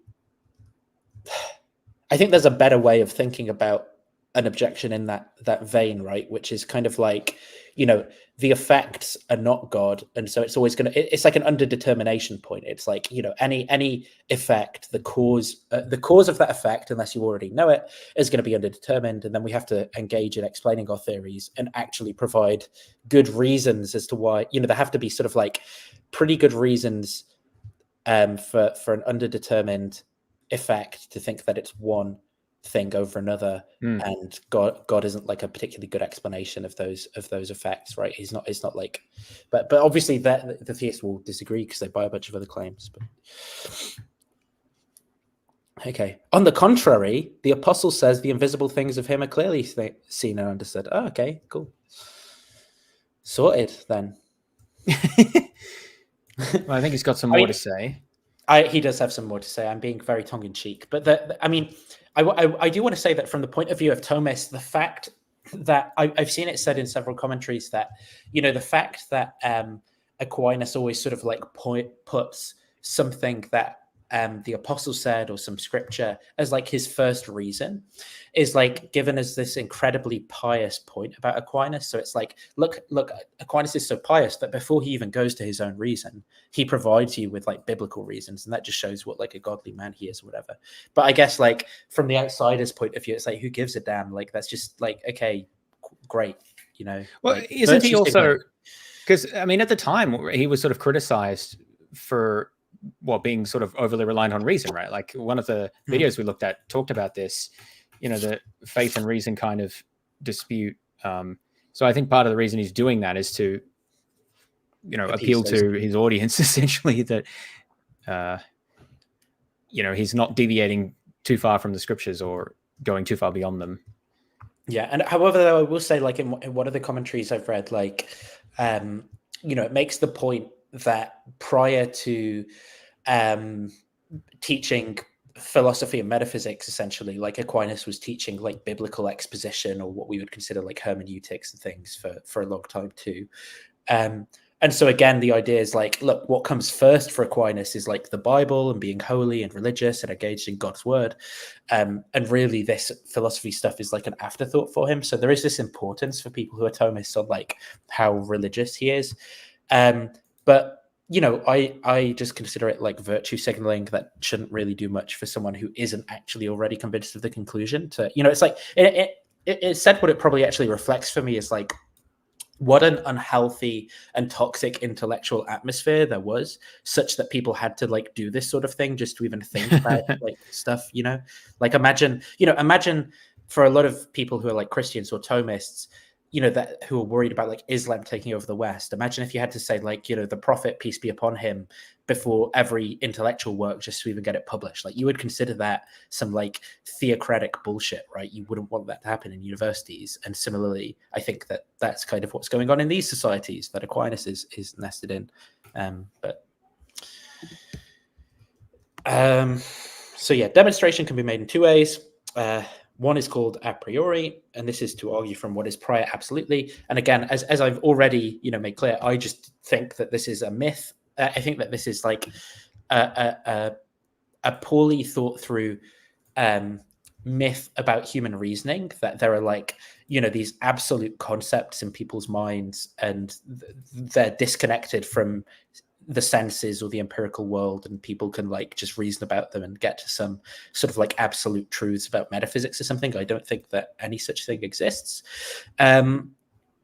And then the other is through effect, what is called a demonstration, a posteriori. This is to argue from what is prior relatively only to us. And of course, I think that every judgment we make is relative only to us.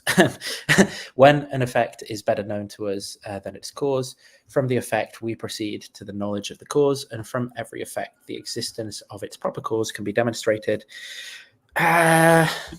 Again, I don't think that that's going to... I think that the world is epistemically opaque, and there are many effects which it's very difficult to determine the cause of. And there are different types of like... You know, there are different types of effect and different types of relationships, and the world's very complicated. So I think that this is like a very simplistic model of like determining single causes from things that is going to lead people into bias if they kind of buy it. So long as its effects are known to us, because since every effect depends on its cause, if the effect exists, the cause must pre-exist. Hence, the existence of God, insofar as it is not self-evident to us, can be demonstrated from those of his effects which are known to us. And I think again, especially in the case of God, actually, this sort of model of thinking in terms of like temporal cause and effect is going to break down, because when God creates the universe, he's obviously not in time, and time doesn't exist. So like the sort of like any temporally. Well, I don't know that he's necessarily thinking temporally in effects here, because of what we've seen in one of the later arguments. It's not necessarily about time. Well, it's this, obviously, like, we're not reading in the original Latin and so on and so forth, but this like idea of pre-existence, I think, is prone to like, in what sense do you mean pre, right? Are you just saying there's like a logical dependency between two things, or a metaphysical dependency? And what's your account of metaphysical dependency, if you do mean that? Like, all of this stuff is like very problematic. Yeah, well, I mean, that's one sense in which I think there has been progress in philosophy since Aquinas wrote. We have much more developed accounts of these different things, right, than he had access to. And so often it's just sort of unclear in what sense he's talking about these ideas, or how he would unpack, like metaphysical dependency and a priori versus a posteriori, and causation, and many of these other things that he appeals to, but just sort of doesn't theorize, or at least, not in an engagement with modern ideas and developed models and things. I'm sure he has these things to say about them, but it's one of the reasons, I think it's odd to idolize an 800-year-old philosopher so much. I mean, there's just more that we have to say about these things. Than existed at his time. Well, he was cutting edge for his time, right? But that was a while back. Yeah, I agree. I mean, like, they didn't even think that like the brain had anything to do with the mind then. Like, there's all sorts of crazy stuff they believed back then. The existence of God and other like truths about God, which can be known by natural reason, are not articles of faith, but are preambles to the articles. Faith presupposes natural knowledge, even as grace presupposes nature. Does it? I don't know that I agree with that, but fair enough. I don't know what it means to say grace presupposes nature. Like, I genuinely just don't understand. Something about human nature? Yeah. Perfection supposes something that can be perfected. Like, I don't really understand what that is trying to say. Yeah, like nothing, like is that equivalent to say like nothing can't be perfect? There has to be a thing that is the nevertheless, there is nothing to prevent a man who cannot grasp a proof, accepting as a matter of faith something which in itself is capable of being scientifically known and demonstrating. Right. Okay. In order to prove the existence of anything, it's necessary to expect the middle term, the meaning of the word, and not its essence. So this is that second thing. Yeah, so he's now the names of God are derived from his effects, consequently, blah, blah, blah, blah, blah. Yeah, so this is the one of two contraries, blah, blah, blah. Evil objection. It's superfluous to say. God says, I am who exists. The existence of God can be proved in 5 ways. So here we go. Finally, we make it. Well, so maybe we should just summarize. So the question is, can we demonstrate that God exists? And he argues that yes, you can demonstrate that God exists. One way is by appealing to his effects, and I guess that's what a number of the ways relate to. And I mean, he also says that man can accept it as an article of faith, which doesn't seem like it's a demonstration. So I'm not quite sure I understand that point. I guess he's just saying, like, it's not so bad if you don't really think about it and just believe it. Yeah, that seems to be the main argument here. That yes, you can appeal to, you can infer that God exists from his effects, or from looking at aspects of the world and then reason about God, I think is the basic point. And that's what his ways relate to. He sort of identifies some aspect of the world, broadly speaking, and then says, we can from this infer God. So I guess that's, the issue of how persuasive his ways are is going to come down to what we think of his inferences there. So are you ready to enter the ways? All right, it's only been 4 hours and we're finally at the ways. Sorry, James. I'm sorry. I put too much. Let's do it. Well, we've actually talked about a number of the issues that will be relevant going forward, so save a bit of time, I suppose. Okay. So the ways are like the main like proofs, demonstrations given by Aquinas for God's existence. So these are the ones that I guess apologists like to focus on as the arguments why God exists. So the first is an argument from motion. Let me say that what exactly, whether or not it is an argument from motion or something else, is, and so whatever you basically here's the rule: whatever you translate this word as, and raise an objection to the argument from, you've got it wrong. It's the other interpretation of what the word is. So if you say it's motion, then the argument is from change. If you say it's change, then it's from motion. I think the way that I have understood this as it's been exposited by Catholic philosophers who I sort of respect is that there's a sort of like real distinction in Aristotelian metaphysics, right, between potency and act. And the idea is that, and that's like when I say real distinction, it's like, I suspect the way that James and I both sort of like think about these things, that there's obviously like reality to causation, is that, change and act are like words that humans use and apply to processes, but there's not like a thing that's universal to all things that we describe as changing, that's like in them metaphysically.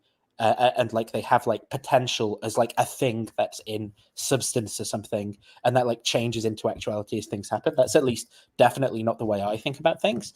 But in this sort of frame of mind, it is the way that things work. And so as things are sort of like changing from potency to act, that's what's sort of like meant by motion here. So it is certain and evident to our senses that in the world, some things are in change, I'm going to say. Now, whatever is in change is put into change by another, for nothing can be changing except it is in potentiality towards that which is changing. Whereas a thing moves inasmuch as whereas a thing acts inasmuch as it is in act. A thing acts upon another in so much as it is actual. Because potential stuff can't act on potential stuff. Stuff can only be acted on by actual stuff. For change is nothing else than the reduction of something from potentiality to actuality. But nothing can be reduced from potentiality to actuality except by something in a state of actuality. So potential. It sounds like Aquinas is sort of saying here, it's not like it doesn't have any physical reality to it that can act on something else. So thus, that which is actually hot as fire makes wood, which is potentially hot to be actually hot, and thereby moves and changes it. I mean, this is sort of to make the point, but it's inessential to the overall argument whether or not there are problems with this particular case. Now, it's not possible that the same thing should be at once in actuality and potentiality in the same respect, but only in different respects. For what is actually hot cannot simultaneously be potentially hot, but it is simultaneously potentially cold. It is therefore impossible that in the same respect and the same way a thing should both be changing and changed, i.e. that it should change itself. A thing cannot change itself. Therefore, whatever is in change must be put into change by another thing that is actual. If that by which it is put into change be itself put in change, then this also must needs be put in change by another, then by another again. And then, this can't go on for infinity, because there would be no first actual changer, and consequently no other changes, seeing that subsequent changes move only inasmuch as they are put into change by the first changer, as the staff moves only because it is put in motion by the hand. Therefore, it's necessary to arrive at a first changer put in motion by no others. And and this everyone understands to be God as well, is obviously, at the end of everything. And we'll come to that, because he sort of gives, so this everyone understands to be God. From what I've understood, he's not necessarily saying that what he said like what he said up to now establishes that this thing is God, like the cause of change, for example. He's just saying, I've said a bunch of stuff which establishes that there must be a cause of changes, for example, or like a first cause. And he's then just sort of telling us, by the way, this is God. He thinks that then subsequent sections in the Summa, he goes through and tries to establish God has this aspect and this other aspect, and sort of build up to establishing at least as much as he thinks you can establish about God without revelation. So yeah, I think from what I understand, he's not saying that what he said hitherto is sufficient to establish the first cause is God. He's just sort of saying, and by the way, this is God. Yeah, that's the thing. And like, that's an aspect of the thing, right? It all fits together with this picture. Yeah, and so I think that's partly why there's an idea that these are a cumulative case, because he sort of identifies one aspect or function that God serves, I suppose, and then another, and then the idea is, well, you put them together, and then you get God. Although he doesn't appeal to the goodness of God in any of his arguments, for example. Has to be argued for separately. But so why don't we talk about this argument itself? Just an argument for the first cause, sort of separately from whether it's God or not. So or first actual thing, I suppose. Well, a first actualizer, I guess. So from what I understood about this, let me just where's this part of my notes? Do you want to share something? If you want to share your screen, just let me know. But no, it's not necessary. It's just for my reference here. So one of his key points here is the distinction between, which you mentioned before, between potency and act. Actuality, or potency and act or actuality, and the idea that change is the coming into being of, change is the actualization of a potency. So a potency is the ability to change or in a certain way or acquire a certain characteristic. And so different things will have different potencies depending on what they are. So you might call these powers or properties, using a different language. So, to use a modern example, electrons have certain properties, and that gives them the ability to interact in certain ways. And so those would, I think, be their potencies, right? Their capabilities of doing certain things. And likewise, that's true for animals and other objects. But his point here seems to be, so that's what he means by change, as I understand it, is the actualizing of different potencies. There's different things that anything can do, and something has to determine when they actually do that thing, like when they change in a certain way, what makes them change. And he seems to think that nothing can change itself, as I understand it. Something else has to actualize their potencies. Well, let's talk about that a little bit. So I think what he's saying is, imagine something has potency, right? So it's potential, but it can't be acted on by that potential, because that potential isn't actual. Yes. So it can't be that the potential of that thing is changing the potential to. It has to be an actual thing that's acting on it, right? Yeah. But that's the step where I think that's correct. But that's when I kind of didn't understand the idea that why something can't act on its actualize its own potencies, because it could it could actually some part of it, at one moment it has certain potencies actualized, and then that actualizes other potencies, and it kind of causes itself to change. So this is where I think that there's this sort of underanalyzed concept of potency and act that just has so many problems with it. Part of the problem is what are the boundaries of the thing that we're referring to, right? So is it if I say this chair is potentially a bunch of things, it's potentially firewood, potentially a bit of Theseus's ship, whatever, but it's actually a chair right now. And I'm where are the boundaries on that? Are they spatial boundaries? Are that, if you refer to me as a person, are there different parts of me that are in potency and act to different degrees?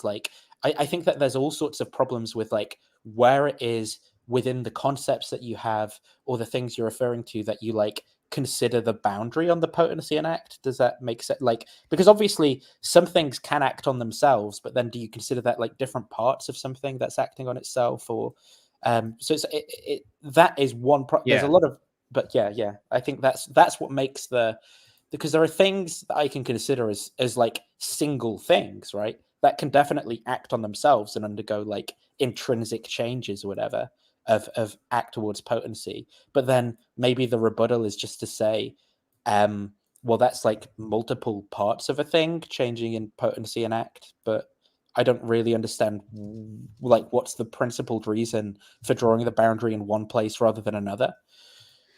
Well, yeah, and I think so. My understanding is that Aquinas would say that what differentiates like one thing from another is its form, which is sort of what gives it its essence, right? And its form is something that's supposed not to change. And so I don't exactly know how you identify forms of different things from one another. So, but that's probably what he's going to appeal to in order to say, this is the form of something which determines its potencies. Like think of like a nuclear reactor. Like it acts on itself to actualize. It's not like it is the nuclear reactor that acts on itself to cause a fission chain reaction. Like I don't understand. So then do you say, well, like the fuel source and the rods are like different things, and I don't really understand. Yeah, well, he says nothing can be reduced for. Hang on, no, it's not that section. Yeah, it is not possible that the same thing should be at once in actuality and potentiality in the same respect, but only in different respects. And then if you skip the fire example, he says it is impossible that in the same respect and in the same way, a thing should be both mover and moved, that it should move itself. So that's why I say that it seems like he doesn't think that something can change itself. That's what he means by move. It's like changing essentially. Therefore, whatever is in motion must be put in motion by another. But this is what I don't understand. That why is it? So suppose you have something that has different potencies, like there's different things that it can do. Why can't something that changes cause a different change within itself that then cause a different change? Right. He says, well, yeah, but that's in it can't be. I get what you mean. The mover and the moved in the same respect. But why does it have to be in the same respect? Why can't it be in different respects? I'm not sure I understand that. Yeah, I get what you mean. So I'm trying to think of like a good example to give. Maybe it would be like I don't know, like wood that's arranged as a table, and then you're like, okay, well that is potentially hot, right? But then as it gets hot, like its potentiality with respect to something else actually increases, even though it's actually increasing in temperature as it gets hotter, but its potential now as bits of ash is like its potential to be something else is greater. Is that sort of like what you're getting at?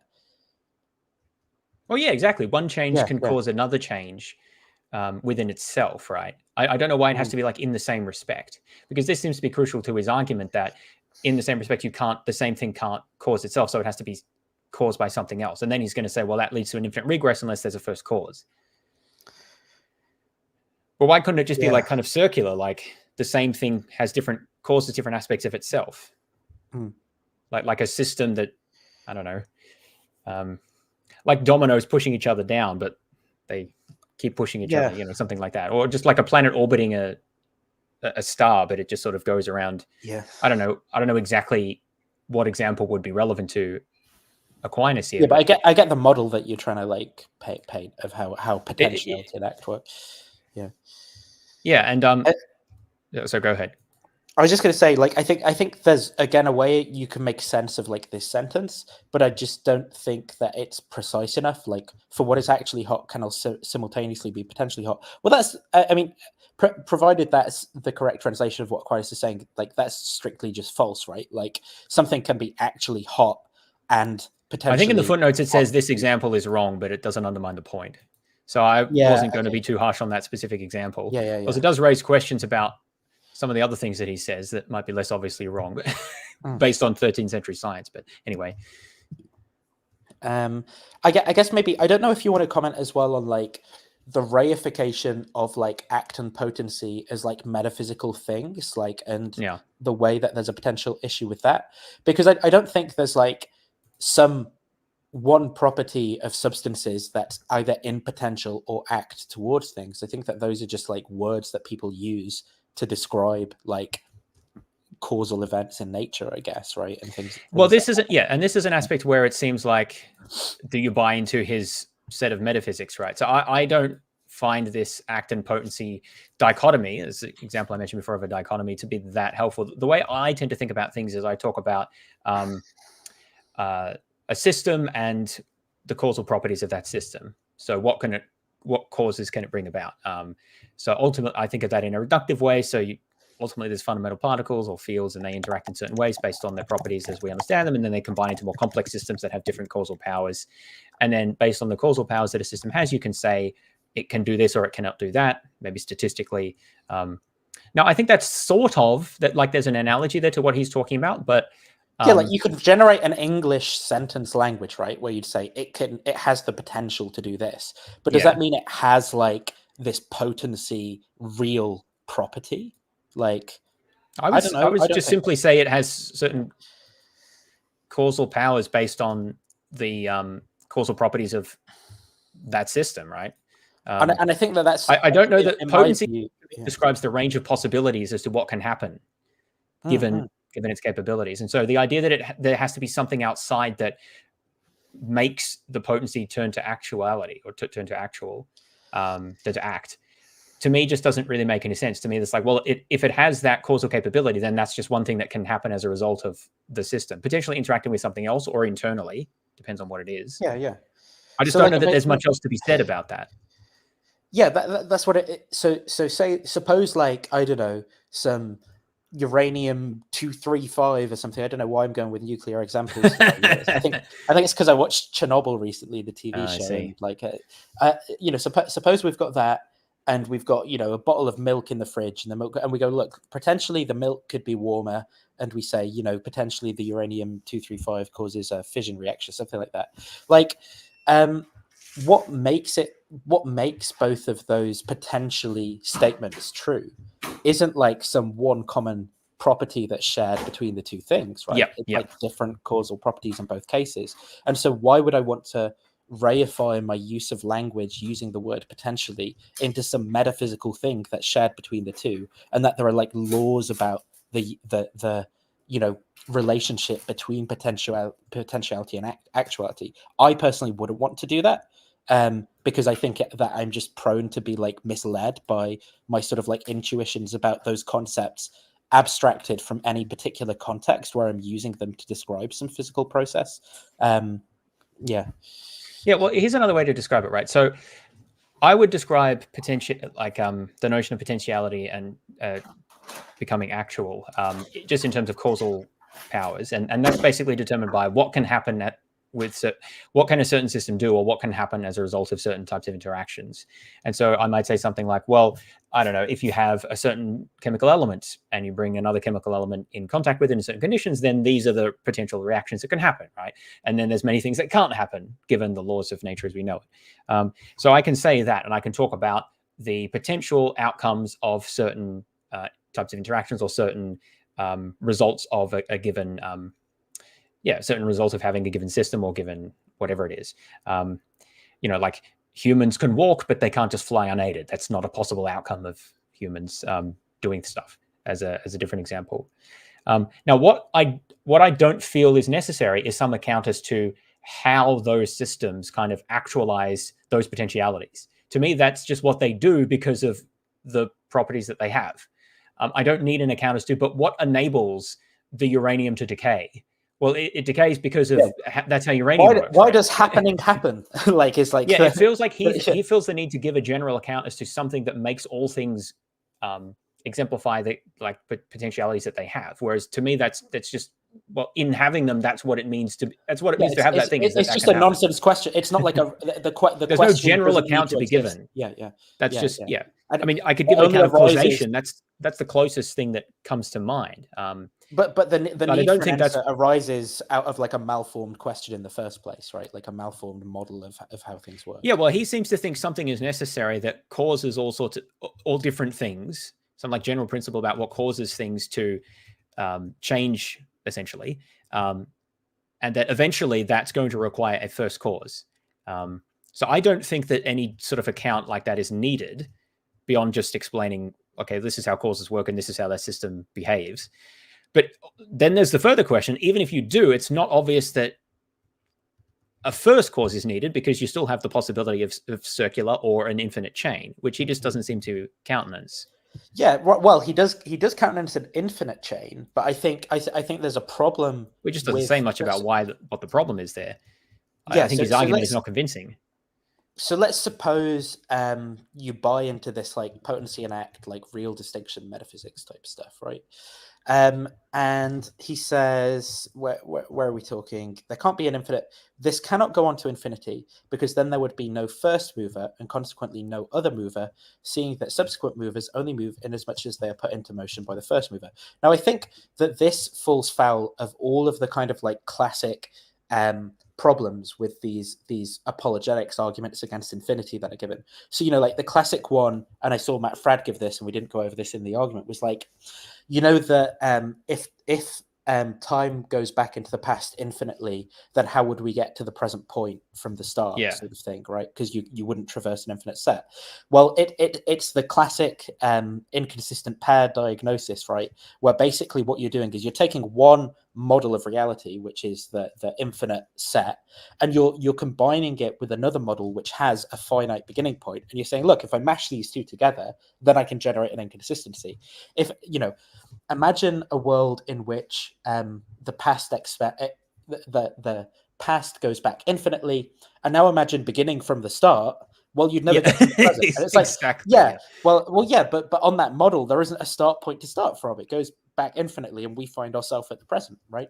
And similarly, with act and potency, if we imagine an infinite chain of act and potency back, we don't have to imagine if we start from the first if we start from the first potency, how do we get to actuality? Because there isn't a first potency for every thing that is in potency back in the chain. There is something in actuality acting towards it because it's an infinite chain. And so it's only when you take, two inconsistent models of reality and put them together that you generate this type of tension and contradiction. And so it's just an oversight really in the counter argument being given here. Yeah, I think his argument against the infinity is very lacking. And some of the arguments that Craig gives for the impossibility of an infinite regress, he's talking specifically about temporal regresses, but it seems to be those issues seem to be relevant here as well.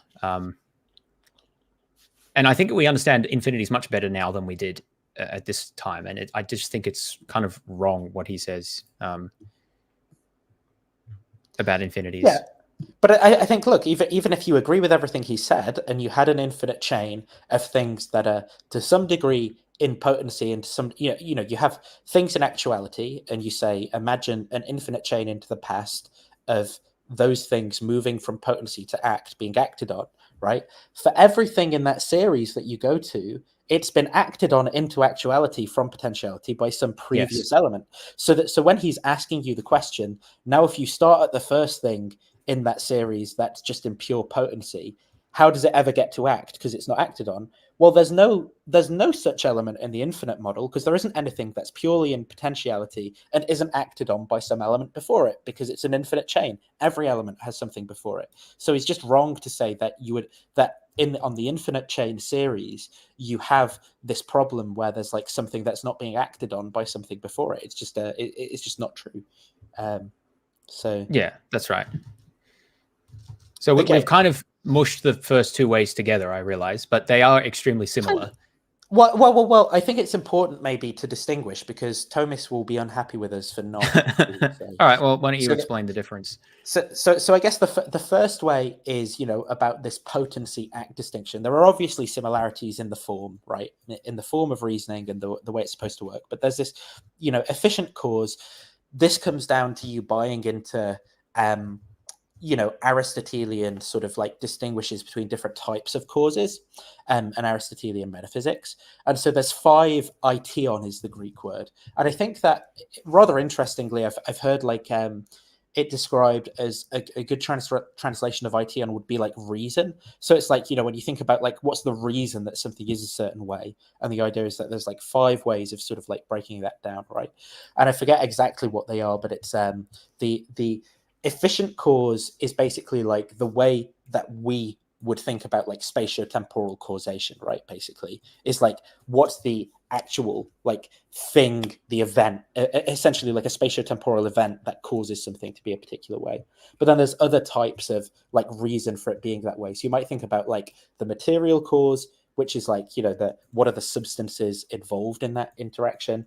You might think about the final cause, which is like the teleology. Let me just bring it up. What are the 5 Aristotle? I thought there were only 4. Oh, maybe it's 4. Maybe I'm wrong because You missed. Wait, which one did you miss? The formal cause. Yeah, so we have the material, formal, efficient, and final. So yeah, the material cause of a change or movement. That's the composition of a thing. So I guess almost I think the material cause would actually even be like, the potency and act distinction would come under that, right? Like that would be like in the material cause is like the potency and act in the substances. The second cause, the formal cause, the change of arrangement of something, the form of it, again, it's kind of difficult for me to get in the mindset of really understanding what these things are. Because again, I don't think that there is like formal causes. I think that there's just like stuff spatially arranged. I don't know. So the efficient cause is like an event, the agency of the change of a movement. And then the final is like what it's becoming. So to become like a seed is becoming a plant or something. Yeah. It's acted on that way. Yeah. So yeah, you were right that there's 4 and not 5, and I misremembered my Aristotelian metaphysics. Obviously, I mean, so to frame this all in like the history of philosophy, there are a couple of reasons for the downfall of Western civilization that Thomas will appeal to. One of which is the University of Being heresy by Duns Scotus and of course the Enlightenment thinkers. So obviously, the downfall of the West and woke politics is all the result of the University of Being heresy. And if we didn't have that, then the Catholics would rule the world. The second reason for the downfall of the trad West is what's his name? Francis Bacon in the New Organon created modern science and said that all we needed is efficient causes. And all the modern scientists bought this heresy, which is of course false because we need all the other types of causes. But I tend to think that I think that the paradigm of thinking of like Thomism and Aristotelianism is incredibly different from the modern way in really significant ways.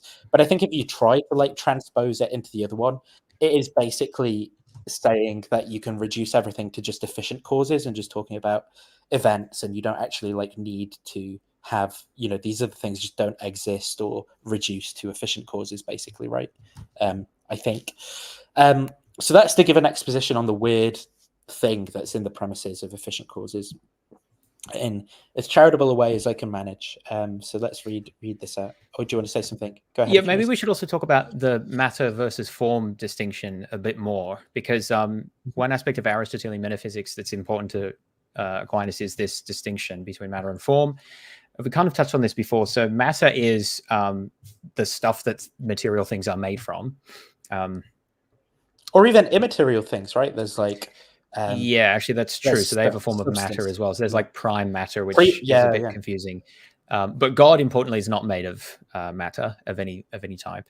So the material cause is like the cause in the matter that stuff is made from. And matter is associated in Aristotelian thinking with potency, right? The idea is that prime matter, which is sort of like the most basic form of matter, is pure potentiality. Yeah. So it's that means it has the capability to adopt many different forms, adopt any many different form. yeah, ultimately any form, yeah, if it's prime matter, I guess. And then matter is contrasted with form, which I think of as like structure, but I don't know that that's the precisely correct, but sort of like the way something is arranged, the way it is. And form is associated with actuality or act because it's supposed to be not changing. So matter is changeable because it has many potentialities. Sorry? This is what gets to like the essences. So, you know, like the nouns that we use to describe things like tables, chairs, people, whatever, right? Like they're forms of things, but the matter that makes up a table or a chair can go on to become other things. And I guess maybe there's some distinction between the two, even though the two like overlap for a period of time. This is how Aristotle, or at least Aquinas did, I think Aristotle as well, understood change through time. So something like the ship of Theseus, for example, the ship of Theseus, the form of the ship is the thing that stays constant over time, whereas the matter that it's made of can change. Matter is changeable, but the form of the ship, I don't know precisely how you define the form in that case, but it's something more sort of functional, perhaps, or maybe to do with the purpose of the ship. So that would link to teleology as well. Or in terms of modal properties, I've seen it put like. Yeah. So the modal properties are what will go along with the form of something, or the form will determine the modal properties. So it's the things that are consistent. Whereas the matter can change, and it can change into different forms, and it can become different things. So this is a distinction that's very important to Aristotelian and to Thomistic metaphysics. And so that's also why you have different causes, because you can have the material cause, which relates to the causes of matter, like changing. Matter is changeable. And then there's form, which is more constant because it defines the sort of modal properties, the essence of something. But you can have causes of, you can have a formal cause, which relates to the form. And then there's the final cause, which is what something is for, what its purpose is. And then together with all this is efficient cause. And to be honest, I'm not entirely sure I understand the relationship between efficient cause and formal versus material causes. But I think, in modern scientific terms, we wouldn't really accept that material and formal cause are distinct. We would just sort of identify them with efficient causes, or perhaps different subsets of efficient causes. So in the case of the ship of Theseus, you could say, well, you could focus on what it's made of, the materials, the actual specific planks or something, or you could focus on it defined functionally as a ship that has a certain purpose, or as a piece of property that's at a high level of abstraction. Both of those, though, we would regard as kind of different ways of characterizing just sort of stuff in reality, at different levels of abstraction. And we wouldn't regard them as sort of metaphysically different, I think. At least I wouldn't. And I think that the modern scientific understanding wouldn't put them in separate metaphysical classes. And so the type of cause that's appealed to in, say, modern biology, for example, is largely an efficient cause. And the notion of final cause is largely rejected from modern scientific reasoning as well. So I think it's, in a sense, appropriate to regard this reduction of everything to efficient cause, or rejection of other notions of, at least metaphysically distinct notions of cause, as being a major difference between Aristotelian thought and sort of contemporary thought, or at least, contemporary sort of scientific or post-Enlightenment thought. So the second way is kind of interesting because it's appealing specifically to efficient causes. So in some way, we don't need to appeal to like the material or the formal cause or final cause. Or the fifth way appeals to final cause more specifically. But this form matter distinction is important because in appealing to the properties of matter versus form, that is how Aquinas tries to argue for certain properties of God, attributes of God. For example, he argues that God can't be material in any way because matter is changeable, but God is not changeable, essentially. So, so God is more identified with form. God is pure act, which is what form is like. It's purely pure essence, essentially, which I think is kind of what is meant by his being itself, although that's the closest I can get to it. No, his essence is existence. That was the... Well, yes, exactly, right. So that's the form of God is existence. There's no distinction. Form is structure and functional organization together, as I say. That's how I understand it as well. So we have those notions in contemporary like science and philosophy, but we don't regard them as metaphysically distinct, I think, in the same way that Aristotle did. But I don't know that it's just structure and functional organization though, because it does seem to go sort of beyond that to like, you know, the what are they called, the quiddities of a thing and its hexaeties. Yes, actually, that's fair. Yeah. That's part of it as well. It's hard to give a precise definition because I don't think it it's reduces like to what it is. any modern concept. I think. Well, I think it relates quite heavily to sort of like natural language, though, and like the way that we would talk about things and the type of things that we want to say exists. And, you know, we want to say, this is, I think, to explain the motivation, that in ordinary language, there are all sorts of like sentences that we say, like people, chairs, tables, cups, etc., exist, and, you know, they feature they feature in our lives and stuff. And we want to provide some account of their existence that's real, right, and isn't like nominal. And so we create these metaphysical entities called essences that are somehow like coextensive with the matter on this account. And it relates to, you know, structure and function and so forth, but it's like it's something else as well that's like in the thing, but not just the matter. And I think that's where you and I would obviously disagree with those points of view. But yeah, I think to the extent that there is a notion that corresponds to form in modern sort of scientific and a lot of philosophical reasoning, it's function and structural organization. But you're right. I think the Aristotelian notion is not quite that. Yeah, because you can grasp the essence as well, right? You can the forms are grasped by the intellect. Like there's this distinct process of understanding on this view, where like for me to understand, when I learn about things, the forms that are in the things somehow like make their way into my intellect, and that's how I grasp concepts. And then this kind of like talk of reasoning, in terms of, you know, my like deducing what's contained within the predicate or whatever, is because my intellect has like grasped that essence, right? So I can actually like reason about that thing by just consulting the form of it, which is like in my mind the same as it's in the thing. So it's something beyond like a representation. It's like mentally graspable as well. Yes, that's right. And Aquinas had a lot to say about like the mind and cognition as well, which I didn't read through in detail. So I think he probably has something to say about quite how the mind is able to grasp forms. But I think that there were some issues here because there's a question about how, because forms are kind of abstract as well, not abstract in a Platonic sense, like an abstract object. Aristotle Aquinas didn't believe in that, but it goes beyond just like the sensible aspects of something. It gets to its sort of essence. And it's somewhat unclear how we grasp that through the senses. There's sort of complexity there, but I don't fully understand how that works out. But anyway, so coming back to the first two ways. So the first way and the second way are, in my opinion, very similar. The first way is... Can I trigger Thomas? Oh, they're both just the Kalam. They're both just the Kalam cosmological. Oof. Well, they're not going to like that. So the Kalam cosmological argument is about a first temporal cause of the universe, whereas the first and second ways are not about a first temporal cause. However, I do agree with you in the sense that most of what is said in the argument, like in defense of different subclauses, is going to be pretty similar, like the impossibility of an infinite regress, for example. A lot of that's going to be pretty much the same.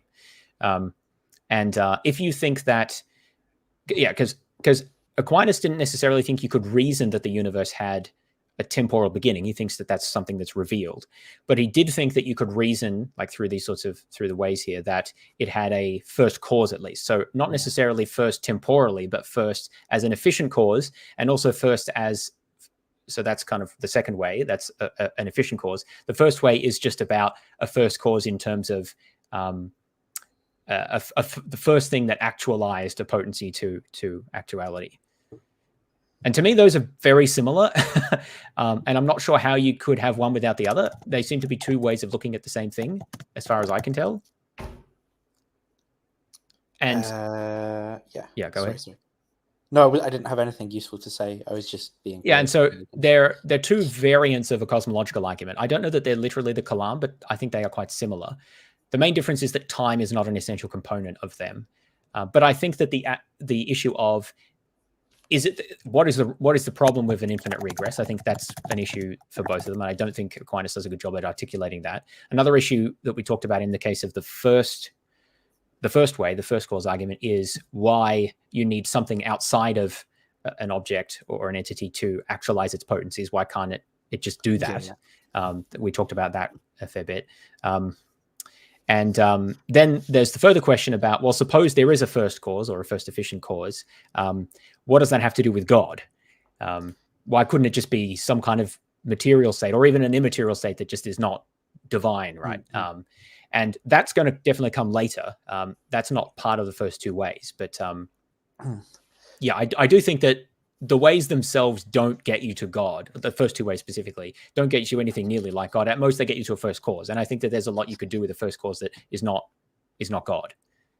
But I guess even though the structure of the first three ways really is very, very similar, I guess the sort of like thought is that there's these three independent, distinct metaphysical aspects to reality that we agree upon, and sort of like reasoning about those three independent aspects leads you to the same sort of outline of a thing, right? And that's how you get your reasoning your way to God. And like you combine all of these and they all fit together nicely into this coherent picture of reality wherein there's a first cause and we start trying to like build attributes out from what each of those ways can tell us about the nature of that thing. Okay, so the second way, I'll just read quickly then. Second way is from the nature of the efficient cause. In the world of sense, we find there is an order of efficient causes. There is no case known, neither is it indeed possible, in which a thing is found to be the efficient cause of itself. So it would be prior to itself, which is impossible because efficient cause is there's like a temporal notion built. Well, I don't think he's saying temporal necessarily there. Oh, okay. You think it? Okay. Anyway, I think he's saying causally prior, because nothing can actualize its own potencies in the same sense, right? It's what we were saying before, I think. Now, in efficient causes, it is not possible to go on to infinity because in all efficient causes following in order, the first is the cause of the intermediate cause, and the intermediate cause is the cause of the ultimate cause, whether the intermediate cause be several or one only. Now, to take away the cause is to take away the effect. Therefore, if there be no first cause among efficient causes, there will be no ultimate, nor any intermediate cause. But if in efficient causes it's possible to go on to infinity, there will be no first efficient cause, neither will there be an ultimate effect, nor any intermediate efficient causes, all of which is plainly false. Therefore, it is necessary to admit a first efficient cause to which everyone gives the name God. And so I guess, again, I'm going to say that like the biggest weakness of this is that, you know, it just doesn't adequately explore alternative kind of like models of efficient causes there. So those the main alternative models being like circular dependency of efficient causes and an infinite regress of, obviously it talks about an infinite regress, but it's the exact same problem whereby, you know, that is only inconsistent if you ask the question, well, if there's no first efficient cause, but obviously in an infinite series, there is no first efficient cause because every single cause infinitely back, every efficient cause is preceded by an efficient cause. And so there's no problem of like what happens from the first efficient cause, right? That's just not a thing that happens on that model of the world. I think that's the biggest kind of downfall of this. Of course, one could give it, you know, I think the modern Thomist will probably then move to like, you know, some of the sort of like contemporary philosophy of religion discourse we see about like infinities and whether or not they can exist. Yeah, and that's where it's just sort of in continuity with other cosmological arguments. But I think it's worth commenting, though, that, you know, I did see at least Matt Fradd give these like these philosophical defenses of the impossibilities of infinities, and I think that they're just clearly wrong, right, and mistaken. Now, there might be additional reasons you can bring to bear to sort of like dismiss circular or infinite causes, but this is not a good reason to do away with them. Is there anything else you want to say on the second way? No, I think I've said enough on the first two. Let's move to the third. Okay. So the third way. So this is you know, going to be kind of like translated as like a contingency argument, but I think it's important to state that the sense of contingency and possibility in Aristotelian metaphysics is once again different from like, you know, contingency and possibility as you might understand it in like contemporary contingency arguments and things like that. So I'm just going to read it though, and then we can go. Yeah, So go ahead. the third way is taken from possibility and necessity, and runs thus: we find in nature things that are possible to be and not to be, since they are found to be generated and to corrupt, and consequently they are possible to be and not to be. But it's impossible for these always to exist, for that which is possible to not to be at some time is not. That is not at some time. Therefore, if everything is possible not to be, then at one time there could have been nothing in existence. Now, if this were true, even now there would be nothing in existence, because that which does not exist only begins to exist by something already existing. Therefore, if at one time nothing was in existence, it would have been impossible for anything to have begun to exist, and thus, even now, nothing would be in existence, which is absurd. Therefore, not all beings are merely possible, but there must be something the existence of which is necessary. But every necessary thing either has its necessity caused by another or not. Now, it's impossible to go on to infinity in necessary things which have their necessity caused by another, as has already been proven in regard to efficient causes. Therefore, we cannot but postulate the existence of some being having of itself its own necessity, and not receiving it from another, but rather causing in others their necessity, and this is what all men mean by God. Hoc omnis intelligent deum. Okay, what do you want to say? I think this one is particularly hard to understand. He says, so yeah, everything that exists, well, pretty much everything that exists, God, it would be an exceptional that God doesn't exist, but it could not have existed. Like it's contingent is what we would say. But he says here, and I it is think impossible. the sense, oh, sorry, just to say, I think that sense of contingency and possibility is like more connected to like temporality as well, you know, in the sense of rather than it being like impossible worlds or something like modern analytic philosophers think of it, it's more like, you know, at some time does not exist or something like that. Well, I think that has to be the case because of what comes next, which is to say that he says that if everything is possible not to be, then at one time there could have been nothing in existence. So from what I've read, it's a lot of commentators find it hard to understand what he's trying to say here, because the fact that things are contingent, even if everything is contingent, it doesn't follow that there was a time when nothing existed. Well, I think this is though that so there's a strain of thought in like classic thinking around modality, which is that for something to be possible is for it to be true at some time and false at some other time, and then you can like metaphysically reify that into some like, you know, necessary statement about possible things is like at some time they're true and at some other time they're not true. Like that's, for example, well, it seems like a lot of Stoic things logic. are just never true, right? A lot of possible things are just never true. That's how I would understand it. They just never. I think that people who take this view basically like bite a bullet on logical consistency, and so they would say like if it's never true, then it's not possible or something, right? So I'll tell you where I'm familiar with this more so from is like in the Stoic school of thought. So there's this discussion about like conditionals and necessity, and within that discussion, you know, the idea is that a conditional is like necessary if it's true at all times, and if at some time it's not true, then it's not like necessary and stuff like that. And I think that some of these people just like bite a bullet on consistency, and it does lead to like ways of using words like possibility and contingency that are not really how people think about them in like a modern analytic paradigm of contingency and necessity, I think. I mean, what does Aquinas then mean when he's saying we find in nature things that are possible to be and not to be? We never find anything that isn't, right? So the idea of something possibly being different is entirely hypothetical. That's why it seems obvious to me that if you say things are possible, then... Well, I think if you index it to time, right? So suppose you're talking about like, let's use Thomas Aquinas himself as an example.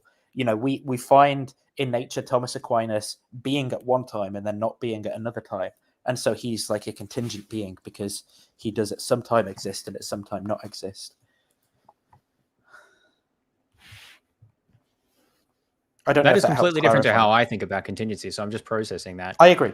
Yeah, I agree. I don't think it's how I think about the idea. I mean, contingency. something that exists eternally could still be contingent. Obviously, not on that definition, but I don't think on that view. Yeah, but yeah. But surely that's not what Aquinas is saying. I think if the so. universe existed eternally, it's still contingent, surely. I actually don't think so, but so think about what he says about necessary things that are always the case. He's like, their necessity is caused by another, and the reason that makes sense, like say on his view, take something like a statement like 2 + 2 = 4. It's like always true, and that's like in virtue of every time it being true. Does that make sense? Like if it ever became the case that 2 + 2 = 5, because God changed maths or something. I mean, I don't know exactly what Aquinas would have to say about these things, but then it would be like contingent because it changes. And so you have to, if you think in his framework here, or at least what I'm saying is his framework of, examples of things that would be necessary. And then the sort of like paragraph that he gives on the causes of things being necessary, he's like referring there to things that are it's always the case that they're true.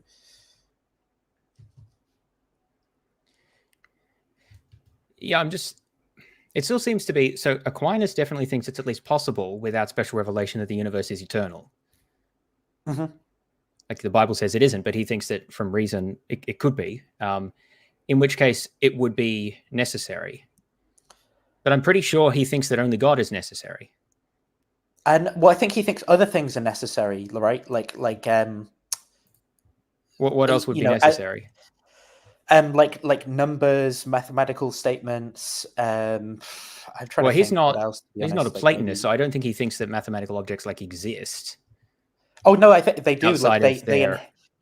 but that's not going to be necessary because any sense in which they exist is going to be temporal, right? Yes. But they always true at all times. They're instantiated at all times. But they're not necessarily always instantiated, right? They could not be instantiated. Like what about the number? What about an arbitrarily high number that's never instantiated? I mean, I don't know exactly. Or arithmetic truths about those. I'm not saying that there aren't necessarily problems you can come to on this view, but I do think that this is the view, and I think that it's only when you think about you have to think about contingency from our paradigm to like sort of like show why it's a superior paradigm, if that makes sense. Like I agree with what you're saying. Like that's probably those sorts of questions are a better way of making sense of like these could statements that we say and things like that by considering them and how we'd interpret them. But I do think that Aquinas is not thinking in that framework. I think he's thinking in terms of this like temporal sense. And the other way I've seen it said is like dependency as well.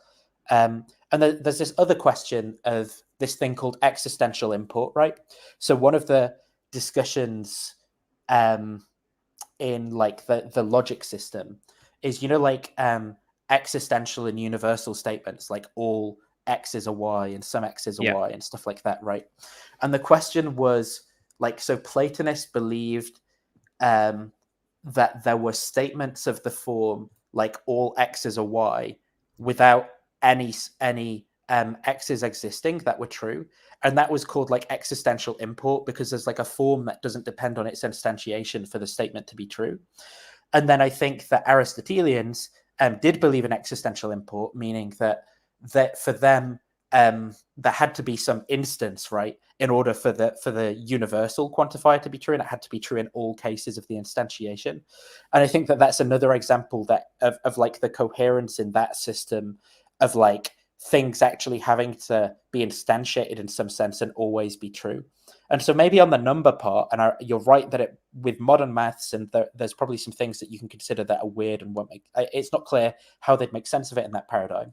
But I think that they would always say that these like mathematical statements are like instantiated in the things that exist, because it would always be true. Like if you take one thing and one thing, it equals two. and like the numbers are Yeah. instantiated in that reality or something like that.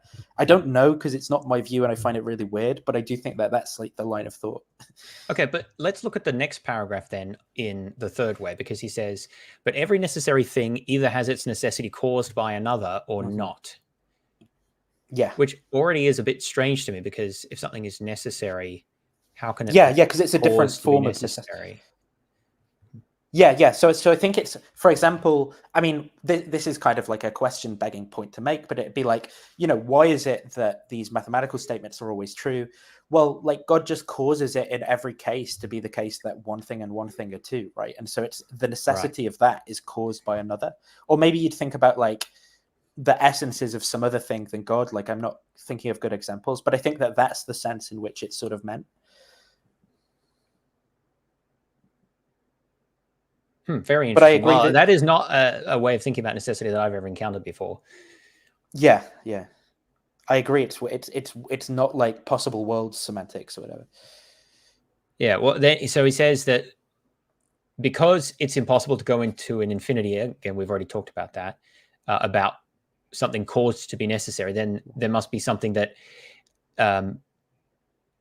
is necessary by its own nature, that doesn't receive it from something else, and that's God. So it seems that he is saying that there's only one thing that's at least necessary in and of itself, that other things are somehow caused to be necessary.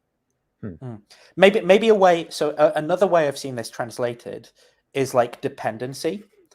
So rather than thinking of things like a sustaining dependency, if that makes sense. So I don't know. Think about like.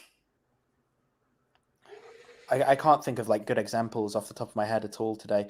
But like, I don't know, the Earth and the atmosphere or something is like a sustaining dependency for your existence, and that has to like be in place, right? But that's contingently so. That's the case, and then something that always has to be true and is necessary is like the existence of the cosmos as a whole for that contingent thing to exist. So that's like a necessary thing that exists.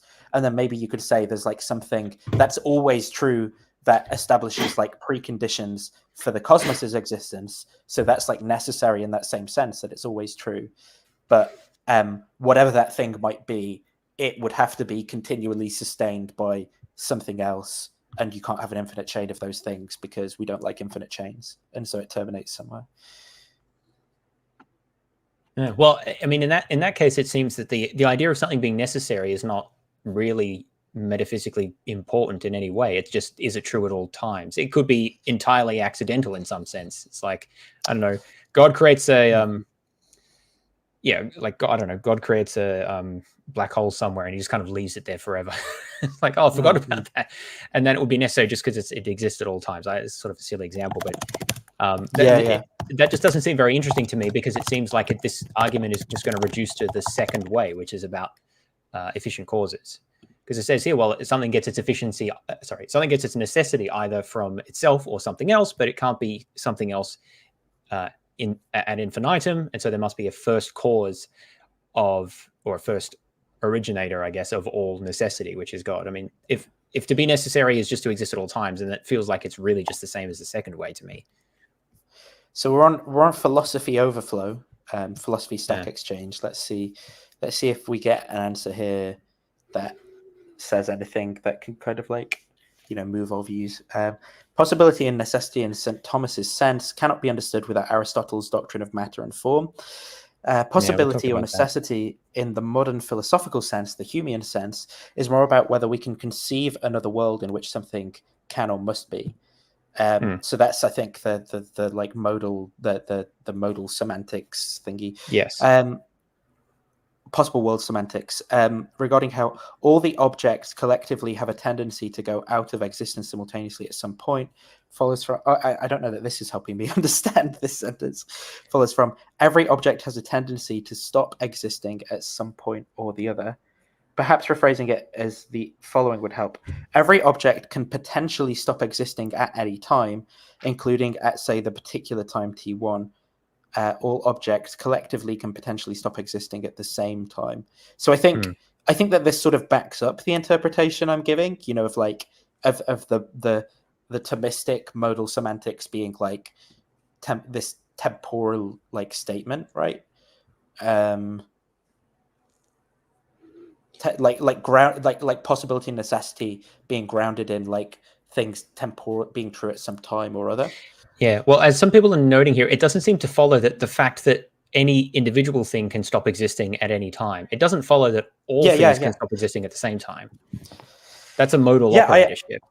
Oh well, this is the point that, like, you know, when Russell came up with the universal and existential quantifier, you know, in like the new logics or whatever, this was the point he made, was that he said, like, look, if you precisify the argument that he's making in this language, you can see that there's a quantificational shift that goes on. Like, you know, saying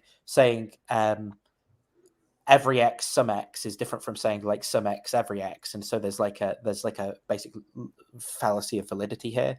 It's just an invalid argument because the quantifiers get shifted around in the argument in a way that they shouldn't. Well, that was what struck me as soon as I read it, that it just doesn't seem to be the case, even aside from this issue about exactly how you understand necessity. It just doesn't seem to be the case that because any particular thing, it doesn't follow from all things being a contingent that everything, the set of everything, is contingent,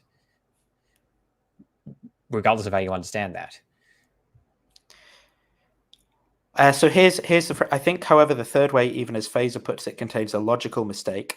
What we have proven is that if everything is contingent, that only those things which exist here and now, the world of contingent things, at a given instant, must have had a beginning in time, before which other contingent things, which...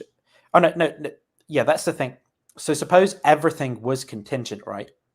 There's some time at which that thing did not exist, but it doesn't tell you anything about whether there is like an infinite chain of contingent things or not. Do you know what I mean? Like, as in, well, again, he thinks, Aquinas thinks that there can't be these infinite chains. Yeah, of course he thinks that, but I think that this is again just like a mistaken model. So he's saying, because, you know, if everything were contingent, there would be some time at which everything did not exist. But that's not true, because you could have everything existing at different times, right? Yeah. Yeah. I think the third way is just a mess. I can't make sense of what it's supposed to be saying that's distinct from the first two ways. I mean, I do think it's saying something distinct in that it's about this different aspect of metaphysics. I mean, that we obviously think is like a mistaken version of modality, but... well, it appeals to the notion of necessity, but necessity doesn't seem to be doing the work here. What does the work is the impossibility of a regress of causes, which is the same as the second way. I agree. Yeah, but it's a different type of cause, I suppose. I guess you could say relevant that. Point. It's a cause of making something necessary rather than being like change or efficient cause. Yeah. And I think that that's the only relevant point, is like all of these different metaphysical aspects combined together to support each other. But I agree, like the form is basically the same, and we in a modern framework would probably like, suppose we take the modal semantics on Aquinas' own terms, we would probably understand that claim just in terms of efficient causes, right? About why things, why is it true that some things exist at some times and not others? Well, that reduces to some like facts about events in space-time, not like, you know, properties of things or something. I'm happy to move on to the fourth way, but I'm also quite hungry, so I'm going to grab some food, and you can tell our esteemed audience what the fourth way is, because I don't know. Okay, so good luck with that one. Okay, yeah, so I shall do that. So the fourth way is, I forget actually, is the fourth way the degrees of, one of the upcoming ones degrees of being, and one of them is like a teleological argument, and I forget which is which, so let me just make sure I've got them in the right order. The fourth way is taken from, the degrees of being, that's this one, the gradation to be found in things. So basically the idea here is like, you know how we talked earlier about like the nobility of some of the sciences, right?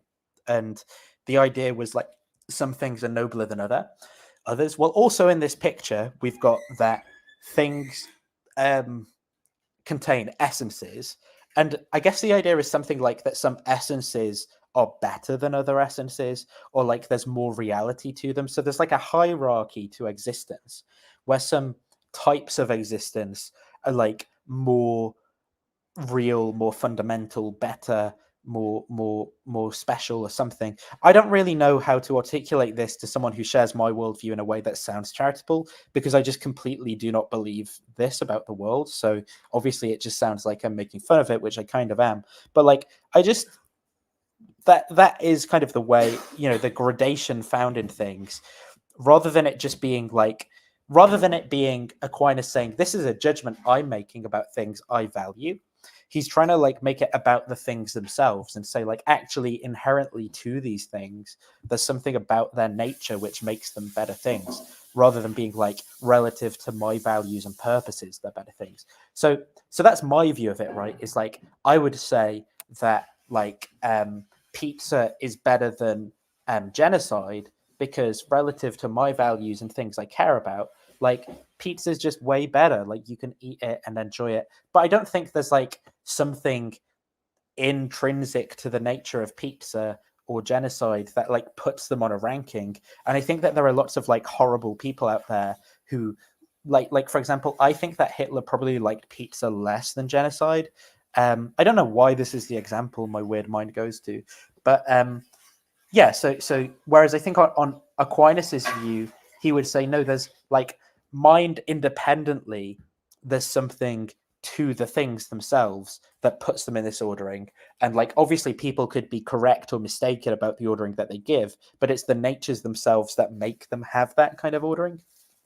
So moving on from that, then let's go into the reading the actual way. So the fourth way is taken from the gradation to be found in things.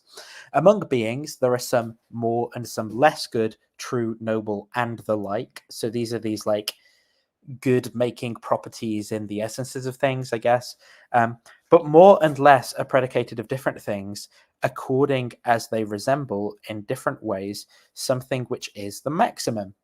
As a thing is said to be hotter, according as it more nearly resembles that which is hottest, so there is something which is truest, something best, something noblest, consequently, something which is uttermost being.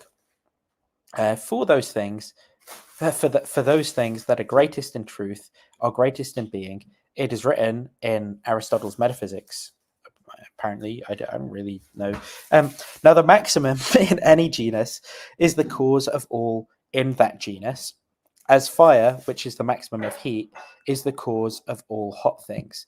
Therefore, there must also be something which is to all beings the cause of their being, goodness and every other perfection, and this we call God. So I think you can see here sort of how profoundly mistaken Aquinas's medieval worldview is in and how the kind of like reification of grammar is leading him into having like these metaphysical views which are just sort of like unsustainable in light of all the things that we think about the world today as modern people. And so he's saying like, yeah, the essences of these things are more and less like good, true, noble, or whatever. But then there's this like assumption built in that there is like a hierarchy. And because grammatically, right, so grammatically, there's two types of things that we say that are relevant to the argument. We say sometimes these relative statements like that is better than that. Like, I don't know, calzone pizza is better than deep dish pizza or something. And that's like relative to one. But there's also this different grammatical type, right, which is an absolute type, which is best. So rather than just better, we say best. Rather than saying gooderer, we say the goodest. And rather than saying nobler, we say the noblest, right? And I guess Aquinas thinks that because of this sort of quirk of grammar, that means that there is, in fact, one thing that exists in this hierarchy. Again, I don't know what the argument is to think that we can reify grammar into metaphysics in this way. I mean, just because there's a singular adjective that we can use doesn't mean that there is that is actually the way the world is. That could just be the way that people talk about things, and it actually doesn't map to like the metaphysics of things as such. I mean, that happens to be my view about things, right? I think that, you know, I can say like, oh, hot dogs are the best, but that doesn't like commit me to some metaphysics of like degrees of being or something like that, like Aquinas seems to think it does. So I think that that's going to be like a big sort of issue with this view, is that most people are just not going to think that there's this degrees of being. I guess you really need the singular adjective best to like imply one thing.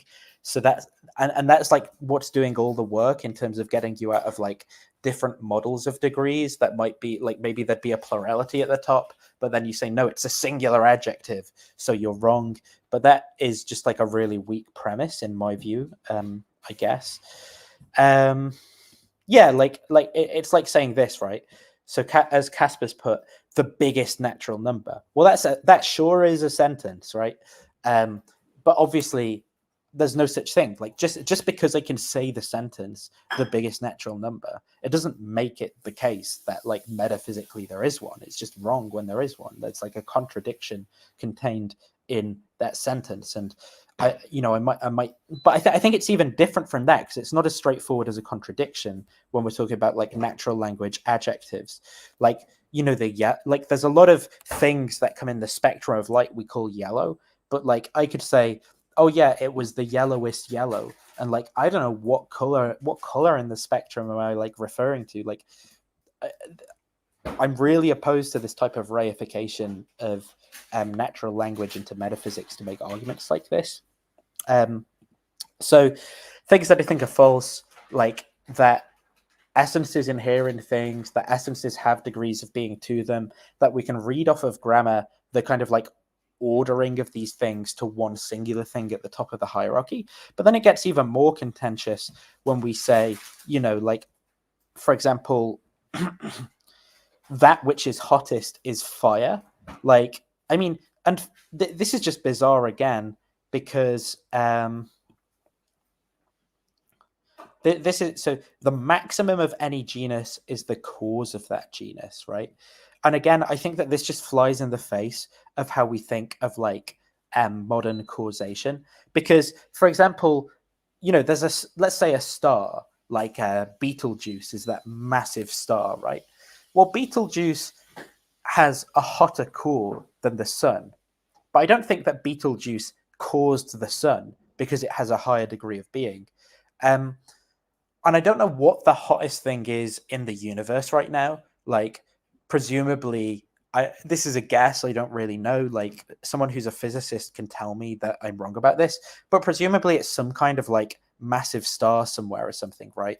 And I just don't think that, because that is the maximum of the genus hot things in our universe, that like means it's the cause of all hot things. Like, that again just seems like a mistaken way of thinking about things from my point of view. And so, aside from the fact that the specific example he gives, that fire is the maximum of heat, which doesn't even really make sense to us, because fire, like, different fires can be different temperatures, and so we'd say some are hotter than others. But obviously fire doesn't cause all heat, and so this is like this weird sort of, I guess, pre-scientific conception of like temperature and heat and essences of things, that just leads to this mistaken thinking that there's like a hierarchy of things and they're all like caused. Now, maybe by cause here he doesn't mean like efficient cause, and he means like one of the other causes, like formal cause or something. But again, it's just not clear that that's true to me, because you could have one thing like Betelgeuse the star, say, that's like the hottest thing, and it's not clear what the causal relationship is between that and like the cup of coffee I just brewed that's like not as hot but is still hot. So it's just a weird way of thinking, and like a premise that I'm gonna reject. So then he says, you know, this apply, and then there's this kind of like leap, right? Even suppose he was true on all this stuff, which I've had kind of like problems with every single step of the way. He says, so just as that's like the case with heat, it's also the case with like being, goodness, and every other perfection. And I don't know why you'd think that that's true, because like a premise in this other argument was that you can say claims like relative adjectives, like nobler, X is nobler than Y, and you can make the statement X is noblest, which implies the existence of one thing which is noblest. But gooder and goodest are like ungrammatical, so I don't know if you can still actually apply the grammatical argument to the metaphysics in the case where, gooder is like not, maybe you could say best implies the one, but like goodest isn't really a word, so maybe you don't get good in this argument anymore. I don't really know. I just think that this argument like fails in so many different ways that it probably shouldn't be accepted. Maybe there's a way of making that modern Thomists like make sense of this that doesn't sound so like insane, but to me it just really doesn't work in any way, and that's an issue. Don't know if you want to say anything. Yeah, that was sort of my contention. And I noticed one of the other books you referenced, the guy also said the same thing. He doesn't understand the fourth way. So did you already talk about why should we think that because we can reason or talk about comparatives that implies a superlative? Because I don't understand that at all. Yeah, I mean, I said that I don't think that that's true. I think it's not true. Like one, yeah. 2 is bigger than 1. It doesn't imply there's a biggest number. Like that's just false. Yes. Yeah. Yeah. So you can say there's better, but that doesn't imply there's a best. But I said even like the way that he's kind of like applying this as a generalization to all language seems like really flawed as well. Because like, look, in the case of natural numbers, right, you can say that there's strictly a contradiction in like the term the biggest natural number insofar as you sort of like, expand what you mean by natural number there to mean like always has a successor. But say for like other terms, like I don't know, the yellow, like there's kind of like qualitative terms, right, that seem to like apply to spectrum of phenomena. And if you say like the yellowest, is there like a yellowest thing? Well, which like, which shade of yellow is the yellowest thing or something? Or like there's just these adjectives that are like really ambiguous and get applied. They work in natural language, but like they don't approach some absolute or something. They're just like graded polysemous terms. And so yeah, I kind of ranted about that aspect of this argument. It seems to be really, really sketchy to me. But suppose I say I don't know, the pizza that I bought from the pizza shop a month ago is a better pizza than the one I made at home that was kind of burnt and had lousy toppings, right? And say like everyone actually agrees that, yeah, that's a better pizza. That just doesn't imply that there's a best pizza. Right? There may be many pizzas that are better than other pizzas, but it doesn't apply that there's a universal better one. But this is true for many things, right? And so it's not even just natural numbers. That's just a simple example. But I just find it bizarre that is advocated as something that's true. Now, what I read is that the best way to think about this is that in order to say that one thing is better than another, you have to have a standard of reference that you compare to. And that standard will that's sort of stated or implied that standard will be the maximum of whatever that is, or the superlative example. I mean, I think that's wrong on a number of counts. I don't think you need to have necessarily a standard in order to make comparative claims. Yeah, but I don't think this is the argument that Aquinas is making, though. Yeah, I think he's that's a further question. So I think he's I think quite transparently he's just making a mistake, right? And the mistake is like he's making judgments about things relative to himself, where he's saying like, look, this is better than this relative to me, but then he's sort of like reifying that into the essences of things. And so because he considers some things better than other things, he's saying like, no, it's inherent to the nature of these things that they stand in that hierarchy in some metaphysical sense, when really the only assessment that he can make is like relative to his values and purposes, whatever. And then as he makes that judgment, there's like some mental model of all these essences where they all just like line up in this like ladder that goes to the top. And at the top of that is obviously like God with these various like perfection properties together. And there's just like several mistakes in that chain, right? We said the one about the superlatives, but the other thing is that the statement that he makes about like the cause of the genus, like that's just really bizarre. Like even suppose that you're right that like the relative the grammar for relative adjectives implies some like single topmost element or something. Well, how is that like? That's not like the cause of that genus, though. Like, presumably, the cause of the genus is just like it has to exist even prior to that cause. What if at a later time something comes along that's like better than the? So, like the pizza example. Suppose there's like the best. There's a bunch of pizzas we eat, and they're all like frozen pizzas, and then there's like the best pizza ever gets made. Well, that didn't cause the previous pizzas to be pizzas in the genus pizza, because how could it exists later? Like, it's just this really weird, like, yeah, I didn't understand that either. It made no sense to me that the superlative of a genus is the cause of that. The best I can determine is that it's the standard by which you compare everything else. But as I said, I don't think that's necessarily the case. You may have multiple standards, for example. Yeah, like how could you, if the best pizza comes along in like 2030, how could we be comparing to that today when we like talk about pizzas? I just don't. Yeah, I mean, and also the superlative of something may be an abstract ideal that's never instantiated, like a perfect circle. The perfect circle never exists, but we can conceptualize it and we can see how much any actual circle approximates that without a perfect circle needing to actually exist. So yeah, there's something. I think this argument just fails in every respect. I think it's by far the worst of the ways, because I just don't even see any respect in which it succeeds.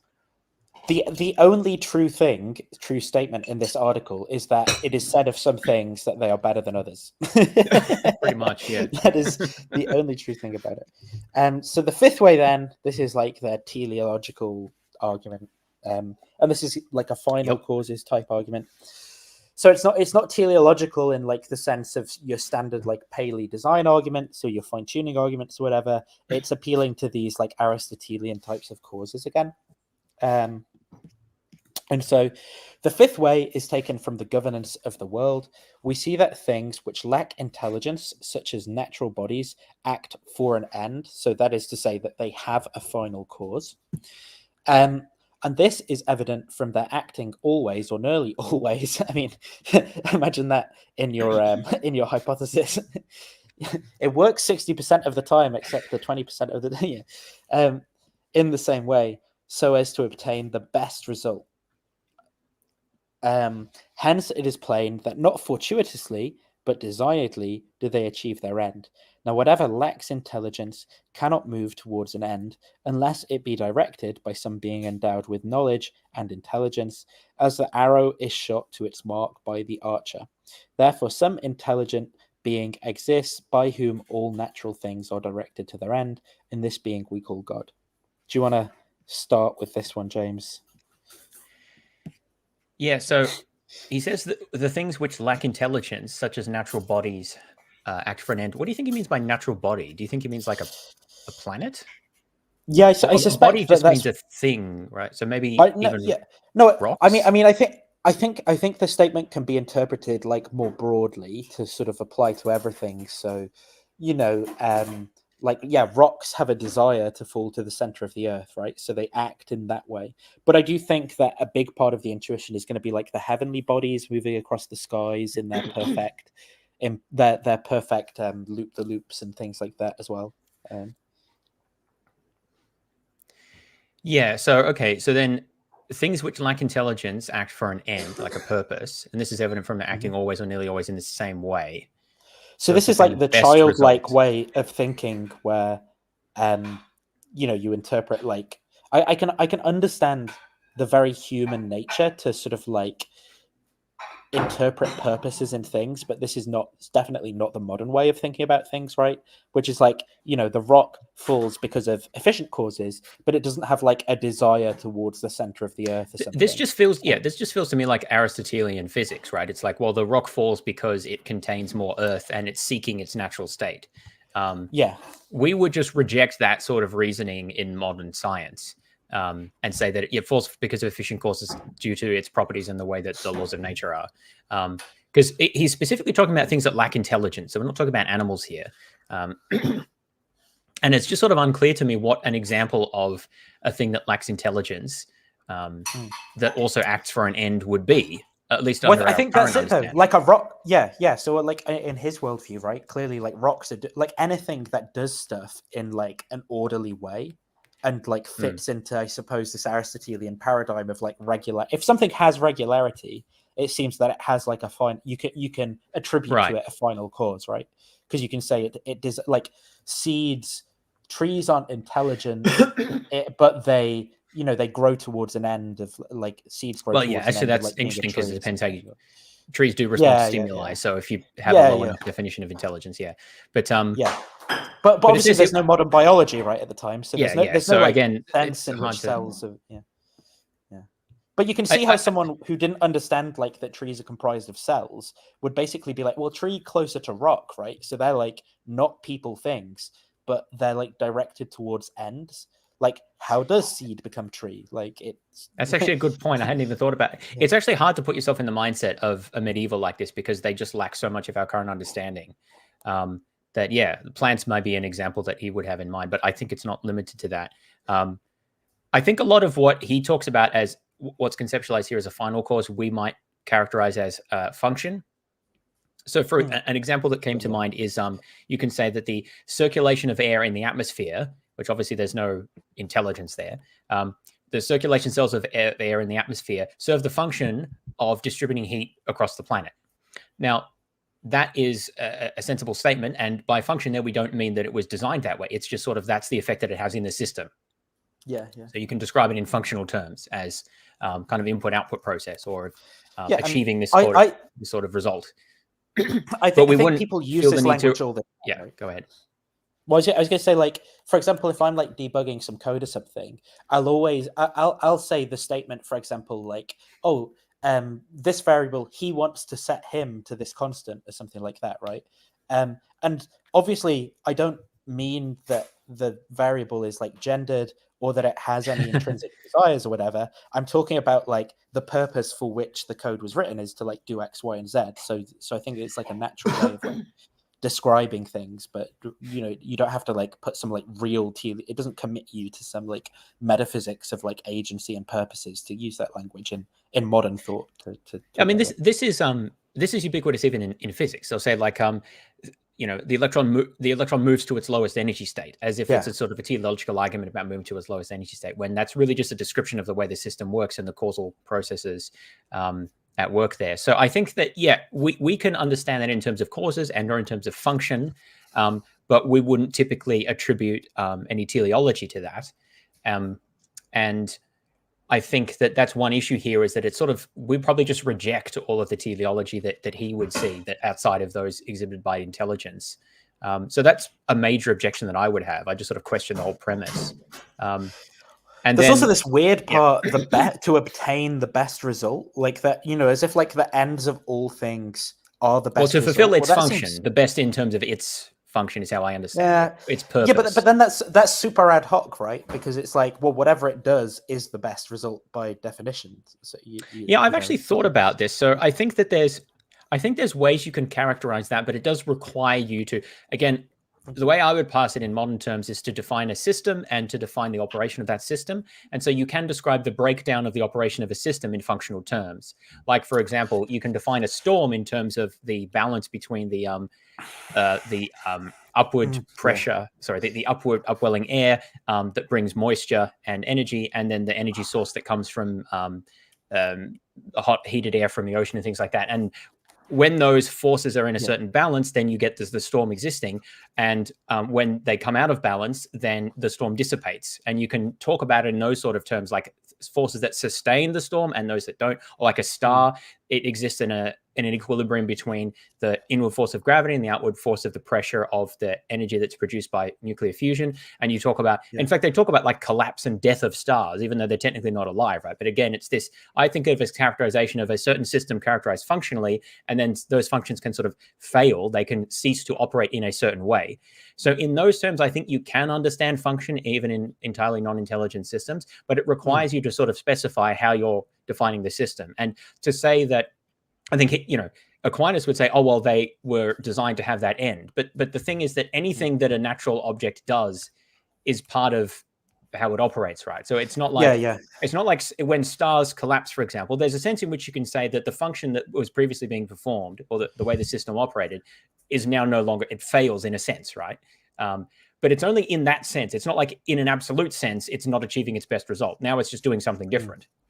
So I think you can characterize these things functionally, but that doesn't really get you, I think, to what Aquinas is saying, because any natural object will just do what it does.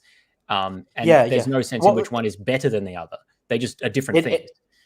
There's like no way of determining when something is basically like acting according to like a general principle that you've built into like your theory of a thing's behavior, and like, you know, some kind of like disunity in your explanation. So the example, I think that like water siphoning is like an example in Aristotelian metaphysics where there was like this weird disjunctive law, you know, of like there's like the nature abhors a vacuum stuff, and then it was like, well, siphoning water or something, it like works up to 31 feet until it doesn't work, and that's just like because water desires to go up a pipe when you apply a vacuum in these cases, but then it just stops desiring it at like 32 feet or something. I mean, I'm obviously butchering the exact historical example, but the point is that there's like an actual unifying underlying explanation of why water and siphoning like behaves in the way it does.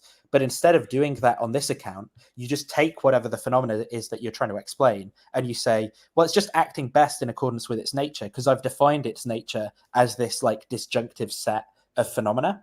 And so you've not like, supposing you want to be, you know, an essentialist who's getting at natures, you've not actually got to the nature of the thing there. You've instead just like repackaged disjunctive phenomena as the nature of the thing. Like in these circumstances, it does that. In these circumstances, it does that. And I mean, the way we would understand the natural world today, certainly non-intelligent parts of the natural world, is just that things happen according to their causes and dispositions, right?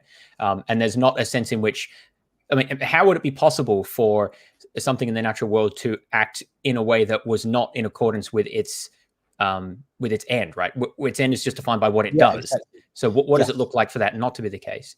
So in biology, there is still a notion of function in biology, which I think has sort of in some way replaced teleology. But function in biology is not defined in terms of the reason for which something is made, although sometimes it's defined in terms of the reason for which something evolved, although that is also problematic because things can be co-opted that originally evolved for one reason that serve a different function.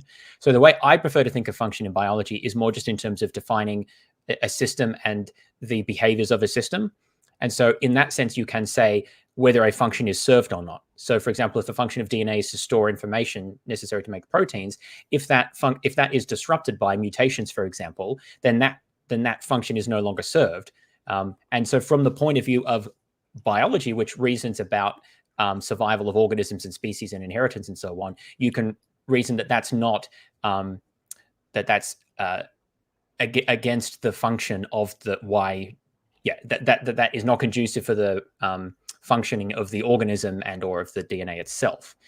But there's not necessarily a sense in which that's against the functioning of like nature as a whole. It's just a different behavior in nature. So the point is, if you circumscribe your analysis, I think you can get what I would call function, which looks a little bit like teleology, but it's only by circumscribing a function to look at particular parts of the world and how they behave in certain contexts, and then contrast that with when they don't behave that way because of some change or some disruption. But in that sense, there's not a best result, which is what the point is. Behaviors of systems in different contexts. But even if there was a best result, right, it doesn't follow that that's the result of design and not fortuity, right? It would be perfectly possible for things to. So when he says things obtain the best result, I mean, we've addressed that. What all he means by that is things act the way they in fact do, right? Because if they behave differently, then that would be the best result. If they were to, So things just do what they do, and best result isn't really doing anything here, because if they did something different, that would be the best. But then secondly, on this point, he says, you know, I guess the most charitable way I can interpret this is like, I mean, almost like a fine-tuning type claim or something like that, which would be, look, imagine all the ways things could be different and that wouldn't work as well as it does. Well, then the best explanation of that is that they were designed to be that way rather than it kind of like being random or something. But it still doesn't necessarily follow. It'd be perfectly consistent. You know, fortuity isn't randomness for starters. That fortuity could be a lot of things, but also like, you know, fortuity covers like the nature of some thing. So to put ourselves in the like Aristotelian mindset with the constraints that kind of Aquinas has for thinking about these things, fortuity includes like unknown natural things with unknown essences to produce things, right? So why not just suppose there's an unknown thing with the nature to produce things with the ends that they have? I mean, that seems to do the job just as well as an agential designer, right? Like why go with an agential designer, right? It could just be an essence that has a mechanism and produces things. Like, who knows? Yeah, I think the way to salvage this argument is to basically come up with some sort of intelligent design type argument, which says, look, here's some sort of predefined pattern, like order or biological reproduction or something, or irreducible complexity. And then you say, it's very unlikely that a system would arise that does this thing just by chance. Because the problem is with the way Aquinas characterizes it is it seems like he doesn't really explain how we define what the best result is. It seems like it's just defined by whatever it does. And it's not surprising that what something does is what it does. Like there's no contrast with here's something that we wouldn't expect, but then we actually get that thing. It's just like, well, we look at things and it turns out that each thing does the thing that it does. Well, what there's nothing surprising here. I don't want to say that's exactly what he said here, but it's just not clear what it is that he's characterizing. And I think it's probably just comes from he doesn't have an understanding of modern science. So he's thinking about these different examples of like, why do rocks always fall down? There's an order there, which seems like they're striving towards something. And then he's going to say, well, what could explain that apart from someone imbuing them with that tendency, right?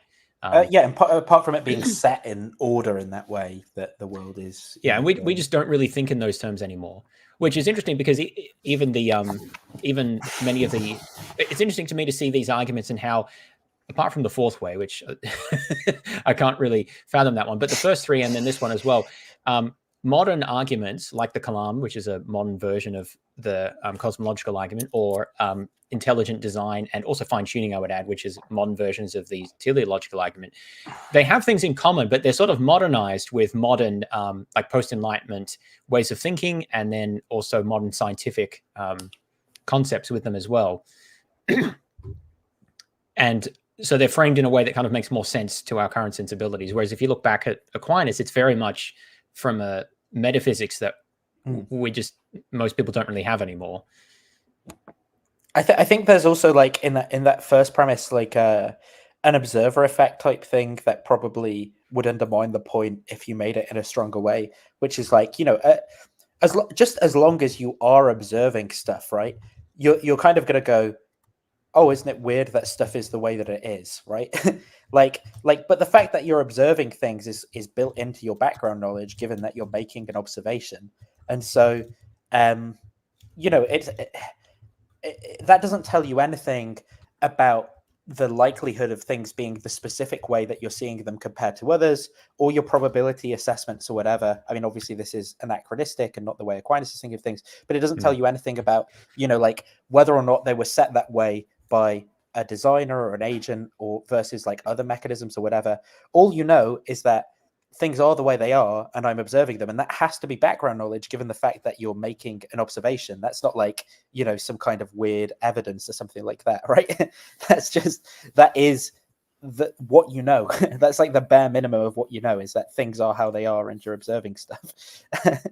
Yeah, well, that's why I think that you have to kind of develop this into some kind of argument from order or structure that would be surprising to happen without a design, because a designer, because that does seem to be what he's gesturing at when he says this is evident from there, talking about non-intelligent things, acting always or nearly always in the same way so as to obtain the best result. He seems to be saying like there's this order to it, predictability that we want to explain or account for. So maybe if we look at this premise I've got highlighted, we could kind of make sense. So this seems to be like, what is the best explanation of final causation itself? So so basically it's like, you know, things that are end directed can't do that for any cause other than being directed so by intelligence. And so the best explanation of us observing that of lots of things is that there is something that some intelligence that set them all acting in that way. And now I think just both premises in that are like false, right? So I don't think it's true that things can move towards an end. Well, there's ambiguity in that, right? Things can have the appearance of acting towards an end. Things can't truly act towards an end without being directed by some agent. That's of course true, right? So it's strictly false that the rock moves for the purpose of desiring the center of the earth, unless it's set that way by set. But the rock, the real explananda is that the rock is falling, right?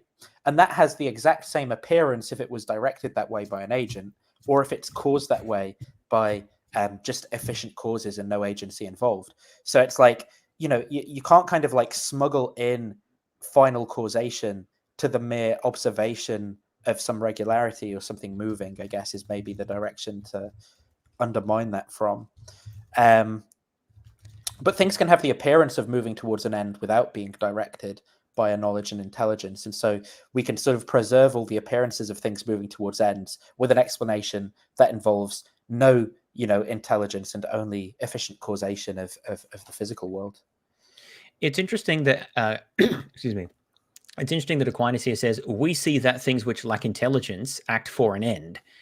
Whereas it seems to me that we don't see that, we infer that. I guess maybe I'm thinking too much in Humean terms, right? Because that was sort of Hume's point, that you never see causation, it's something you infer.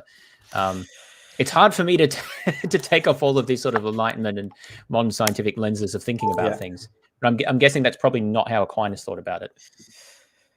It's kind of like, the theory ladenness of the verbs involved in the explananda, right? So it's like, it's kind of like when a creationist says you can't have creation, therefore creator. And it's like, well, you can't just describe the thing we have to explain as a creation, because that's like question begging, like, so like in the archery example, for example, when you say, you don't get a thing shot towards its mark without a shooter aiming it at the mark, sort of thing. It's like, well, there's a lot of work being done by the verbiage shot there that sort of like paints a picture of an intelligence aiming and shooting. But of course, there's nothing impossible about an arrow by natural causes being given velocity and hitting something on a mark, and there's no agency, there's no agent involved at all, right? That's like a perfectly consistent series of causes and effects. And so all the sort of like the directing of people's intuitions here is sort of being done by the verbiage that's being used, like agential verbiage in the explananda, and of course, in a strictly neutral sense, you don't have to introduce that agential verbiage into what we're trying to explain. Yeah, I think that's one of the major problems with this argument. It just doesn't establish the phenomenon that it's seeking to explain. It's sort of reading that in and then not articulating how that's been determined. And I think more modern versions of the teleological argument attempt to do that by specifying what sort of design they're talking about, be that intelligent design or a fine-tuning argument or something else.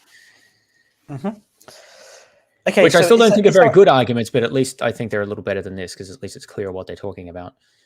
So I'm aware it's getting super late for you, James, as well, and I don't want, like, is there anything else in this book that you want to get into?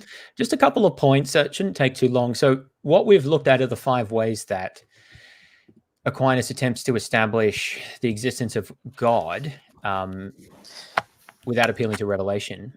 But as we say, he doesn't really establish many of the aspects of God in these arguments. He sort of points to the fact that, well, God's going to be the first cause, and he's going to be the cause of necessary things, and he's going to be somehow the superlative that other things are compared to. So that gives you something, but it certainly doesn't establish many of the other aspects of God, like his omnipotence or omnibenevolence or his immateriality and things like that, right? Or that he's a mind in some sense, or like a mind. And my understanding is he attempts to do that in subsequent sections. where he sort of goes through and attempts to establish different properties of God.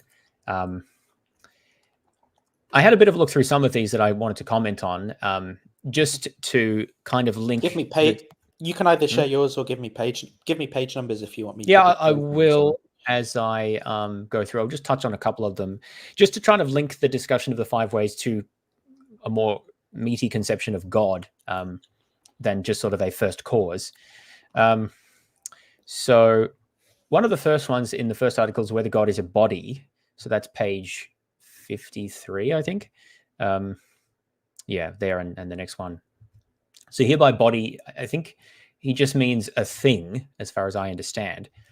He doesn't mean like a human body, although that would be a subset. Oh yeah, for a body is that which has 3 dimensions. So like, yeah, something that exists in space. His argument here is about why God is not a body. So God is not like something that exists in space, is pretty similar to the first way about the first cause, or like the cause of motion. He says here, no body is in motion unless it be put in motion, as is evident from induction. Now it has already been proved that God is the first mover. There it is clear that God is not a body. So here he's making much the same argument, as I said, that if bodies are in motion, but they have to be put in motion by something else, but God isn't put in motion by anything else, so he can't be a body. I think that is just going to raise the same sorts of questions that the first way did, effectively. The next thing he says here is, hang on, let me just look at my comment here. Oh, yeah. So at the end of that paragraph, of the secondly paragraph, he says, yeah, it has already been proved that God is the first being. I assume he means like the first cause there. It is therefore impossible that in God there could be any potentiality. So this is an important thing, that he thinks God is like pure act, and therefore pure form. So we talked about the matter form kind of dichotomy there. But this is where you get that modal collapse objection, right? Which is like, as well. So I mean, even so, take modality on Aquinas' own terms, right? Where like so God is all his parts, right, including his like decisions and things like that. Yes. Well, we haven't discussed that yet, but yes, that's what Aquinas thinks. But Aquinas also believes that God makes choices, right? And so those choices are like changes. I can't make sense of choices in a way that doesn't imply changes, like or like of a verb like creating or whatever. This was a question I had looking at this, because it seems like that God does have potentiality because he takes actions. I tried to look into this, how Thomists think about divine action. I couldn't find anything very readily. I didn't spend a huge amount of time looking for it. I do think that's an issue. I'm sure that has been addressed, but I couldn't find a ready source for how they make sense of that, because it does seem like that God's actions, at the very least, do have potentiality. God could do different things, and he does certain things, and that they happen in time and space, at least some of them do, and that they involve, a potentiality coming to actuality. And so it does seem that in that sense, God is changeable, or at least his actions change. And if God's supposed to be identical to his actions, there seems to be a bit of a tension there. So I don't fully understand how to reconcile that. With regard to what he says here, there's also an issue I have. So he says, so God can't have any potentiality. God is pure form. He's pure actuality. He doesn't change. And that's also why God cannot be material, because material, remember we said matter is potentiality. So it can take on different forms. It can do different things. But God doesn't have any potentiality. So God cannot be material in any way. So this is his way of determining that the first cause cannot be material. Essentially because the first cause has to be something that it just exists in itself and makes other stuff do things, but in itself doesn't change. So, and matter is necessarily changeable, according to hey, I'm not done with that yet. Matter is necessarily changeable from Aquinas' point of view. So again, this is something that I would question. It's going to depend on how you define matter, but I don't necessarily think it's obvious that anything that modern science might regard as material has to be changeable. But that's going to get us into contentious areas. But here I just wanted to emphasize where he says, but everybody is in potentiality because because the continuous. Oh yeah, let me read that again. Every body is in potentiality because the continuous as such is divisible to infinity. It is therefore impossible that God should be a body. What he seems to be saying here, if I understand it correctly, is that because anything that exists in space, that takes up space, is potentially divisible into smaller and smaller parts, that therefore it has potentiality because you can divide it up into pieces. Oh, I don't know anything that exists that's not in a property space, of the thing. That's a property of your description, though, rather than the thing. well, that's immediately what I thought, that this seems a bit dodgy because that's not, that seems to be a conceptual device we can use to think about something, but it's sort of not obvious that you can actually divide anything up into smaller and smaller pieces arbitrarily. So I'm not sure I really understand his argument here for why God can't be a body, understood as something that takes up space.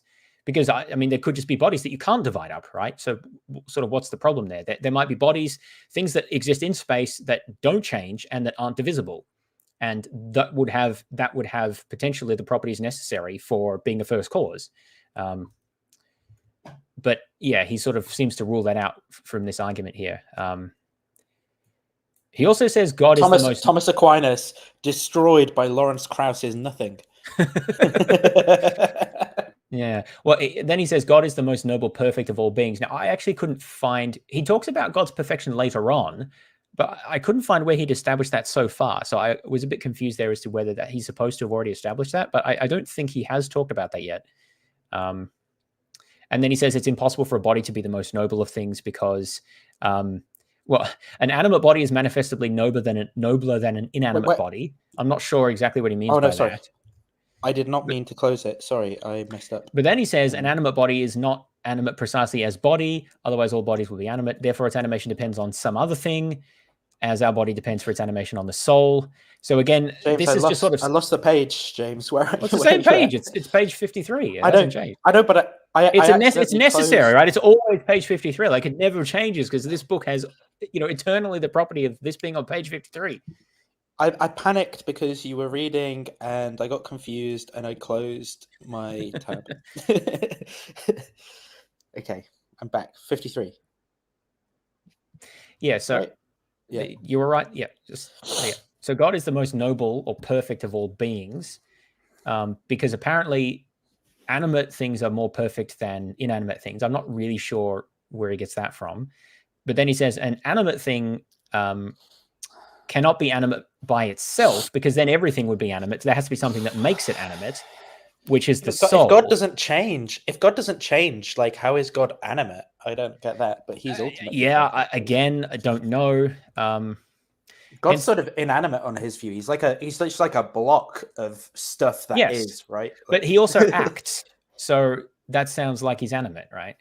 Well, he acts, but he's a mutant. His actions, like the only way you could make sense of them is that they all happen like simultaneously with his existence. So they just are the case. Like the ways he acts just are reality, and so they're just like these immutable aspects of reality that exist. Not like that also means the consequences of his actions exist, like coexist with him. Yeah, which exactly. Doesn't seem right. I don't know. That none of that really makes any sense to me. So the point is here that this is, I think, important for him establishing that the first cause is not a body, so it's not something in space, and it's also not material. He does talk about that more elsewhere. That's going to be important for getting it to be immaterial and God. But I think these arguments are just not. It's sort of hard to make much sense of them, as we've discussed, and I don't think he's really able to convincingly rule out other potential types of first causes. So that's one thing that I had a look at. I think we've already talked about the matter and potentiality thing. So he talks about that next. But basically, again, matter is changeable. It's potentiality, but God can't change, so he can't be matter. It's a similar argument there. God's pure form.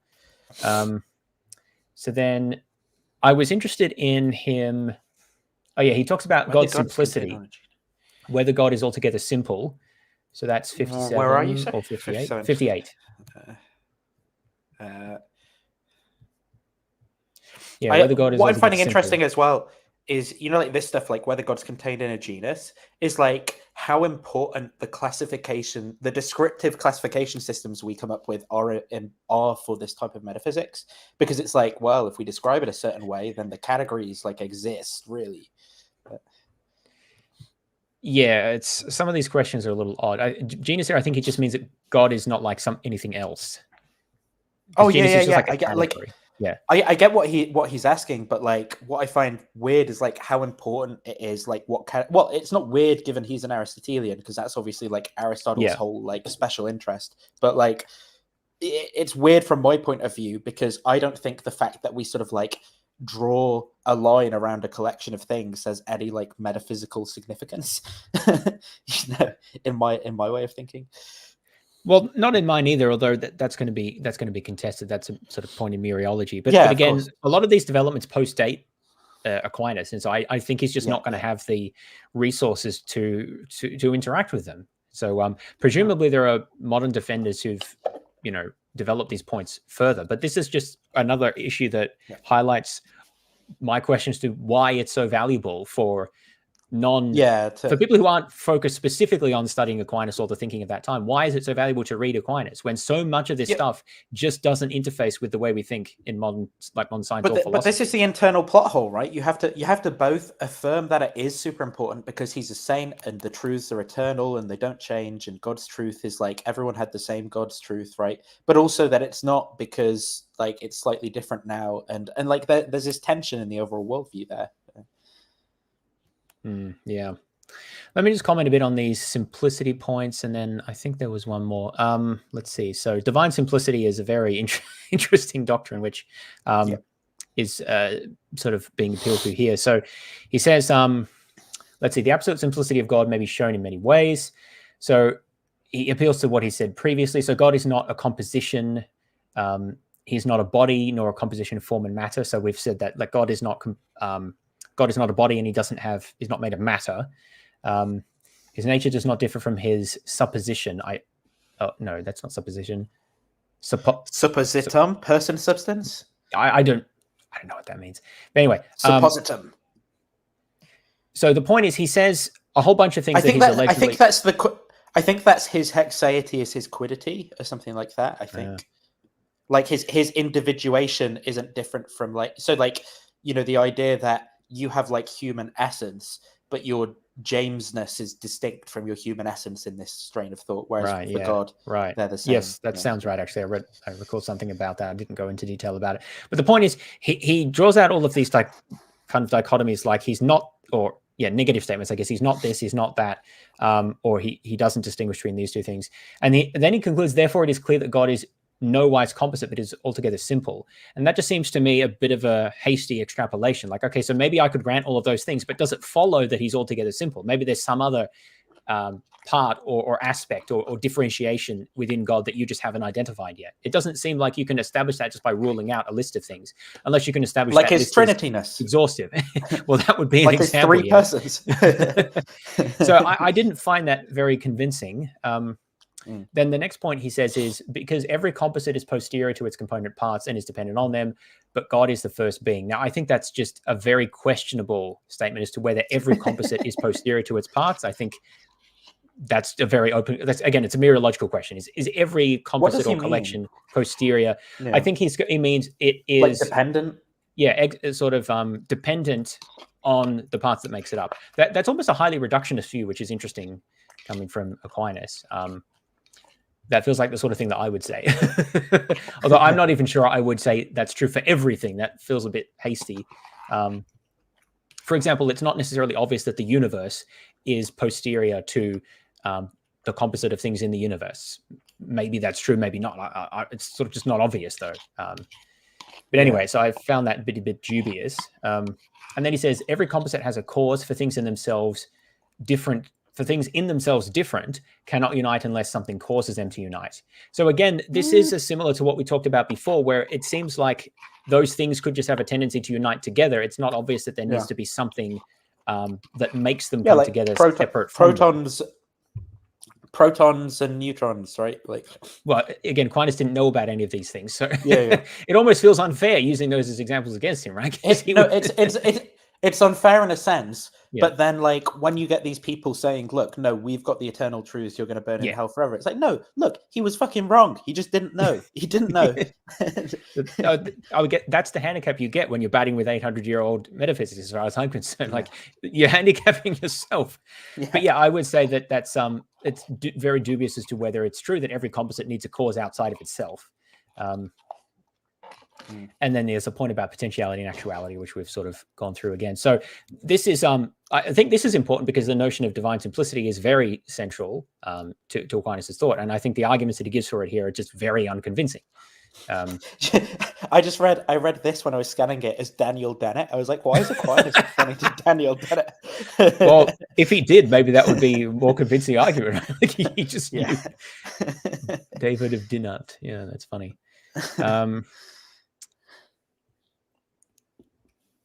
Yeah, was there? I think there was one more thing. Yeah, whether God is perfect. So let's just tackle that quickly. 61. So this is something I was interested in as well. Perfection being another attribute of God that I'm interested as to how he established. So let's see. What does he say here? Since matter is merely potential, so we've talked about that before, matter is associated with potentiality. The first material principle must simply be potential and thus most imperfect. Yeah, so he's, maybe I skipped a bit here, but he's saying that something that is merely potential is imperfect. And he says later on here, just as matter as such is merely potential and agent as such is in a state of actuality, hence the first active principle must needs be the most actual, therefore the most perfect. For a thing is perfect in proportion to its state of actuality because we call that perfect, which lacks nothing of the mode of its perfection. So my best way of making sense of this is, again, you have things that potential and things that are actual. And something that is actual, like fully actual, has completely actualized its form, I guess. Like the way that it is, so it's fully actualized that. It's sort of finished. But like, and in that sense, it's perfect. So I'd get this. It's not lacking anything. I'd get this for a certain, like, how that claim coheres with a certain picture of metaphysics, right? But then if another part of your model of reality is that the most perfect thing is an immaterial thing that has unlimited power and only made one universe with carbon, like, that's really weird because it has free will to actualize, it has free will and the power to actualize like everything. So like God is also, I mean, I know one of the claims is that God is pure act, but like, how do you make sense of God not actualizing like other worlds that God could have actualized? Like, was he forced to not do that, or did he choose not to? Like, how does God's will make any sense on this view? Well, and I still don't really see how this gets to God being good. I guess he's saying perfect here, but I think that's the closest he comes to talking about that. He does talk about goodness later on, because he talks about goodness in general, but oh yeah, he does actually have a section on the goodness of God. Although I would have thought that if God's perfect, he's necessarily good. But yeah, at least the excerpt that we have in this document, just there's not a lot of detail here. And yeah, he harkens back to it being good according to its perfection. So I think it is going to come down to this perfection argument here. And it just seems to me that if you're defining like the perfection, it says that which is perfect is that which lacks nothing in its mode of perfection. That just seems to be relative to its nature or its form. But you could have like a perfectly evil God who is perfect in the sense of exemplifying maximally that form of evilness. Yeah. Or just a black hole, which maximally exemplifies being a black hole or whatever. But it doesn't maximally exemplify being good. So well, none of this says anything about good, but he does talk about good later on. But he also says that God is not good in the sense that we are good, because it's by analogy. Because he burns people forever. I'm just looking quickly at the goodness part here. It's very brief in the excerpt that we have, and it just doesn't really... Of things which desire God, some know him as he is himself, and this is proper to a rational creature. Others all know created perfections are in God. Like, this again, belongs also to sensible... Yeah, it just doesn't really say anything about that. When it says, like, I answer all created perfections are in God, like, again, that just seems weird, because, like, some of these perfections are, like, you know, triangularity or circularity. Like, how can God be, like, perfectly triangular when God isn't spatial, for example? Like, that just doesn't make any sense to me. Okay, so the closest I can find here is to an argument as to why God is good. And again, this is an excerpt, so it doesn't have everything. It's on page 68.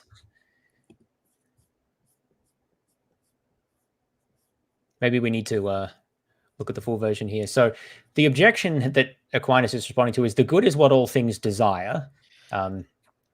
Yeah, sort of. Well, you know, Aristotelian view, we'll grant that for the moment, right? Yeah. All things do not desire God because all things do not know him, and nothing is desired unless known. Therefore, to be good does not belong to God. Okay, so that's the objection. What's the response to that? So all things by desiring their own perfection desire God himself, inasmuch as the perfections of all things are so many similitudes of the divine being, as appears from what he said above. So he's referring back to something else. And then, yeah, the rest of it's a bit... That's a weird intuition, because it's like, you know, why can't it be like an aspect of, like, goodness is like an aspect, but I guess he gets away with that because of divine simplicity. So it's like, if you want any part of God, then you want all of God, sort of thing. So maybe it works. What's Q4A3? So why is it that all all forms... That, yeah, what is that is what I'm looking for. Oh, sorry. I thought you meant for answer. Abbreviation. Yeah, I got that much. I can't... What's the answer, though? Here's question 4. Yeah, is that I guess Article 3? Yeah, here it is. Response. Okay, so whether any creature can be like God, that doesn't seem... I'm just scanning this. I didn't read this before. This is one thing that I find, because he refers back to things that he said previously, and so it's sometimes hard to reconstruct what the logic is supposed to be for a particular point. It's like, how does this relating to God being good? In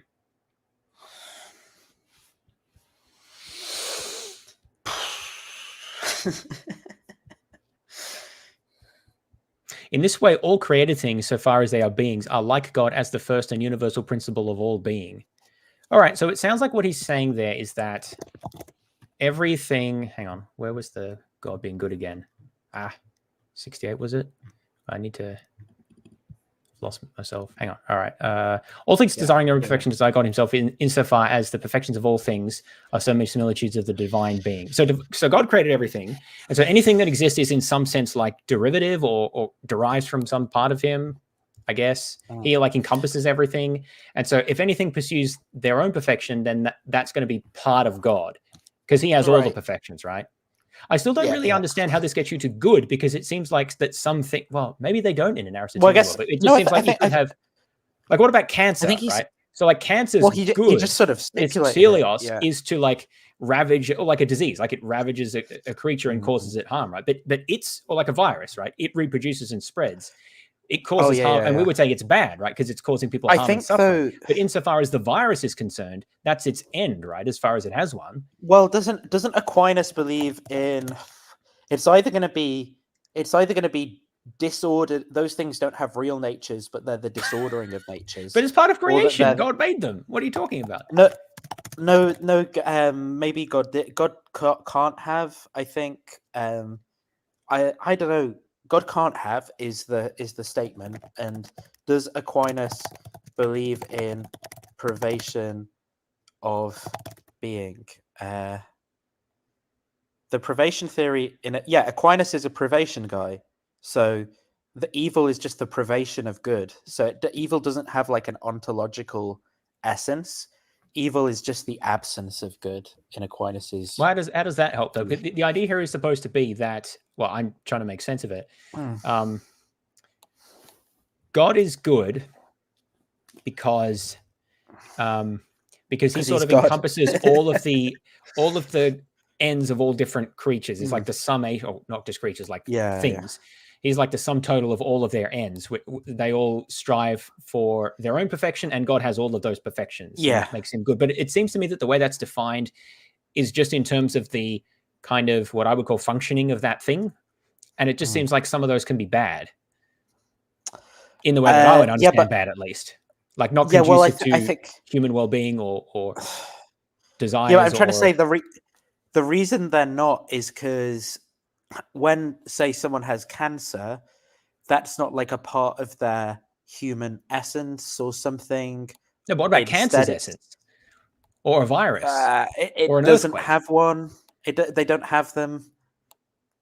Well, that doesn't that they're things that exist, right? So I don't No, know. they're Look, I'm sure- disordered versions of other. I'm sure there's more to be forms. said about this, but I'm just saying I'm not really getting it from what we have Yeah, here. yeah. So maybe it's something we'll have to come back to. But I guess the point I just wanted to make is what can I get out of why is it that Aquinas thinks that we can, or what does Aquinas think we can say about God more than just he's the first cause essentially, and the ground of necessary beings, which is essentially what the 5 ways get you. It's first cause, ground of necessary being, and the 4th way something about the comparison of all things, but it doesn't get you to like God being a mind, for example, or having a mind, or being like a mind, or God being an agent, or God being immaterial, or God being omnipotent or omnibenevolent, all these other things. And so he does have some stuff to say about that. I think a lot of it is kind of hard to make sense of and doesn't, I don't think is well argued for. I also couldn't find anything about God being an agent. Again, I imagine he talks about it somewhere, but I couldn't find it anywhere as to why he thinks that God is like a being that acts and that has intentions and so forth, which I think is kind of important as well.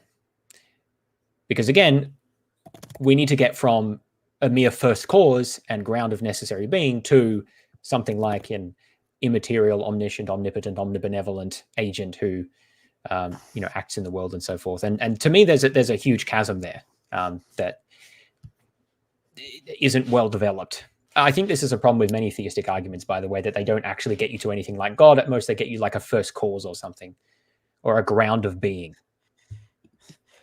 I was trying to do some investigative work, and I found nothing useful in here. I was like in the Catholic philosophy subreddit, trying to see what answers people give. And so, are viruses and cancer breakaway vegetative souls? It's like, what? Yeah. From a hylomorphic perspective, it does raise the question on what classifies as natural reproductive powers. Sure, the this is what I'm saying. needs This the is what I'm body saying. and nature of another living thing to reproduce, but it is in their forms and natural impetus to utilize such and reproduce. So clearly they have a parasitic relationship, but if parasites require other, this is just so like weird. Viruses are souls in themselves, according to this guy. Obviously this guy isn't Thomas, but this is like him following the same line of thought, I guess.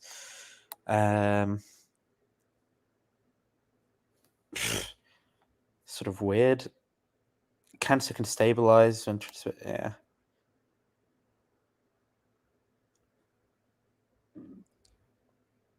I can see some of these posters already breaking the rules I see on the right here.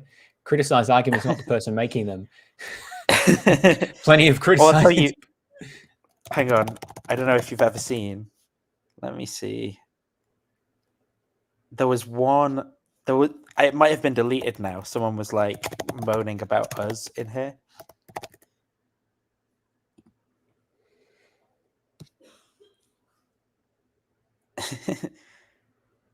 What the hell is this deleted? He's a devil from the... Oh, that's Camille.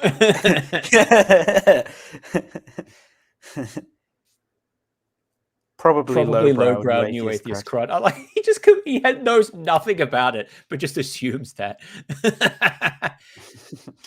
Oh, that's funny. Probably lowbrow atheist crud. Like, if you don't know anything about it, don't say anything about it. What's the point? Yeah. Well, I think anyway, I think that's all I wanted to cover there. So did we? So that's the Kreeft or the Kreeft. There was one video though that I wanted to have a bit of a look at before we finish up. Which one is that? Explaining the proofs, I think. Okay. Yeah, 1 second. Yeah, that's the one. Let me get. This one kind of triggered me a bit. So. Oh yeah. I didn't make timestamps for this one as well because that's right. It's not that long. Terrible. Yeah. Just go through it like 1.5, and we can jump ahead if it's boring. But I'll tell you what I'm going to try and do. Actually, I'm going to try and because I don't have a screen today. I'm sort of like struggling. You don't have a screen. How are you seeing anything? Sorry, I misspoke. I have a single screen, is what I mean. Okay, so 1 is the same as 0. Some interesting logic here. I'm a Thomist, and it makes sense. And so, no, that I don't like that, so I'm going to have to do it differently, actually. I was trying to, like, do it so I had the windows arranged, but then when I do that, it goes weirdly small, and it looks horrible on the screen share. So...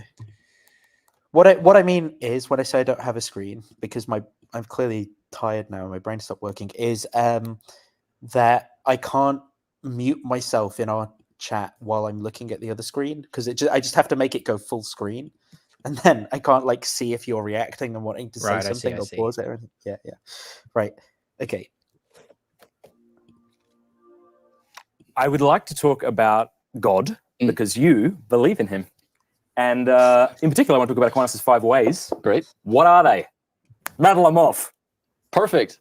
There are 5 of them. They're enumerated. And Brim Parr's coffee. question 2, Article 3. Thank you. That's right. And it's easy to remember. 1, 2, 3 for those at home. 1, 2, 3. Exactly. Yeah, that's a helpful mnemonic. So the first one is... Jesus Christ, that's a lot of coffee. Look at that. Look at how much she's pouring out. Right, and it's easy to remember. 1, 2, 3. 1, 2, 3. Exactly. Yeah, that's a helpful mnemonic. So the first one is from motion. The second one is from efficient causality. The third is from contingency. The fourth is from gradation. Oh yeah, what's well up, done, dude? And then the fifth is from teleology or final causality. Oh my gosh, I was hoping for a cheers. Smasher, well done. Now, many people, because we've just been through this new atheism phase, which really... Oh, for fuck's sake. This video is from a few years ago, by the way. I mean, I fair don't know enough, if that's but super like relevant, but I feel like it was slightly it's a little more bit relevant. years ago. But I'm so tired of people just like saying new atheism and like addressing no one that they've ever actually talked to, or no one specifically. You know, like it's such an annoying boogeyman. Like even I don't know how many years ago. Well, 5 years ago, still, you know, I feel like anything past maybe like 2012, 13, like really. You know, really seems to be dying out It now, does. and the Jordan Peterson thing seems to be filling its void. Right. It's so interesting to me. I think that no one's interested in listening to Dawkins anymore. Harris seems like a really interesting guy. Yeah, he still has some popularity, but Peterson, with his respect of religion, even if he hasn't affirmed necessarily that he believes in God. So what does this have to do with the 5 ways? This guy again, this Matt Fradd guy, like what? He just seems to go off on tangents all the time. Okay, I haven't seen that many of his videos, but like the whole point is explaining Aquinas' proofs. And he asked about that. And then he starts talking about new atheism. There is a connect back, as we'll see, but it's pretty, I don't know. Okay, let me translate what I'm hearing him say is I am desperate for this stuff to be relevant. And Jordan Peterson is kind of popular. Tell me that this is not just like some weird medieval live action role playing. He's like, I thought you were going to come in regular clothes. Why'd you have to come dressed like that? It's making me look bad, man. Let's talk about new atheism. It seems to have taken its place, which I think is an interesting phenomenon of its own. But anyway, yeah, I think the new atheism kind of overplayed its hand. I think they lean. Oh, what the hell? Like what? It overplayed its hand. Well, he explains. Okay. Leaned too heavily into like the vitriol. They became so convinced of their arguments that they like gave them with too much gusto, and I think it actually turned off their audience. There wasn't enough nuance. Well, I think like in a certain sense, like I think a lot of millennials are conflict averse, right? So like a lot of millennials. I think that this is like a terrible explanation for what happened. I just think that they basically won, and there was nothing left to address. And then just everyone moved on with their lives for a while and stopped thinking about these problems and questions. And it wasn't like really a thing anyone cared about for like 10 years, right? We lived in the neoliberal end of history and secularism was decided. Yeah, there's a few things going on. So new atheism really was a reaction to traditional religious dogma and social norms against criticism of religion. Particularly Christianity, but also in the wake of 9/11, right? Like, yes, that's an important part as well. Yes, it's super important. Like there were these. Oh, sorry. Go. Yeah. Yeah. So it was reaction to 9/11, as well as the use of the internet to spread ideas critical of traditional religion and making it okay to do that. And also, sort of starting a discourse about the negative effects of conservative religion, like fundamentalist religion, Islam and Christianity mostly, on society. And in that respect, I think, yeah, those ideas are now well known and highly popularized, and even many religious people kind of agreed with them in some respects, at least. And so in one sense, I think, yeah, the movement kind of achieved its purposes.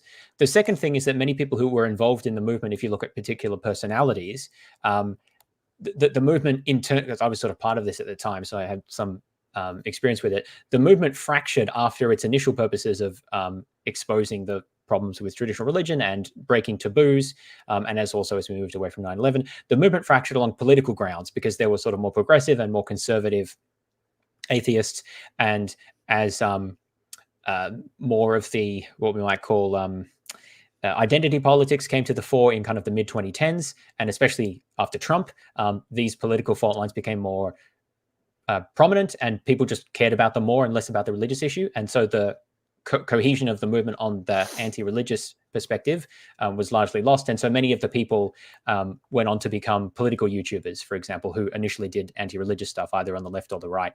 And yeah, focus of people who used to be involved in this seemed to like move in other directions. And yeah, I think you actually see that through someone like Jordan Peterson, for example, who is much more political in a, I mean, I guess, yeah, people like Sam Harris and Dawkins were political, but in a very different way to what we're seeing now, with the kind of more identity politics focused aspects and the meaning crisis and other things, which really weren't that prominent in New Atheism. So we sort of have, I think it's a different political climate, and it's a response to different interests in a different space than we have with New Atheism between, like, I don't know, 2004 and 2014 or something like that.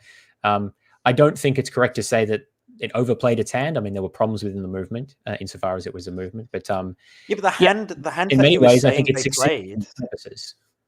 the hand he was saying they played was vitriol, right? And it's like, well, that wasn't really the main point at all either.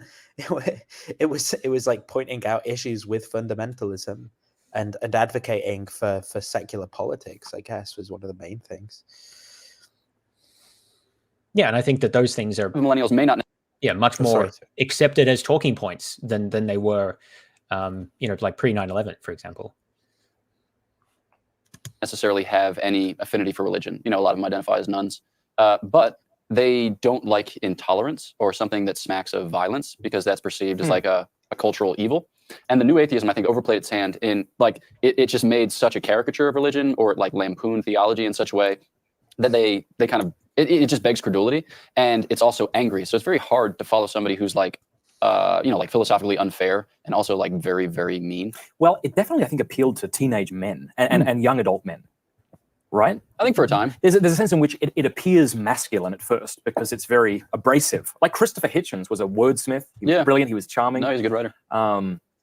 And he also seemed to like state his opinion, and I'm not going to worry about your feelings. I'm just going to speak the facts. I think there's something kind of that appeals to the masculine in that.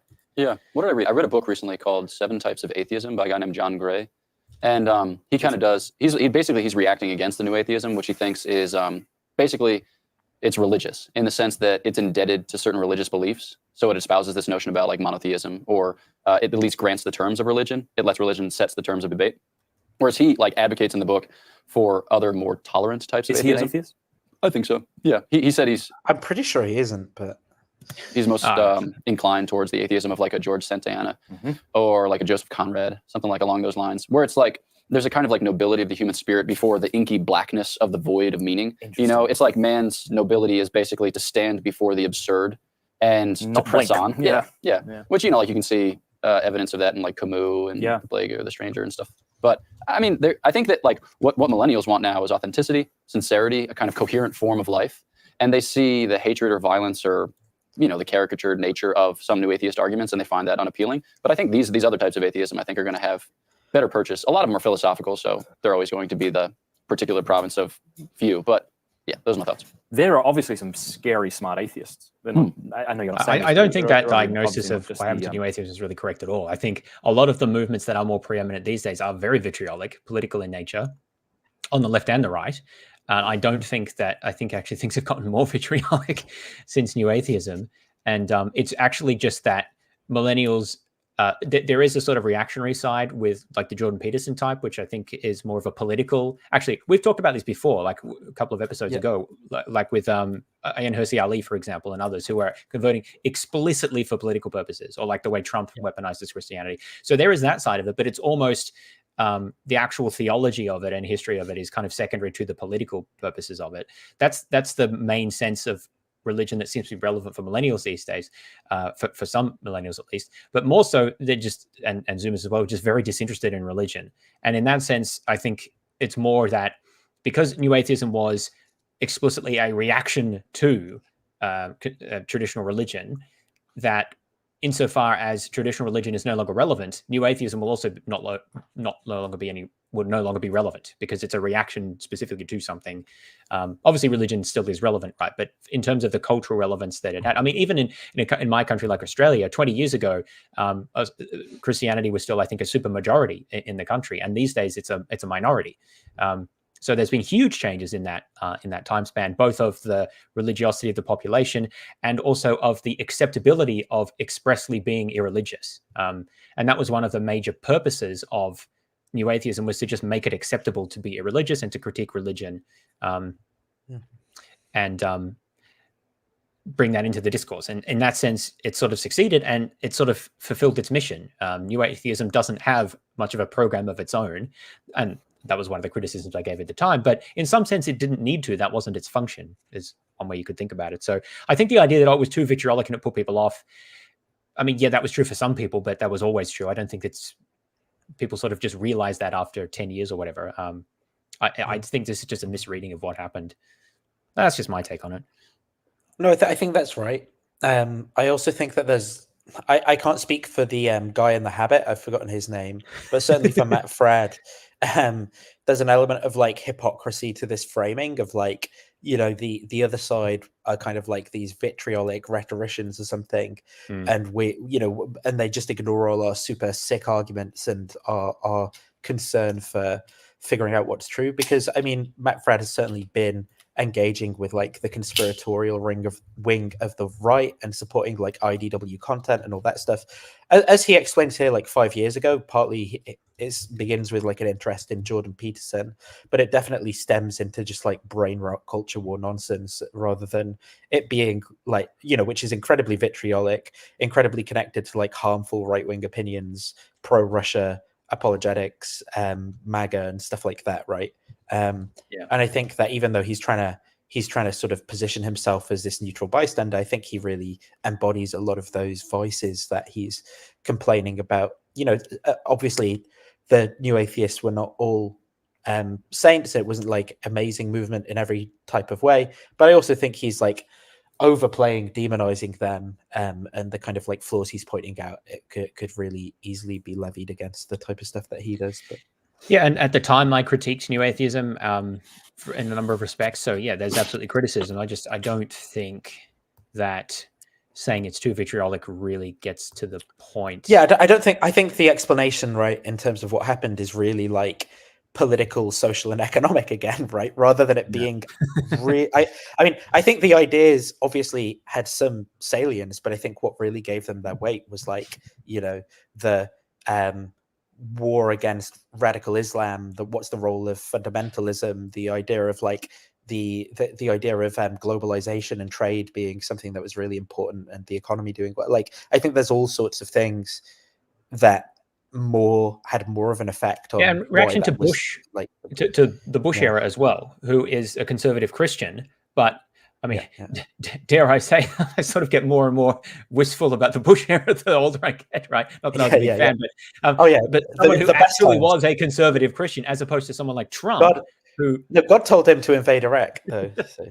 Yeah, that's not great. But the point I'm making is that, like, that is what I would call like actual, sincere conservative Christianity, motivated by religious motivations in some significant sense, as distinct from someone like Trump, who demonstrably couldn't care less about Christianity, but uses it entirely for cynical political purposes. And then somehow he's co-opted many people, many conservative Christians. I mean, from what I've seen, about 3/4 of white evangelicals in the US vote for Trump.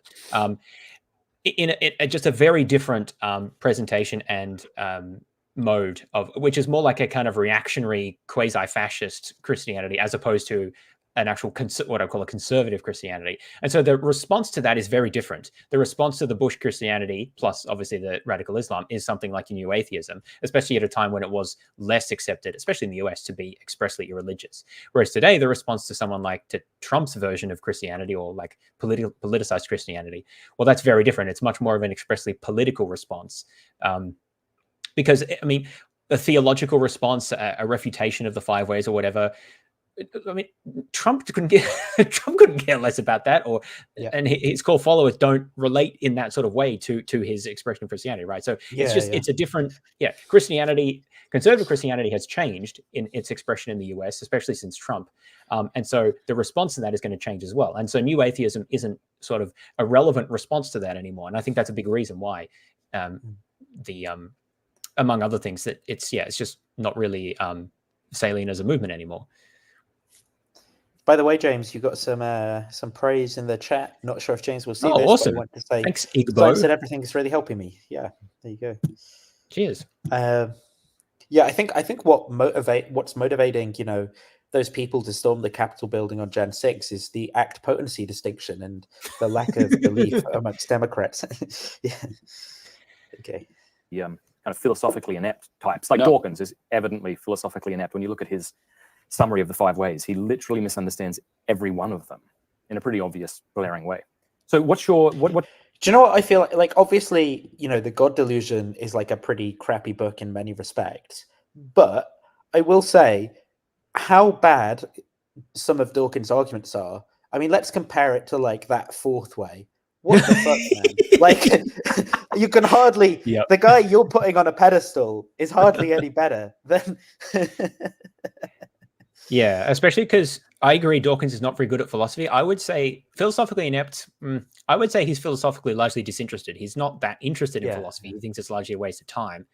And when you read the fourth way, you kind of have some sympathy, like, oh my gosh, what is this? Anyway, so yeah, but that's one thing that does annoy me about even today. People constantly taking Dawkins as the standard for what atheists have to say about anything philosophical, whereas I think that's, I mean, Dawkins wouldn't have put himself up as that. Like, he's good in evolution, and he's good as a popularizer of sort of basic ideas about atheism and its value. He's not good at the philosophical side of things, and why would he be? Like, that's not his area, right? So, I mean, granted, I don't know that Dawkins is always the best at knowing his limits, and he can be overselling. Do you remember the little pot of honey? The what? Sorry, the little pot of honey. No, I do not. Hang on. This is another blast from the past, from the like 2000s era new atheism. I think this is like paradigmatic of what everything wrong with Dawkins. Bin Laden has won in airport of the world every day. I had a little jar of honey, now thrown away by rule-bound Dundridge's stupid waste. Back when Dawkins was active on Twitter, I remember those days. I don't know the word Dundridge. I'm just looking it up. I can't even spell Dundridge. I think it's just like a general like idiot sort of like. Bin Laden is one. Oh dear. Because I had to throw a little pot of honey in the bin. Okay. Do you think that there's one particular way of Aquinas's that you find the most convincing, or do you think they make a good cumulative case that when you put them all together, they're the most convincing? Both. I know that's not an answer. No, that's right. Which it is. It was a false dilemma, and you split the horns. Which is the most compelling? For me, it's the third way. Yeah, a lot of people say that. Yeah, I don't know why. Just like the way I think about it is that. I want you to explain it to us as well, because those at home have no idea what this is. So convince me. So what do you think, Jane? Maybe we'll get some more elaboration on the contingency stuff here. I don't know, or maybe we'll get. Well, God exists. We will, but with pleasure. I'm going to do a little preluding, go for it, and then interluding, and then postluting. There's going to be a lot of looting. All right, cool. Loot away. So yeah, cheers. So with the five ways, first thing with which you need to approach is like kind of like the right disposition. So the five ways are not going to like. Oh, for God's sake! Oh yeah, so there's a long section here where basically they're prefacing the idea that, okay, look, the 5 ways aren't really that good. Okay, like they basically acknowledge they're kind of bad. Yeah, but if you can bring yourself to believe before, but it's basically like if you just keep gaslighting yourself, eventually you'll think they're good. But play it; they almost literally say that. Yeah, okay. It's so funny. Like blow you out of your seat. They're not going to make your socks go up and down. They're not going to like burn off one eyebrow. You know, whatever. What they are going to do though, if you continue to return to them, is exercise a kind of like conceptual therapy. So here's the thing. I said that what we're accustomed to, or the lines along which we're accustomed to think, are these like materialist, reductionist, naturalist lines. From a young age, you know, you see the periodic table of elements and somebody just tells you these are the building blocks of all material things. And you're like, okay. And then you think atomistically, like everyone basically thinks atomistically. And instead of saying, hey, these are like energy/electrical things that go to constitute what is most basic in your understanding, like your cat, for instance. So instead of starting with like substances, we start with building blocks. So we're always reducing. We're always thinking materialistically. We're always thinking in this kind of new paradigm of science. When you read the 5 ways, though, it's kind of introducing you into a new or better or older way of thinking, which is to say like a metaphysical understanding of reality. So instead of approaching reality from like... So he's literally saying like, here's how you can brainwash yourself into my cult. Like, yeah, it's like when you read the 5 ways, they won't make sense because you'll come to it with a modern scientific post-enlightenment understanding. But the more you read them, you sort of forget about that and think of this better, older way. He's like, look, I mean, if you think about it, what school kind of does is brainwashing. So it's not so bad. Like, you know, you get taught this stuff and, you know, everyone accepts it. So you go along with it. So why not join a new group of people who have a different way? And like, okay, it might seem weird at first, but like, just keep going along with it until it goes in. And then you'll see it that way all of a sudden. And isn't that a good way of arriving at truth? No, don't do that. What's at the bottom of it? Or like, how do I clear away things that are distracting me? You're asking the question of what is and why. So right. Here's the thing, and maybe he'll go on to say it, but not once has he like said, do you know what? Like, try and figure out what's true. It seems like, okay, if someone's a good, honest truth seeker, what they say is like, I think these are good arguments. But obviously, you don't sort of like agree on that conclusion with me already. If you're coming to these arguments, these are supposed to persuade you. Here's what I recommend: just go into it with like a critical lens. Try to keep your biases down and see if they persuade you. I think the 3rd way is the strongest one. Here's what some of the key terms mean, and just really reflect on like these premises and see how they like. That would be what this would look like, in my opinion, if this was like relatively neutral or something, right? Not this. Not like, I don't think but it's hard to do that with the ways, right? Because everyone sort of realizes that they're so hard to understand and they're not really very convincing. Certainly not to a modern audience like most people. Yeah, but then why keep putting them on a pedestal? Because you have to, because your religion is committed. Because you're in a cult. Because you're in a cult. You're wearing cult clothes. You do not have to dress that way. You don't have to think this way. Are we the baddies?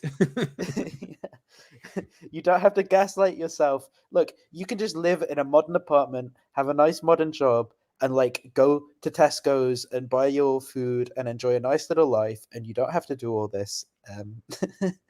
It's like why they keep telling themselves that Aquinas is so practical when it's literally the opposite of that. It's because they need to believe one thing, but the opposite is so obviously true. So they just keep telling themselves, oh, it's really practical. It's really practical. The ways are actually crap. Well, look, you know, they might be hard at first, but if you keep reading them and coming back to them, you'll appreciate them.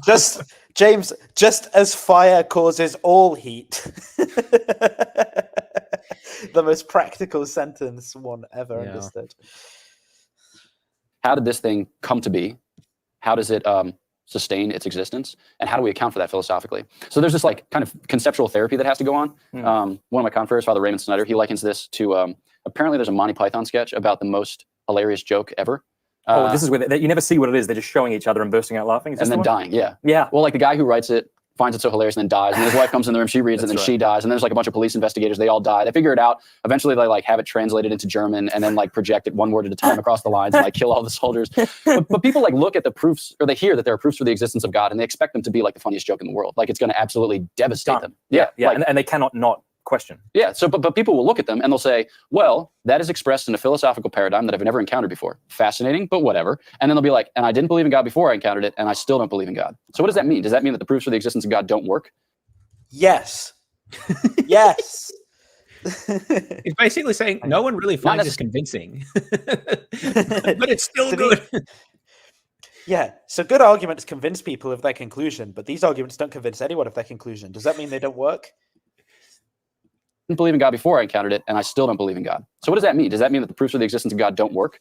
Not necessarily. If they don't compel us. Yeah. Not necessarily, because if you were a 13th century peasant who became a monk who was educated in Aristotelianism and had all the social pressures of having to believe this thing, otherwise it would be back to the farms with you and you would maybe probably like die of some disease or something, well then yes, all of these pressures would amount to you finding these arguments really, really reasonable. And so if you just got in a time machine and sort of like, you know, put yourself in that situation, they would be convincing. So checkmate, atheists. Yeah, no, because they're not like, it's not like their efficacy is proved by suasion, you know? It's not like, in order for me to carry my point, I need to convince everyone in the room of it. Now, true things are just true because they correspond to reality, okay? So it's either true or it's not. As to whether or not we can access that, different thing. So Well, arguments when you aren't approach the true. 5 ways, you're doing... You what? Well, arguments aren't really true. I guess all the claims in them are true. Like I get what he's saying there, but the point is that the reason it's called argument is like disagreeing with someone verbally, and the point of an argument is to persuade. So it sort of doesn't matter. I know you can say there's certain like standards involved in argumentation that are like, you know, trying not to like browbeat the person into agreement or use rhetoric to persuade, like trying to make them change their mind on the basis of good reasons rather than sort of like manipulation or whatever. But if an argument doesn't convince anyone, it's just not a good argument. It might be true, right? Like maybe it's true that there's like 151 billion blades of grass in the world or something, but like if I can't persuade anyone of that with like that, then I don't have a good argument. I Let's just have look at like this. some weird Let's look at this claims. from an Aristotelian perspective. So what is the form of an argument, right? Well, it's a series of statements which is designed to convince someone of something. So its success is measured in accordance with its form in terms of how convincing it is, at least to Right, people who that's can, true. Yeah. you know, take the time to understand it.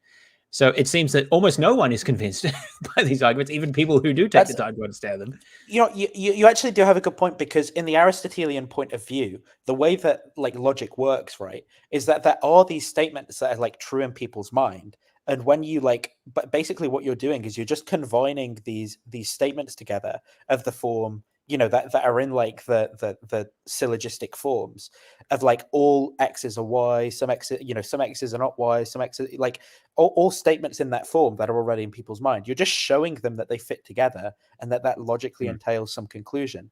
And so the very fact that these are so deeply disputed sort of is a refutation of the theory itself, because clearly these like essential forms of thought are not in people's mind broadly or even across cultures or times, because, you know, if modern people don't share them, then it seems like these like weird ways of thinking about things are really, really, really contingent upon being a medieval scholastic and not like, which doesn't necessarily mean they're false that we don't think them today, but it's not a good, you know, to think that they're like universals of human thought or something, and that be like a reason to think they're true is just not good.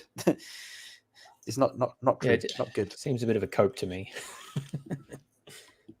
In conceptual therapy, you're inhabiting a metaphysical world. You're looking at the world the way that St. Thomas looked at the world. In a certain sense, you're seeing it under the aspect of being. And reality becomes... Okay, the sun is fire. Fire is the hottest thing there is and causes all other fire. The stars are angels. I don't know what else, right? Transparent to your gaze, and you see it as so many things issuing from an unmoved mover, or a first cause, or the necessary being, or what is utmostly good and beautiful, or what is the final cause of all. So yeah, with all of the different arguments, basically you start with some observation of what is in reality. So like in the first way, St. Thomas says, this is the most evident way. This is the argument from motion. And he says that there are things and they are moving. And he says, cheers, let's go from there. Which is significant because in modern philosophy, you can't even get people to acknowledge that. Rene Descartes is like, okay, I kind of distrust my sense, or like my sense knowledge, as a result of which I need to build everything up I just want to say on this as well, like, this is so fucking disingenuous. Like, first, who gives a fuck what Rene Descartes thinks, right? Like, who in modern days is like a Cartesian and believes in like vortexes and shit like that? Like, no, hardly anyone. Maybe some people believe in like his arguments for dualism, but no one's like a card carrying Cartesian or something. So it's just such a weird straw man, and these Catholics always have to like situate themselves in this historical dialogue that makes everything about them and Catholicism when it's just not even that relevant.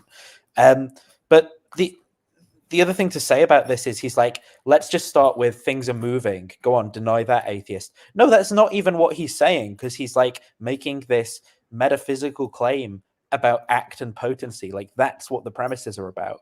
And so, like, you have to buy this metaphysical view for the argument to work. It's not just like this neutral, like, look, it's moving. Like, it's not like that. That's Yeah, it's not a bait the and premise. switch. The premise is, Well, obviously yeah. things are moving. How could you disagree with that? But when turns out what he means by things are moving is this, Yeah, well, there's exactly. these potencies and their actualities, and something needs to make them actualize, but it's not them. Yeah. By a new method. And in that new method, I need to prove everything from kind of pure postulates of reason. So that's just like, that's, well, whatever. Can we just say how fun that would have been to be with Descartes in his dressing gown? Oh, yeah, and his nightcap. Oh, my gosh, just smoking a doobie. And we're like, what can't we doubt? Those are the best parts of the Method on Discourse. They are yeah. absolutely the best. When he describes his raiment. His pale. We're so into philosophy. God. Raymond's hem. Oh, my gosh. So, yeah, so like, we're looking at the reality and we are admitting it as such. So we're not doubting our sense experience, because St. Thomas wouldn't even like. Sorry, we're admitting it as such. Like, I can't just like say, oh, look, I can see a yogurt pot over there, therefore reductive physicalism is true, because I understand the yogurt pot fully in terms of reductive physicalism. Like, that's such a nonsense way. Like, just admit reality. Like, look, there's a yogurt We're pot. looking at reality and admitting the way it is. Well, Descartes' whole point was that how do you know that reality is the way that it seems to be? Yeah. That's what he's trying to get you to think about. And just saying, well, yeah, but we're looking at reality and that's how it is. That's sort of just a question point. Yeah. You just question begging your interpretation. Like, even like, he would think that was insane. He just says motion is evident to the senses. And by motion, he doesn't just mean locomotion. No, right. So there's so here we go. No, he means weird metaphysics.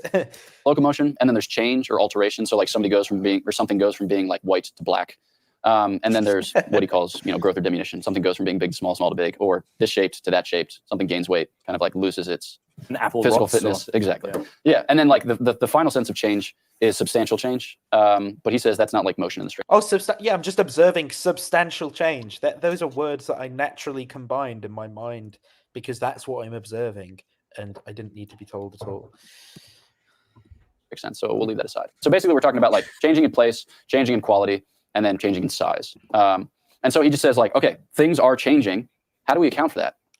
And then this is the big thing that he introduces in all of the 5 ways, is the distinction between act and potency. And at first you're like, duh, weird words, but they need not be weird or intimidating, because potency, as you might expect from how we use in English, is what a thing can be, right?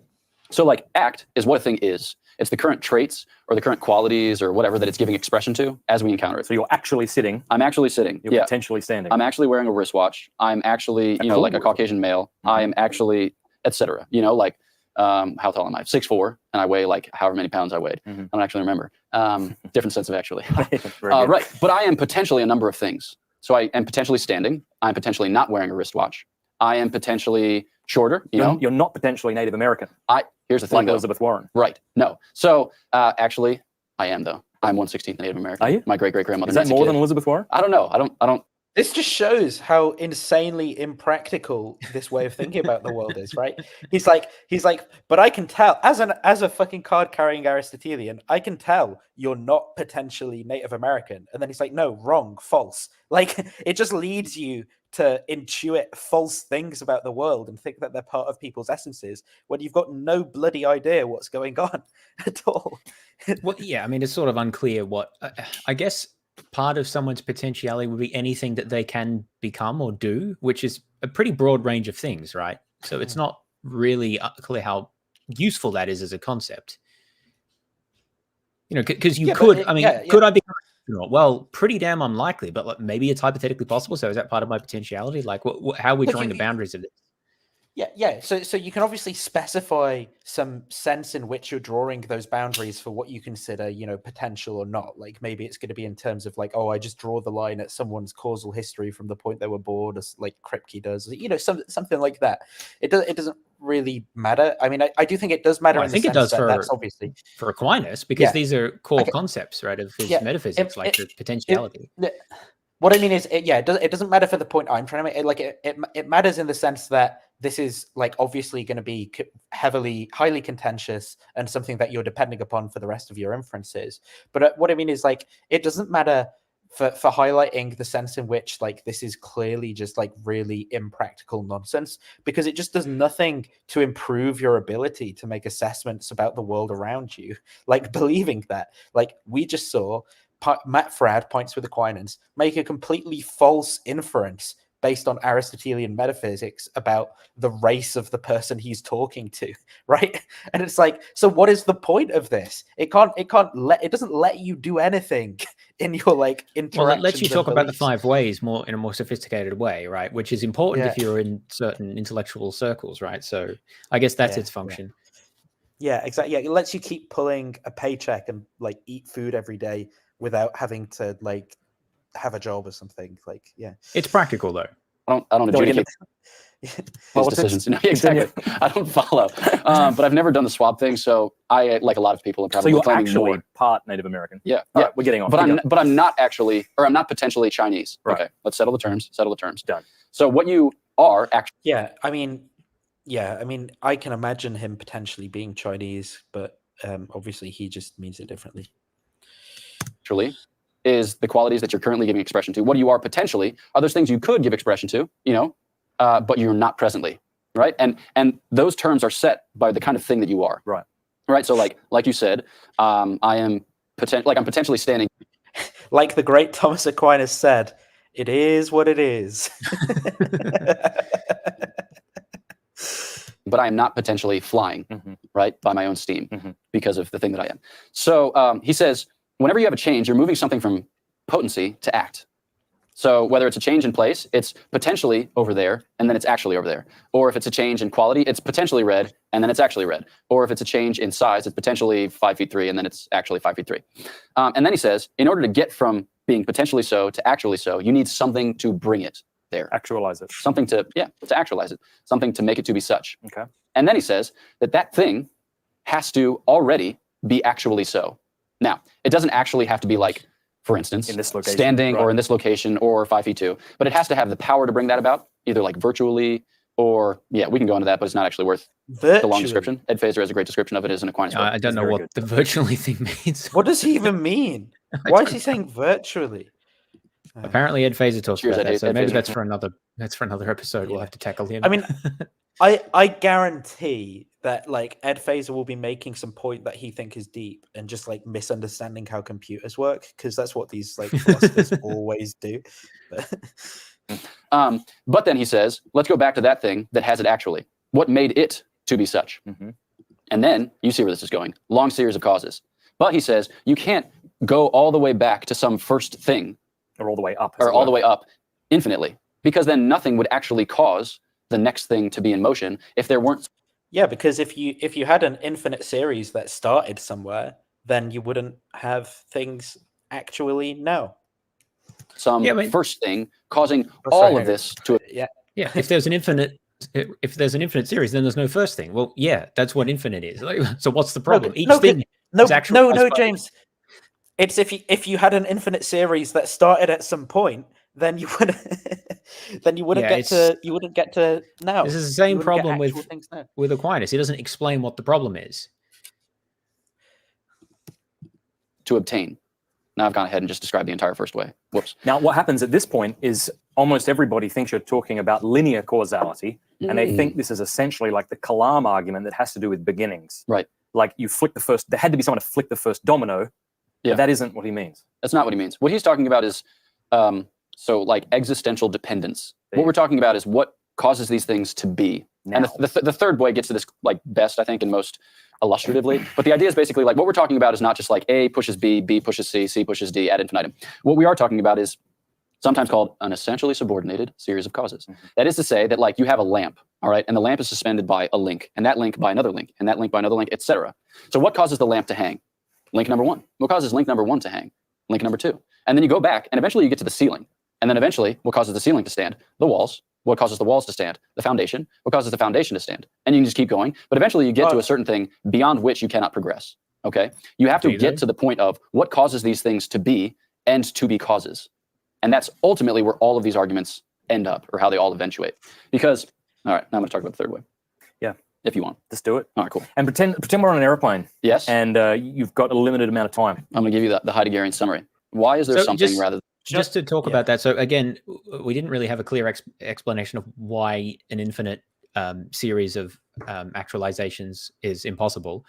That mirrors the fact that I think Aquinas fails to give a clear explanation here of that. The other issue was that there wasn't any attempts to explain why it is that something requires something else to actualize its potentialities. Why can't it just sort of do that itself? It needs something outside itself, apparently. And we talked about this for a while. I think this is another issue, that it's just sort of assumed. I guess that's sort of how things work on the Aristotelian worldview that Aquinas holds. But again, I think to a modern worldview, if something has a causal capability, it just exercises that causal capability. It doesn't need something outside of itself to cause that actuality to be the potentiality to be actualized. And to me, that's just strange to think that that's necessary. And the other thing is, there wasn't really, I would say, a good explanation given as to why I should consider just like seeing stuff moving in my vision or whatever, like a manifestation of this metaphysics where every single thing has act and potency in the same way. Well, that's actually a good point, right? Because he said we see things moving. That's actually false if by moving he means potentialities being actualized. Yeah, I don't see you never that see happening. Potentialities, right? You only see the actual, right? So you never see the potential. That's an inference, yes. Well, again, that we said before, that's a Humean point, so maybe I'm pulling in ideas from later on. But so I would reject the idea that we see that. I would say we infer that. That's an explanation that we're providing. And so you can't just read it off your observations. And that's when then you get to a Cartesian point, like, well, how do you know what you think is happening is really what's happening? Maybe you're just systematically wrong about all of these inferences you make. Yeah. And I'm like with them, I'm like with them in the sense of like, sometimes that type of skepticism can be like really undermotivated, but I don't think that the solution to that is like Thomism or something. It's like, well, look, considering I might not have hands when I obviously do is crazy. Therefore, Aquinas was right about everything is like a really bad argument as well, because that seemed to be like an avenue they were going with. That it's like, oh, Descartes says some really stupid stuff, therefore Aquinas is right. And like, no. Well, yeah, we can dismiss the moderns because you can't even convince moderns that the world exists, right, or that changes exist, and that was sort of a dismissive way of, I think, waving away the more modern philosophers. It's sort of funny to call Descartes modern, but I guess compared to Aquinas he is, and just sort of not engage with that at all because, oh, well, they say dumb things like, we can't even establish that the world exists. Right. Rather than nothing. You want to answer that? Oh, you could. I don't know. Nice. Well, St. Thomas seems to think that like we have to account for that. Now, people differ as to whether or not that's a good representation of the third way, but I think it's pretty good for elevator speech. Yeah. Why is there something? Who said that this is the greatest philosophical question that could ever be asked? I forgot, but I don't know. Herbert McCabe, who was a Dominican who lived in England for a while. Well, he's since passed, but he liked to come back to this question with regards to the third way. He just thought that it was just like, I was just going to say, it's a good introduction to metaphysical thinking. It really is. Because most people don't think in those terms. In fact, people have just heard you say that right now on YouTube and don't even understand why you would even ask that. They haven't understood the gravity of it. And maybe we never could understand it to the full gravity of it. But yeah, why is that an important question? Well, it's because it could be nothing, presumably, or they couldn't if God exists. No, like because when you look at contingent things, which is everything that we experience except for God, right? When you look at all of them, you have to know, or you have to perceive at some level that it could have been otherwise. This could have been red, or it could have been not, right? Yeah. And that doesn't have to like take into account like, well, we're not talking like in terms of moral tragedy, like you could have been hit by a bus on your way here. It's like, okay, that's true enough, but like you could have just not been, and that's true of everything. So then why is there something? If everything is great, may not have been. Yeah. Exactly. If everything might not have been, why is it? Why is it? And you eventually have to get back to has to have been, or simply is. Oh, beautiful. Yeah, or It's that based there's on- an infinite, or there's an infinite chain of things always happening in an infinite series of contingency that just goes completely unaddressed, or doesn't go completely unaddressed, goes mistakenly addressed. Yeah, I mean, he Yeah. also just sort of ignores the just. How did he phrase it? The just is. So there may just be brute contingencies. Or a I don't- circular chain of contingencies. Like you could just why not just like Yeah, several well, contingency particularly events? because it's not. This isn't a temporal. This isn't a temporal account. It's a dependency account. So it's not. It seems that it could potentially be circular. I mean, like, imagine what's that film like Groundhog Day, right? Like, we can sort of conceive of that universe clearly. Like, I don't know what an account. Well, that is a of physics of temporal Groundhog circularity Day. in a sense, but I guess it is. But I mean, like, it's not necessarily true that the second time we're viewing him relive the first day, that chronologically comes out because it's the same time, right? So, like, there's some metaphysics in that world. The point is, like, that seems to me to be like a possible state of affairs that could conceivably be like contingently dependent and circular or something like that. I don't know, like why does that not make sense? Well, because you'd never get to today. Of course you would. He's at today in that world. Like, he's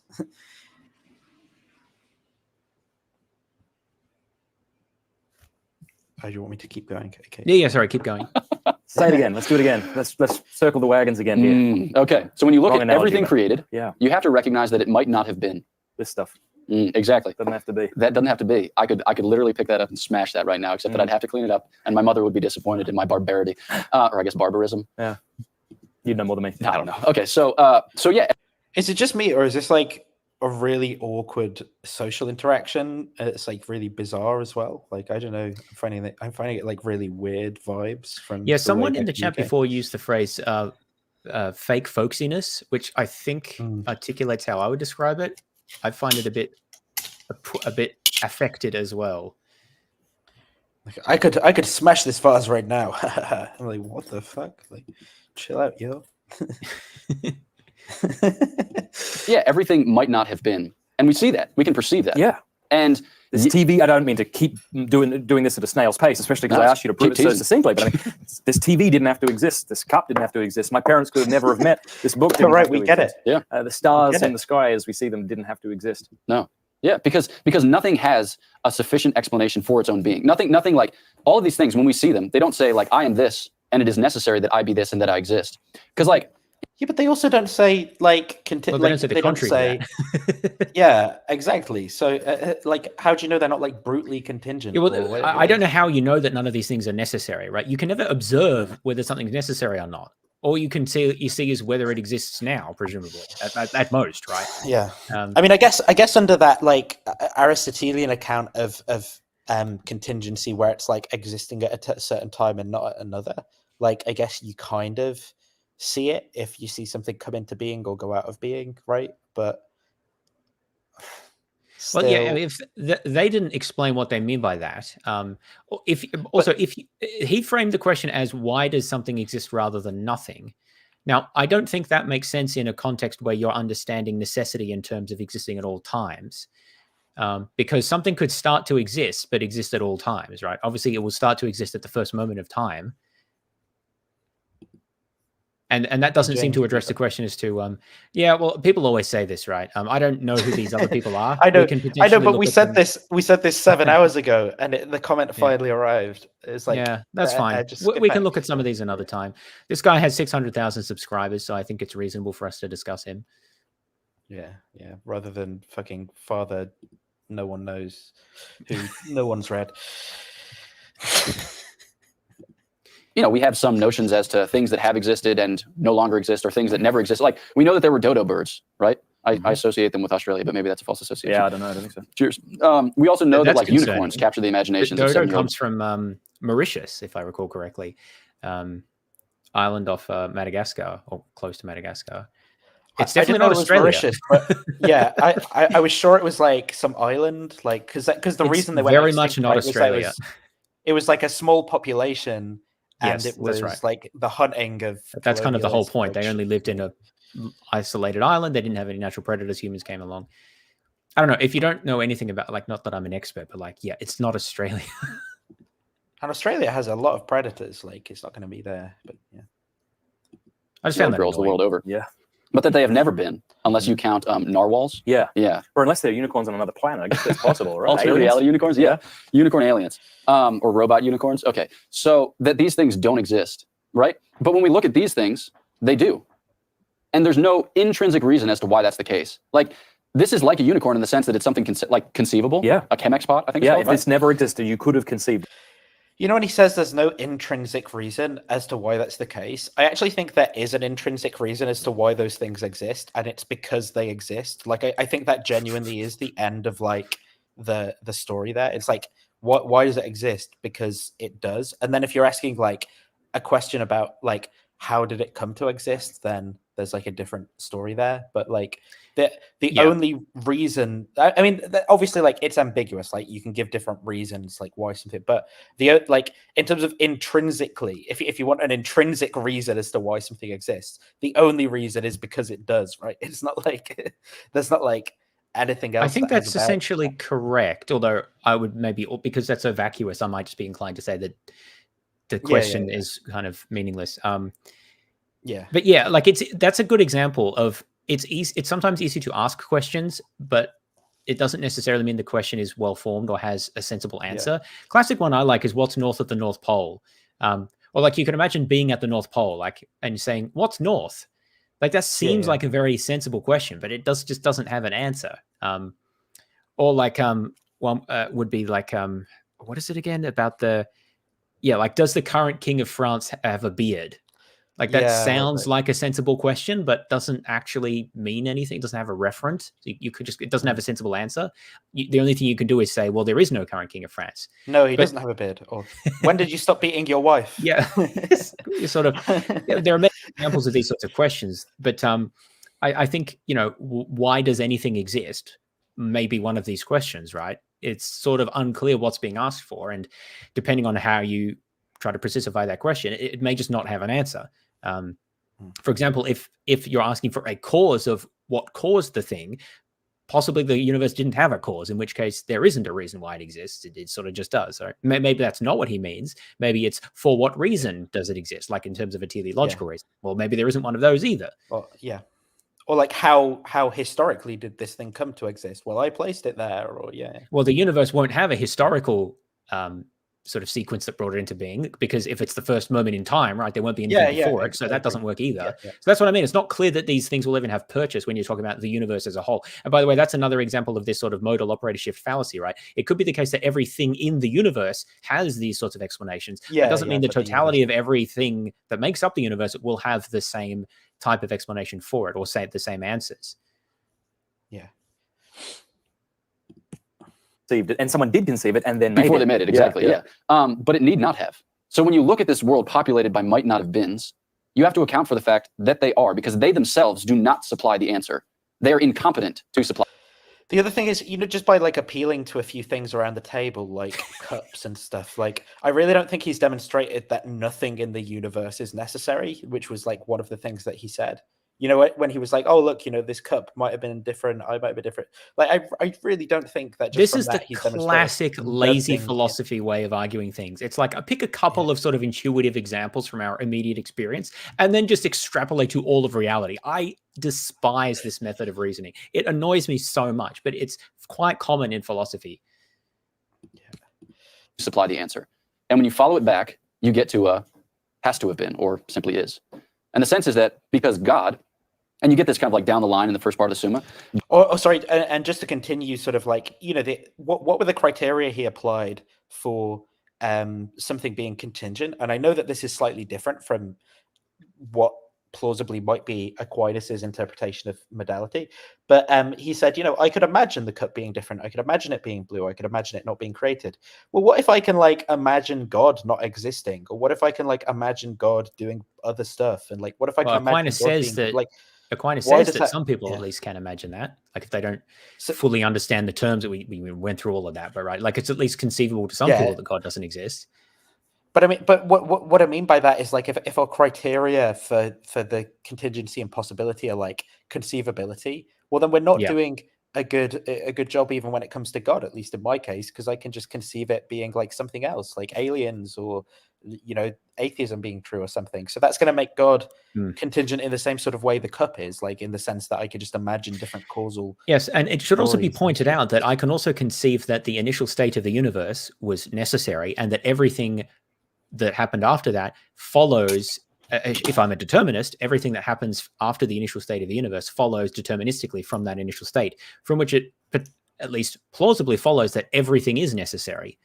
This is a necessitarian argument, right? That if the initial state is necessary and everything is causally determined strictly, then actually everything is necessary. It may seem like things could have been different, but in fact it couldn't have. There's only one way things could have been. Wait, James, does that mean that the desk behind you would be necessary? And well, potentially, yeah. Yes. Does that mean that one reading of the books in the shelf would be necessary? Well, but this is the point, right? You can't read these things just off of what exists, because to tell whether something is necessary, you have to look at what might have been, or at least what exists, what is at other times, if we're going to go by that. But even that, you can't just look at what is now and determine what is possible. You have to make inferences about other times, places, or possibilities, and that requires speculation potentially, right? It's not just I can look at things and show. Yeah, well, could it have been necessary? God exhausts all that there is of being, right? God is, and that's to say, like, yeah. So, like, when we talk about God being eternal, right? That's not just to say that like God has infinite duration, like thinking about him in terms of time. When Boethius describes eternity, he says that it is the whole and simultaneous possession of endless life. The whole and simultaneous possession of endless life. So God holds all being in his embrace of himself. He exhausts everything in his embrace. So this is where I start to sort of vomit a bit. God holds all being in the embrace of himself. I'm just like, what? But even as a metaphor, it just doesn't make sense, because embracing is like a physical activity, right? So I don't understand. Well, one doesn't normally embrace oneself for a start. That's a little bit weird. Sort of. Well, in the embrace, like, who does that? Yeah, but what does it mean to hold someone in the embrace of yourself? Well, I can understand like he's even gesturing with his hands, like holding someone spatially into your chest. But what does it mean for a disembodied mind that creates a physical universe to embrace that universe? Like, what is the relationship between that non-physical being and the physical universe for it to count as an embrace? Like, I just don't get it. I really don't. And why is God embracing himself, but also everything else? Yeah, the analogy doesn't help. It's just word salad as far as I'm concerned. I don't have a clue what he's trying to say there. Yeah, it's like I don't think I'm being obtuse. I think it's just really unclear. Just like you and I, God enjoys a pina colada on the beach on a sunny day. And, the creation of the universe is kind of like enjoying a pina colada on a beach on a sunny day. Like, that's, if you want to understand like carbon chemistry, that is like enjoying a pina colada on a sunny day, because that's what it's like for God. Like, it's like we have Netflix and chill, right? We have Netflix and chill. God has Big Bang and chill, right? Yeah. That's the analogy. Yeah. God basically God raw dogged, and that's what led to the creation of the world. It's like the same thing, basically. Like just oh dear. That can truly be said of being. And so all being is a participation in his being, without getting like into like pantheism, blah, blah, you get it. So when we look at all of these things, you can't say that, because literally the only avenue that I had for making any sense of these metaphors, you just told me not to use. So what am I supposed to do? I don't know what you mean anymore. Viva negativa, right? You say one thing and then you take it back again, because you can't say that. If this guy said, yeah, kind of like panentheism or something, or pantheism or panentheism, I would have been like, yeah, okay, I get it. I've got like a model in my mind. But he says, not like that. And I'm like, that is the only thing. That was the lifeline you had that made sense. Yeah, I don't know. It sounded like pantheism, but he's like, no, it's not that. Okay, well. They don't have being in that way. They only have it as a kind of product of happenstance. Well, not to say that everything is a chance encounter, but that they only share in or participate being, but they lack it in its entirety. So you have to get back to someone, nature. Yeah, that just is, whose very essence is to be. And so Dawkins here says, well, even if I grant that, that's a far cry from saying that this being is someone that answers my prayers, cares about the ways in which I have sex and with whom. And so you haven't even begun to make your case, which of course is rubbish because you have begun to make your case. It's And the Summa, of course, is more than 2 pages. I wish that Dawkins had turned the page. You may have seen how Aquinas began to explain the attributes of God. But Well, we talked about that, right? And it's a shame they don't talk about it here because, yes, he does talk about the attributes of God, but as we argued before, his arguments aren't very good. They're often very unclear. And at least from what I can find, granted, we weren't reading the full Summa, but there seem to be important things that he doesn't discuss. Like, for example, he doesn't seem to go into much detail talking about divine action and why we should think of God as an agent. And also, like, I mean, like his almost all of these like contentious arguments that he's making depend themselves on like really weird epistemological and metaphysical claims, like almost all of them, and there isn't any account given of why someone should accept that account of like epistemology or metaphysics. And in most cases it's not even clear that like Aquinas was in a position to like interrogate those presuppositions themselves. Like he seems not to be like providing any kind of insight into why he chose one perspective on these things rather than another. And then in other cases, it seems that he plainly just accepts some metaphysical views based on a pre-scientific understanding of the world and like the reification of bits of language, like, you know, like you were saying before with superlatives, or like, you know, his weird kind of like God is to be. Oh yeah, the genus as well. Yeah, like oh yeah, like you can say the word better and you can say the word best. So there's one thing that's best, and that's probably going to be God, right? Like, because what's better than that? As like, how is that? Like, you know, how is there nothing else you could say about that that's like not contentious? Well, Rope Guy did actually give us a kind of a reason here why, well, sort of a reason why we should accept Aristotelian, like Thomistic metaphysics. And it was basically, well, if you keep coming back to it and going over it again, you'll come to appreciate it more. But in this argument, right, his account of modality wasn't even the same one that Aquinas has. So he's like, yeah, look, if you completely change the account of modality to a more modern one, you can make an equally contentious argument, but at least people will be able to make sense of it. But why preserve the illusion that this has anything to do with Thomas Aquinas at that point? You're just like, it's just a different argument from contingency. Why the need to sort of like, you know, nod your head to Thomas Aquinas and try and keep him alive in that way? Like, it's just well, weird. That's interesting because the two ways as he explained them, there was certainly some Thomistic metaphysics in there, but they were pretty close to a standard first cause argument a standard argument from necessity, like the Leibnizian cosmological argument, essentially, which is like, why does anything exist? That's how he phrased it. And those are later formulations, which I don't think you need to appeal to, and is not even helped by appealing to Aquinas at all. And wait, did he mention the fourth way? I don't remember him talking about that. Not yet. He said he mentioned degrees of being, which he mentioned it, but I don't think he's explained it. Yeah, that's an interpretation as well. Like, I mean, given what we said when we looked at it in Aquinas' own words, it does seem it seems like that's an overly charitable interpretation of what he's saying. That, like, you know, but anyway, but that's the one that I think is most characteristic to Aquinas, because the others find much more modern formulations that you can just use. Whereas I don't know that anyone really makes the fourth way as an argument unless you're explicitly going through the 5 ways, right? So, and it's interesting that that's the one that he hasn't. Because some people, the people I see doing this are like tend to be in niche, sort of like spirituality circles. So like John Vervaeke, the psychology guy, for example. Like people who are in those circles tend to be like Neoplatonists or something. Okay. And so like in those circles, you'll get people appeal to these types of arguments, and they think they're being like super cool because it's like not something people have really heard before or whatever. But it works for that group, I guess, if they have these like presuppositions about essences. Fair enough. I don't really engage with that crowd much, so I may have missed that one. But I guess the point is that the two that he's discussed are really kind of modern repackagings of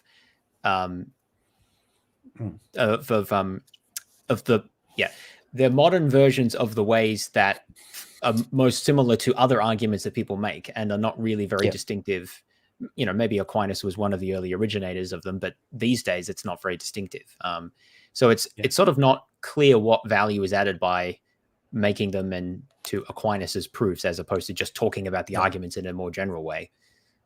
Or even by dressing like Aquinas, there's just no need to do it. Yeah. Theism, the jump from theism to Christian theism is a heck of a lot smaller, shorter. Yeah. Right? Yeah. I think so. So like a lot of your work's done. Yeah.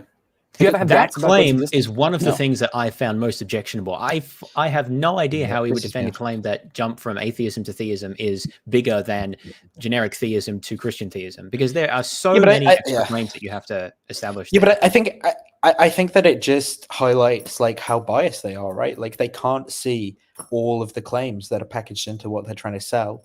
And they're really chauvinistic against other forms of theism because all they think of they just they just nerd out on Aquinas or whatever, and then never bother to actually read broader, more pluralistic philosophy of religion and different models of God, or to even take them seriously. I mean, in all the same ways that they will accuse atheists of not taking them seriously, they will just shit on Hinduism and stuff like that, and not really engage with all of these different ways of conceptualizing and thinking about God, because they're just not live options in their mind. It's theism's just a hair sliver away from Jesus resurrected from the dead for them. Yeah, I just found that claim, I think, is one of the things that really triggered me, because one of the things that I'm most interested in is breaking apart the different, I guess, components that people, attributes that people attribute to God, and establishing how they can be separately argued for, and then how you combine them together. So, for example, you might establish that there's a first cause, and you might also establish there's a ground of being. It's not necessary. It's not obvious that those are the same. They may be, but I think that requires argument. And then maybe there's a ground for morality. Is that the same as the first cause? How do you establish that? How do you establish that a God is a being who would want to intervene in the world in any way? Even if you establish that, how do you establish that God who wants to intervene is the Christian God, right? And there's so many different things that you have to establish. Even if you establish that, how do you know that the books that we have in the Bible are on which set of books, right? So many things you need to get to a specific tradition in Christianity, that the idea that we could just go with, a first cause argument and a necessary being argument, and then we're just a sliver away from Catholicism, I think that's ludicrous. And it's just missing almost all of the steps that you need to go through. And part of the reason it gets away with that is just because many people that this sort of apologetics is appealing to have only thought about things in one way. They're either in their religious tradition or they're lapsed from that religious tradition, or they may be wavering. So basically their options are abandoning religion, or accepting this religion, or it could be people who have not come from religious background but are seeking, and usually they do that from within a particular faith tradition which is most salient to them. There are some people, of course, who explore around a lot more, but I think they're very much in the minority. For most people, it's sort of a question between two live options, and in the West often that's sort of generic irreligion or one specific religious tradition which they're closest to because of family or friends or whatever. And so essentially that means that if you're defending that tradition, all you really have to do is show that some of the aspects of that tradition, you have to only argue for some of them, and you sort of just try to get all the rest of them for free, essentially, by showing, well, now that we've established that there's a first cause, we'll just grab everything else that comes along with our tradition, because we're not trying to differentiate our tradition from all of the other possibilities. We're only trying to differentiate it from the one that sort of it is the same in comparison. And that, to me, is a very lazy form of thinking, because it means that you're not actually thinking through, you're not trying to find what's true, what the best model of reality is, what the most reasonable thing to think is. You're only thinking about things in a very narrow way. And then, I just think that that's it's one of the things I really try to push against most, right, is think about things more broadly, think about things from different perspectives, look at other options. And when you then say something like, oh, well, you've done almost all of your work going from atheism to theism and it's barely anything more to get to Christianity, that is just the exact opposite mindset that I try to cultivate. So that's, I think, one of the reasons why this triggered me so much was that comment. I mean, I don't even think it's true that the 5 ways establish theism, right? I mean, in terms of where they've got to, I think that you can make if you bought all of the 5 ways, and I don't really think people should, I think there's significant problems with all of them, that can be made consistent with naturalism. There are models of naturalism I think that so. are perfectly consistent with all 5 ways. I mean, maybe except the 5th one would be difficult. I think you could have a naturalism where maybe there's kind of like with the fifth way, there's a naturalism where there's kind of like intelligence within the universe or something. So maybe that gets slightly weird. Well, you could build like cosmos, like you can build yeah. teleology as a core essential component of the natural world. There are people who I can't remember exactly what that view is called, but there are people who defend that. Well, even like the cosmo-panpsychism type points of view and things like that. That could be an example of that, actually. I think what I'm saying is, I just so maybe the fifth way is like the exception, because that you're at least, but you're ruling out sort of source physicalism, the idea that there isn't like agential mindedness at the bottom of the universe or something. You're ruling that out, but I still think that you're a long way from theism for even accepting the five ways. Never mind, a hairbreadth away from Christianity, or Christianity where Christianity means Catholicism, right? Like there's as I point out in my book, miles. there are ideas, particularly from Eastern religious traditions like Hinduism and Taoism in particular, which appeal to notions which are neither obviously theistic nor obviously naturalistic. So something like the Tao, right, which is kind of the way. It's teleological, very obviously, but it's also very clearly not agentic. It's not a person, or it's not God, but nevertheless, it's sort of the underlying metaphysical essence and nature of the universe, about the way things go and the way things are supposed to work. So I think it's teleological but non-intelligent. At least that's the way I understand it. Maybe there's different interpretations. And Brahman's interesting as well, which is sort of God, but also it's not personalistic in a way. So there are a lot of options there, right, in terms of different ways of exploring the idea space of, okay, let's suppose that we grant that there is teleology to the universe. How can we understand that? And like, there's lots of ways to understand that, right? Even though I personally don't think there is teleology to the universe, that just because you reject my naturalistic reductionism doesn't mean that you're a theist. Right? There's all sorts of other things, but it's just that most people never think about them, and these sorts of channels rely on that, in my opinion, the apologetics channels, because they don't want you to think about things in a diversity of ways. What they want to be able to do is defend against the one kind of salient critique that they are focused against. And then anything that doesn't service that is sort of superfluous. And so they won't even talk about it. And they'll just pretend that if you've refuted one, then the other sort of follows. They're selling you a used car and they know it has engine issues. Well, as long as it's better than this other used car, right, then that's all that matters. Don't look at all the other ones in the back room. But I don't know that I permit myself like extended periods of time of like nihilistic doubt. Do you ever wonder that God doesn't exist, and you've just, you could be partying and having sex and making money? And that's right. If God didn't exist, well, James, are we partying and having sex and making money? I forgot. I forgot about this part as well. This triggered me so much as well. Is this not just telling on themselves? Is that the alternative? The only way I can make sense of this a little bit is telling on. Well, it's not the only way, but it's one of the ways to make sense of this is telling on themselves. It's like if God wasn't telling me that I had to. You're sort of right. Here's what I would be. You're sort of right. I think you're sort of right, but I think they also have to tell themselves this to keep themselves in. It's like if I told myself, you know what, I actually wouldn't kill myself, I wouldn't murder babies, I wouldn't be an immoral asshole, I just wouldn't spend vast amounts of time and money on Catholicism. Instead, I would try and find friendships in other ways or do good things. Like, well, then it would become so much easier to leave, right? So they have to kind of tell themselves, like, without this, I would be nothing, sort of thing. It's like, no, that's just not true. Like, the alternative, sure, maybe some of your moral, maybe like you have like a particularly weird stance against IVF because of Catholicism, like your stance towards IVF might change, or maybe you're not very nice to your gay brother and you would be nicer to him. But actually, overall, you're not going to just like quit your job and start going to orgies all day. You're going to go to your job the same as ever. And well, maybe it's different for these guys because they don't have real jobs. But they won't keep their jobs are talking about Thomism. But for most people, it's not like that. And for most people, it's not like, they're going to significantly change on any of these things. Exist. I would like worship the sun and just like stay unhygienically, like bearded on top of mountains in like the Western United States. Like what the hell's that got to do with it? Like, I love showers and it's got nothing to do with my rejection of Thomism. Like, I hate being dirty. Like, what? It's what he does, as a result of which I'm here. No, I think, And not to say that I don't mean to caricature atheism as if to say if you're an atheist you'll be an immoral person. That's not what I'm saying. sure. But I mean, it's a fair What are you question, and saying? I imagine some priests think of it like, gosh, and even married people could think of it. Like, maybe God doesn't exist, and I'm just sort of wasting my life when I'd rather just be kind of hooking up with this woman instead. And gee, I mean, if God doesn't exist, maybe monogamy is not natural after all, and that's why you can see how people begin.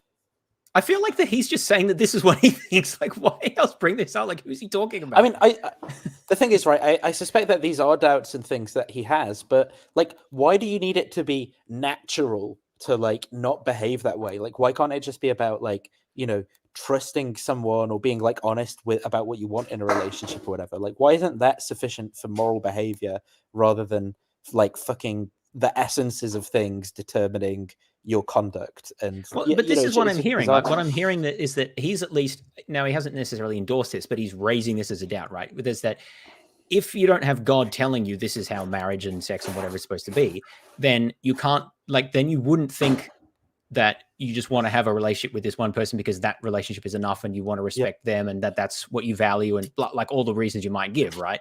Not by the way, to say that that's the only form of relationship that's okay, but like if that's, for a lot of people, that is what they want, right? And that works for a lot of people. So the point is the idea that somehow that couldn't be enough and there has to be, in addition to that, the big man telling you, look, you got to do this. To me, that's not just really weak sauce. But it's not even the big man telling you. He said it's the natures of things. So it's like these hidden essential properties of things that can't be perceived and can be acted against. Well, I guess it's the big man telling you about the nature of things. Yeah. Well, yeah. But they talk about this a little more. Play this out the last couple of minutes because what they say is very confusing to me. But it's like, look, okay, maybe you'd divorce your wife and maybe you'd be happier is one option. Or maybe you would like find the things that are actually valuable in your relationship, like trust and honesty and respecting each other's wishes and things. And like maybe those are actually like important foundations over and above the natural order TM. Like, Imagine that being a reason to staying with someone, like, because it's the natural order of things that we have, monogamous relationship and stay like. Yeah, we're married now, and that's the reason. It's got to be that way because anything else is disordered and a nucleus. Yeah. Yeah, I mean, if God doesn't exist, maybe monogamy is not natural after all, and that's why you can see how people begin to spiral. He just wants to be a furry, okay? People. Yeah, Dostoevsky said something like, well, I think it's okay, like if God doesn't exist. I knew it was coming. That everything is permitted. Here we go. You can see how people begin to spiral. But yeah, Dostoevsky said something like, well, I think it's okay, like if God doesn't exist, then all things are permissible. Yeah, I think referenced something like that. And it's true, isn't it? I think it is true. No. If God doesn't exist, then all things are permissible in the realm of morality. Yeah, well, I think that they wouldn't be. Well, I think that so the vision that St. Thomas paints, the vision that, like Christ reveals, is that human flourishing, integral human flourishing, is connected with our nature. Sure. So like we have a nature on which grace builds, and it doesn't like scrap nature, right? Actually, there's a sweet translation of the Summa by these friars from the English province, sometimes referred to as the Gilby Summa, and it says this, quote, grace does not consign nature to the rubbish heap. Does it say that? Oh yeah, I love awesome. the English. Oh my gosh, to the charming. rubbish bin. Exactly. Yeah. So we have the kind of nature that is perfected by these kind of things, and it's not like grace radically changes what we are. It actually heals, it purifies, it elevates, it emboldens, and it brings us to our term where we ordinarily would not have been able to get there. So in a certain sense, I don't think it is true that if God doesn't exist, all things are permissible, because we are still the type of beings that we are, right? Yeah, but when I say permissible, I suppose we mean like morally acceptable. Yeah. Like I can still we all choose to do things that we perceive to be good that end up being harmful.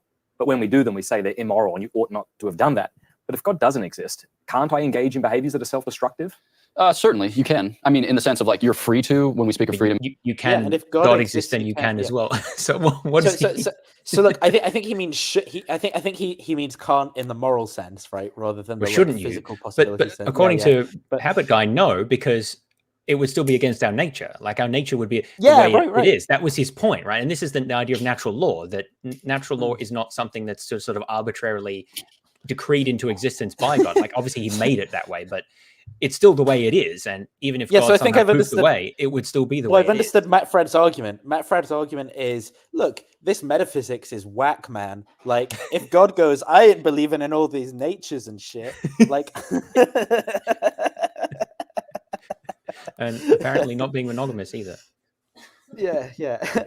Look, I'm this close to cheating on my wife. He's this many potencies away. Freedom as like Yeah. license. Yeah, look, if I get acted on by one more actualizer, the potency in me. I'm trying to think. What's that song? I can't remember the song. Sexual Healing. You know, I can't remember the lyrics I'm looking for, but there's some lyrics.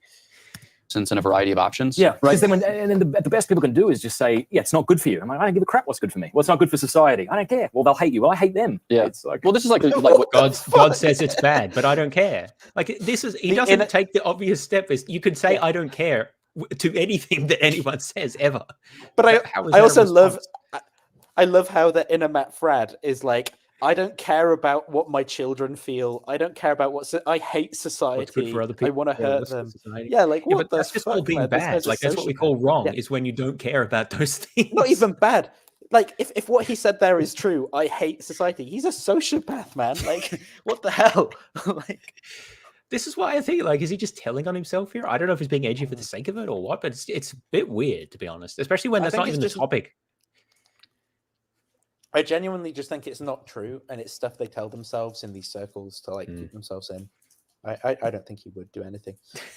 Like what utilitarians struggled with, and this is like what Kant is reacting against. He's like, wow, that's just like selfishness. It's naturalistic selfishness, like blah. And then he wanted a system of rules that would bind in such a way as to perfect the human creature. And he felt like he needed God as an enforcer or a lawgiver. In a certain sense, is like the buck stops here with respect to reward or vindication. So I don't like, okay, when we say that like if God doesn't exist, all things are permissible. On the one hand, that's true, because if your life is not goal-oriented, then you can wend your way wherever you darn well please. Goal. So like I leave my driveway and I have no place in mind. I can make all turns. And in a certain sense, like for me, it's just about the driving. But the journey, not the destination. That's what we hear all the time. Yeah. Right. So here's an alternative view, right? This guy is like a priest or whatever the hell he is. Like God's everywhere. It literally doesn't matter what avenue he takes or what road he takes or what he does. God's going to be there. Like you can just story tell about his theology and like make it sound as pointless and like nonsensical. Like we can all do that. We can all tell stories about people with messed up psychologies that are all meaningless because of their philosophy. This point here, I think, really articulates the frustration I have with this sort of lazy form of the moral argument, because I mean, especially for Thomas, right? That they think that everything emanates from God and he's sustaining everything constantly and he's the ground of all being. So in one sense, it doesn't make any sense to talk about if God didn't exist. Well, then nothing would exist, right? So what are we even saying? But then somehow they pick up morality, like, well, that especially wouldn't exist. Well, huh? Like if God didn't exist, nothing would exist. And so why are you even talking about if God didn't? But then somehow morality especially wouldn't exist. I just think that's wrong under my understanding of this metaphysics, which is that if you somehow imagine humans being the way they are, but without God, humans would still have a nature, and that would determine right and wrong, for, at least for, with respect to human nature and purpose. And that's natural law. Morality is invisible and weird, like God. So that's how poof, and they're gone, and let the rapings commence. Well, and the idea that, well, maybe I just don't care about what hurts other people or what's approved of. Or maybe I just don't care what God wants. Like, what does that have to do with anything? I just don't understand how. But I've actually spoken to quite a few theists who make this argument, and it's like they never thought about, but what if I just don't care about what God says? Like somehow that just, well, no, but you have to care. Well, I kind of don't though. Like, what do you mean I have to? Do I have free will or not? Like, their model is no different in the sense that you can still choose whether to do it or not, like to act in accordance with what God says or not. So what is exactly supposed to be so special about there being God, right? And this idea that, God's the enforcer, but God's not the enforcer of morality. He just lets people do stuff. Like you can just do whatever you want, right? And he doesn't even reward and punish people in the afterlife in accordance with what they did in life. He rewards them in accordance with whether they accept Jesus, which is the whole point of grace, is that's independent of how you acted. Yeah, you need to be sincere when you accept him, but it's not based on rewards and punishments of what you do in life. So where does this idea come from that God is the enforcer of morality? That's just not Christian theology. And I don't understand how people who are all about orthodox theology then at the other side of their mouth talk about God as if he's the enforcer of morality. He isn't. That's not Christian teaching. If anything, that's closer to Islamic teaching. I just do not. But he is at the end of time. He is at the end of time when he burns. God's there'll be a judgment, right? But he doesn't judge people on the basis of their actions. He judges people on the basis of their actions, but with this grace piece added. So everyone actually deserves to burn, right? But then some people won't because if they accept grace. So that's not really how justice works in any normal sort of enforcement of morality sense. Oh, what's this? This is a clip. So Matt Walsh is obviously a Catholic, and this guy makes animations, but all the audio that he puts with the animations is real from the people. And so why is God hidden? Why is he hidden from us? I'll admit that I've had moments in prayer sometimes where I say to God, God, if you would just reveal yourself. I mean, can you just reveal yourself? Can you come out of the shadows just for 1 second and just show me your glory in all of its fullness, just for 1 second. That's all I'm asking for, just 1 second. So ugly. But the vision never comes.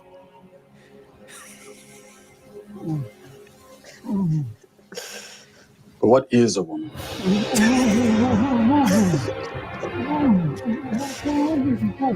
You just really don't want to answer the questions, do you?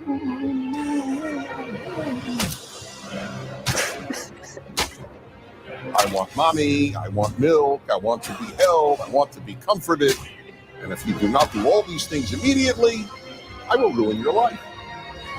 Ever since the beginning of time, teenage girls have been getting pregnant. Girls between the ages of like 17 and 24 is when they're technically most fertile, okay? That's biological. That's a fact, all right? I'm just stating facts. That's all I'm doing. So what I'm saying is that the problem is not per se teenage pregnancy. It's unwed pregnancy. That's the problem in society. I violate my kids' consent. So the point, obviously that's not strictly Thomism, but the point I'm making is just like how weird the people who subscribe to these philosophies tend to turn out morally, and like they just justify all this nonsense with like this sort of stuff. There's a more explicit kind in the one of them that I found particularly funny was the Thomistic disputations is being gay natural one that maybe we have just quickly time for as well, because that's we'll finish on that. I need to go to bed soon, but I didn't check this one out, but so I think this one's just a short. Let me see if I can. Obviously, this guy's quite funny in the sense that he's got like he's got loads of like stuff responding to like Joe Schmid and Oppie and stuff, and it's all this sort of stuff that we said. Like they just don't understand how deep he is, bro. But there's a short is being gay natural. I thought. Oh, here it is. I didn't. Homosexual activity in animals and in humans. Hunter is using a straw man of nature here. Nature doesn't mean whatever happens in the woods or non-artificial. According to Aristotle, nature, properly speaking, is the essence or substance of things which have in themselves, as such, a principle of activity. The word essence means what a thing is. When essence is a principle of activity, this means the reason a thing acts the way that it does is because of what it is. An eye, for example, acts for the end of seeing because it is an eye. And nature is the reason an eye acts for the end of seeing. Sometimes these ends can be impeded, such as when someone gets cataracts and can no longer see. Cataracts happens in the woods, but it's against the nature of the eye because it prevents the eye from acting for its end. Homosexuality, likewise, may exist in the woods, but is contrary to the purpose of sex, which is procreation, and hence it is not natural in the Aristotelian sense. We see homosexual. So this is interesting, right? Because I think you can agree with his framework and simply object to the premise that the purpose, like the function of sex, is procreation, because in fact it serves other purposes in biology as well. Well, it does. It demonstrably it does in many social species. Bonding. It serves for social bonding purposes as well. And that's one of the reasons we see homosexual activity in other animals. So I think even purely on its own terms, there's just a false premise there. But have you seen? Do you remember the Alexander Proust blog post? Oh, vaguely. What? Yeah. What was? Yeah, about condoms. That was a while. Yeah. This is really That's the. I've got it here. It's like where it's like, imagine a farmer, tossing the seed. And enjoying the symbolism of participating in God's creative activity. He's like he creates this like intuition pump around like a farmer who puts down a plastic sheet before he enjoys throwing seeds, and apparently that's like not good because it doesn't actually bear fruit. But That's absurd. There's no symbolism of symbolism. participating in God's creative activity. But there is, though. Like, that's what a symbol is. It's not literally the thing. It's symbolic of the thing. What are you talking about? That's what a symbol is, my man. Yeah.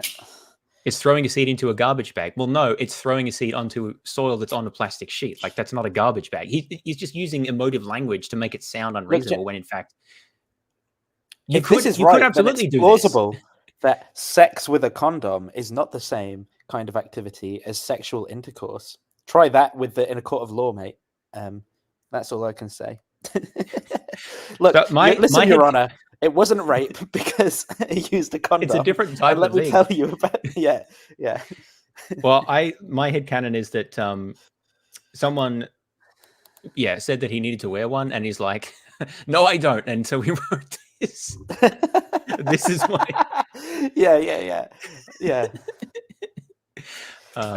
I really think we should use a condom to have sex. Well, actually, that's a contradiction in terms.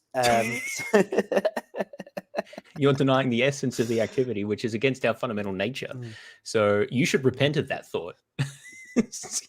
But I do think, obviously, we've touched on lots of like Aquinas-y type stuff. I do think there's so much ground that we can kind of like go over here. I think we should probably look at some point at Phase's 5 proofs, which are obviously like Thomistic / Neo-Scholastic, whatever. And I think we should look more at like, I think some of this Thomistic Disputations guys videos, there's some interesting stuff in there. There's more like Proust stuff obviously around, and there's a bunch of other stuff in this area that we haven't touched. So for people who are coming here to be like, look, I wanted to hear about Thomism and your thoughts on Thomism, but you've only like scratched the surface of the 5 ways and some Aquinas stuff. That's, there's much more for future bad apologetics in this kind of like area of discourse, but I think that's probably about it for today's. That's a good starting point. I've dipped my toe, and I feel like I've got a starting point for doing more, because I've been sort of putting off Aquinas for about 10 years now. And it is rough going, but it's also interesting to see things. I think the thing I find most interesting is trying to get into the mindset of a medieval and seeing how they thought about things. It was just so different from we moderns. Though unlike Habit Guy, I don't think it's better. That's an interesting. It's also so clear. It's also so clear, like in so many of those arguments, that like the mistakes are basically from like reifying stuff or having biases within that like context of knowledge, right? And that I think, for me at least, when I observe that that's clearly the best interpretation of what's going on, I'm like, this is just not an avenue I should continue to pursue intellectually. Whereas for a lot of these people, they're like, no, I've got to make it work now. Like, I'm going to just over interpret these things until I'm still in that. I can still say I'm in that framework, but even though I'm, now in like some minority on like every single philosophical and scientific position possible, like, no, Lamarckianism in genetics is actually true, and there's actually teleology, scientists are just coming around to the truth now, like stuff like that. It's like, no, bro, just like, why? You don't have to do this. Yes, well, it's been an interesting ride. Thanks, Nathan, for making me do this topic, and I think it was useful. It was soul expanding. Yeah. So I'm what is it, actualizing my potentialities or something. Yeah. All right, well, I better go and rob some banks and participate in orgies, because I don't believe in God, and that's apparently what we do. So take care, everyone. And what's the next one we're doing, by the way? Has something about Habermas? So I suspect the next one might be on Habermas's magnum opus, but we need to collaborate with Camille on a date for that, and figure out, because I'm moving flats next month as well, so I need to make sure it like fits in with like me settling in and stuff too. But that's right. We'll sort something out. I mean, that'll be the next one. Have to read the damn thing. Are we just doing volume 1, or are we doing the first 2 volumes? It's the new one, right? Oh, is it out? Fucking hell. Volume 2, I think, is either coming out or has just come out. Well, let's collaborate on it and see what we want to do. Each one is like 800 pages. Oh, for fuck's sake. Yeah, this is going to be so painful. Why is it got to be like this? Because Habermas, I watched a video where he was promoting his book, and we've seen this before. Habermas is obsessed with big numbers. He's just constantly saying like how many arguments he goes through, how many pages it is, like how many footnotes. He's just like, he does this all the time. He just like really likes big numbers. It's like he's all quantity and no quality. He's such a funny dude. Seriously, listen to his interviews. That's all he talks about. I know I do. I remember the funniest one ever was when, do you remember when Doug talked to him and like he got all upset and I almost felt sorry for him for a second because he was like having to think about, he was like being challenged for the first time ever. And then he was like, how about your naturalism? Like it was like some upset grandpa or something. He was like, how about your naturalism? You think everything popped into existence out of nothing? Or, you know, like he just got like, he couldn't answer some questions. So he just instantly went on the attack and it was like kind of funny. Yeah, that's classic defensiveness there. Anyway, well, good luck with your move. Yeah, thanks, man. How's it? Almost done with the PhD? Or Yeah, still hopefully in a few months. another- Looking to submit in December. Exciting. It's nice. Cool. Right. Well, I mean, as well, maybe who knows? The deadline or whatever you're planning on doing with that might overlap with some Habermas nonsense, so we might have to as well. We'll see how we go. We'll see how we go. Yeah. Cool. All right. Well, thanks, James. Thanks everyone for No worries. watching. Take care, everyone. And obviously, people need to go and check out all your recent fine-tuning videos as well. So there's a ton of I think James more of those to Fodor. come as well. There's still happenings there, so it's been good. Cool. Right. I'll end the stream. Thanks, everyone.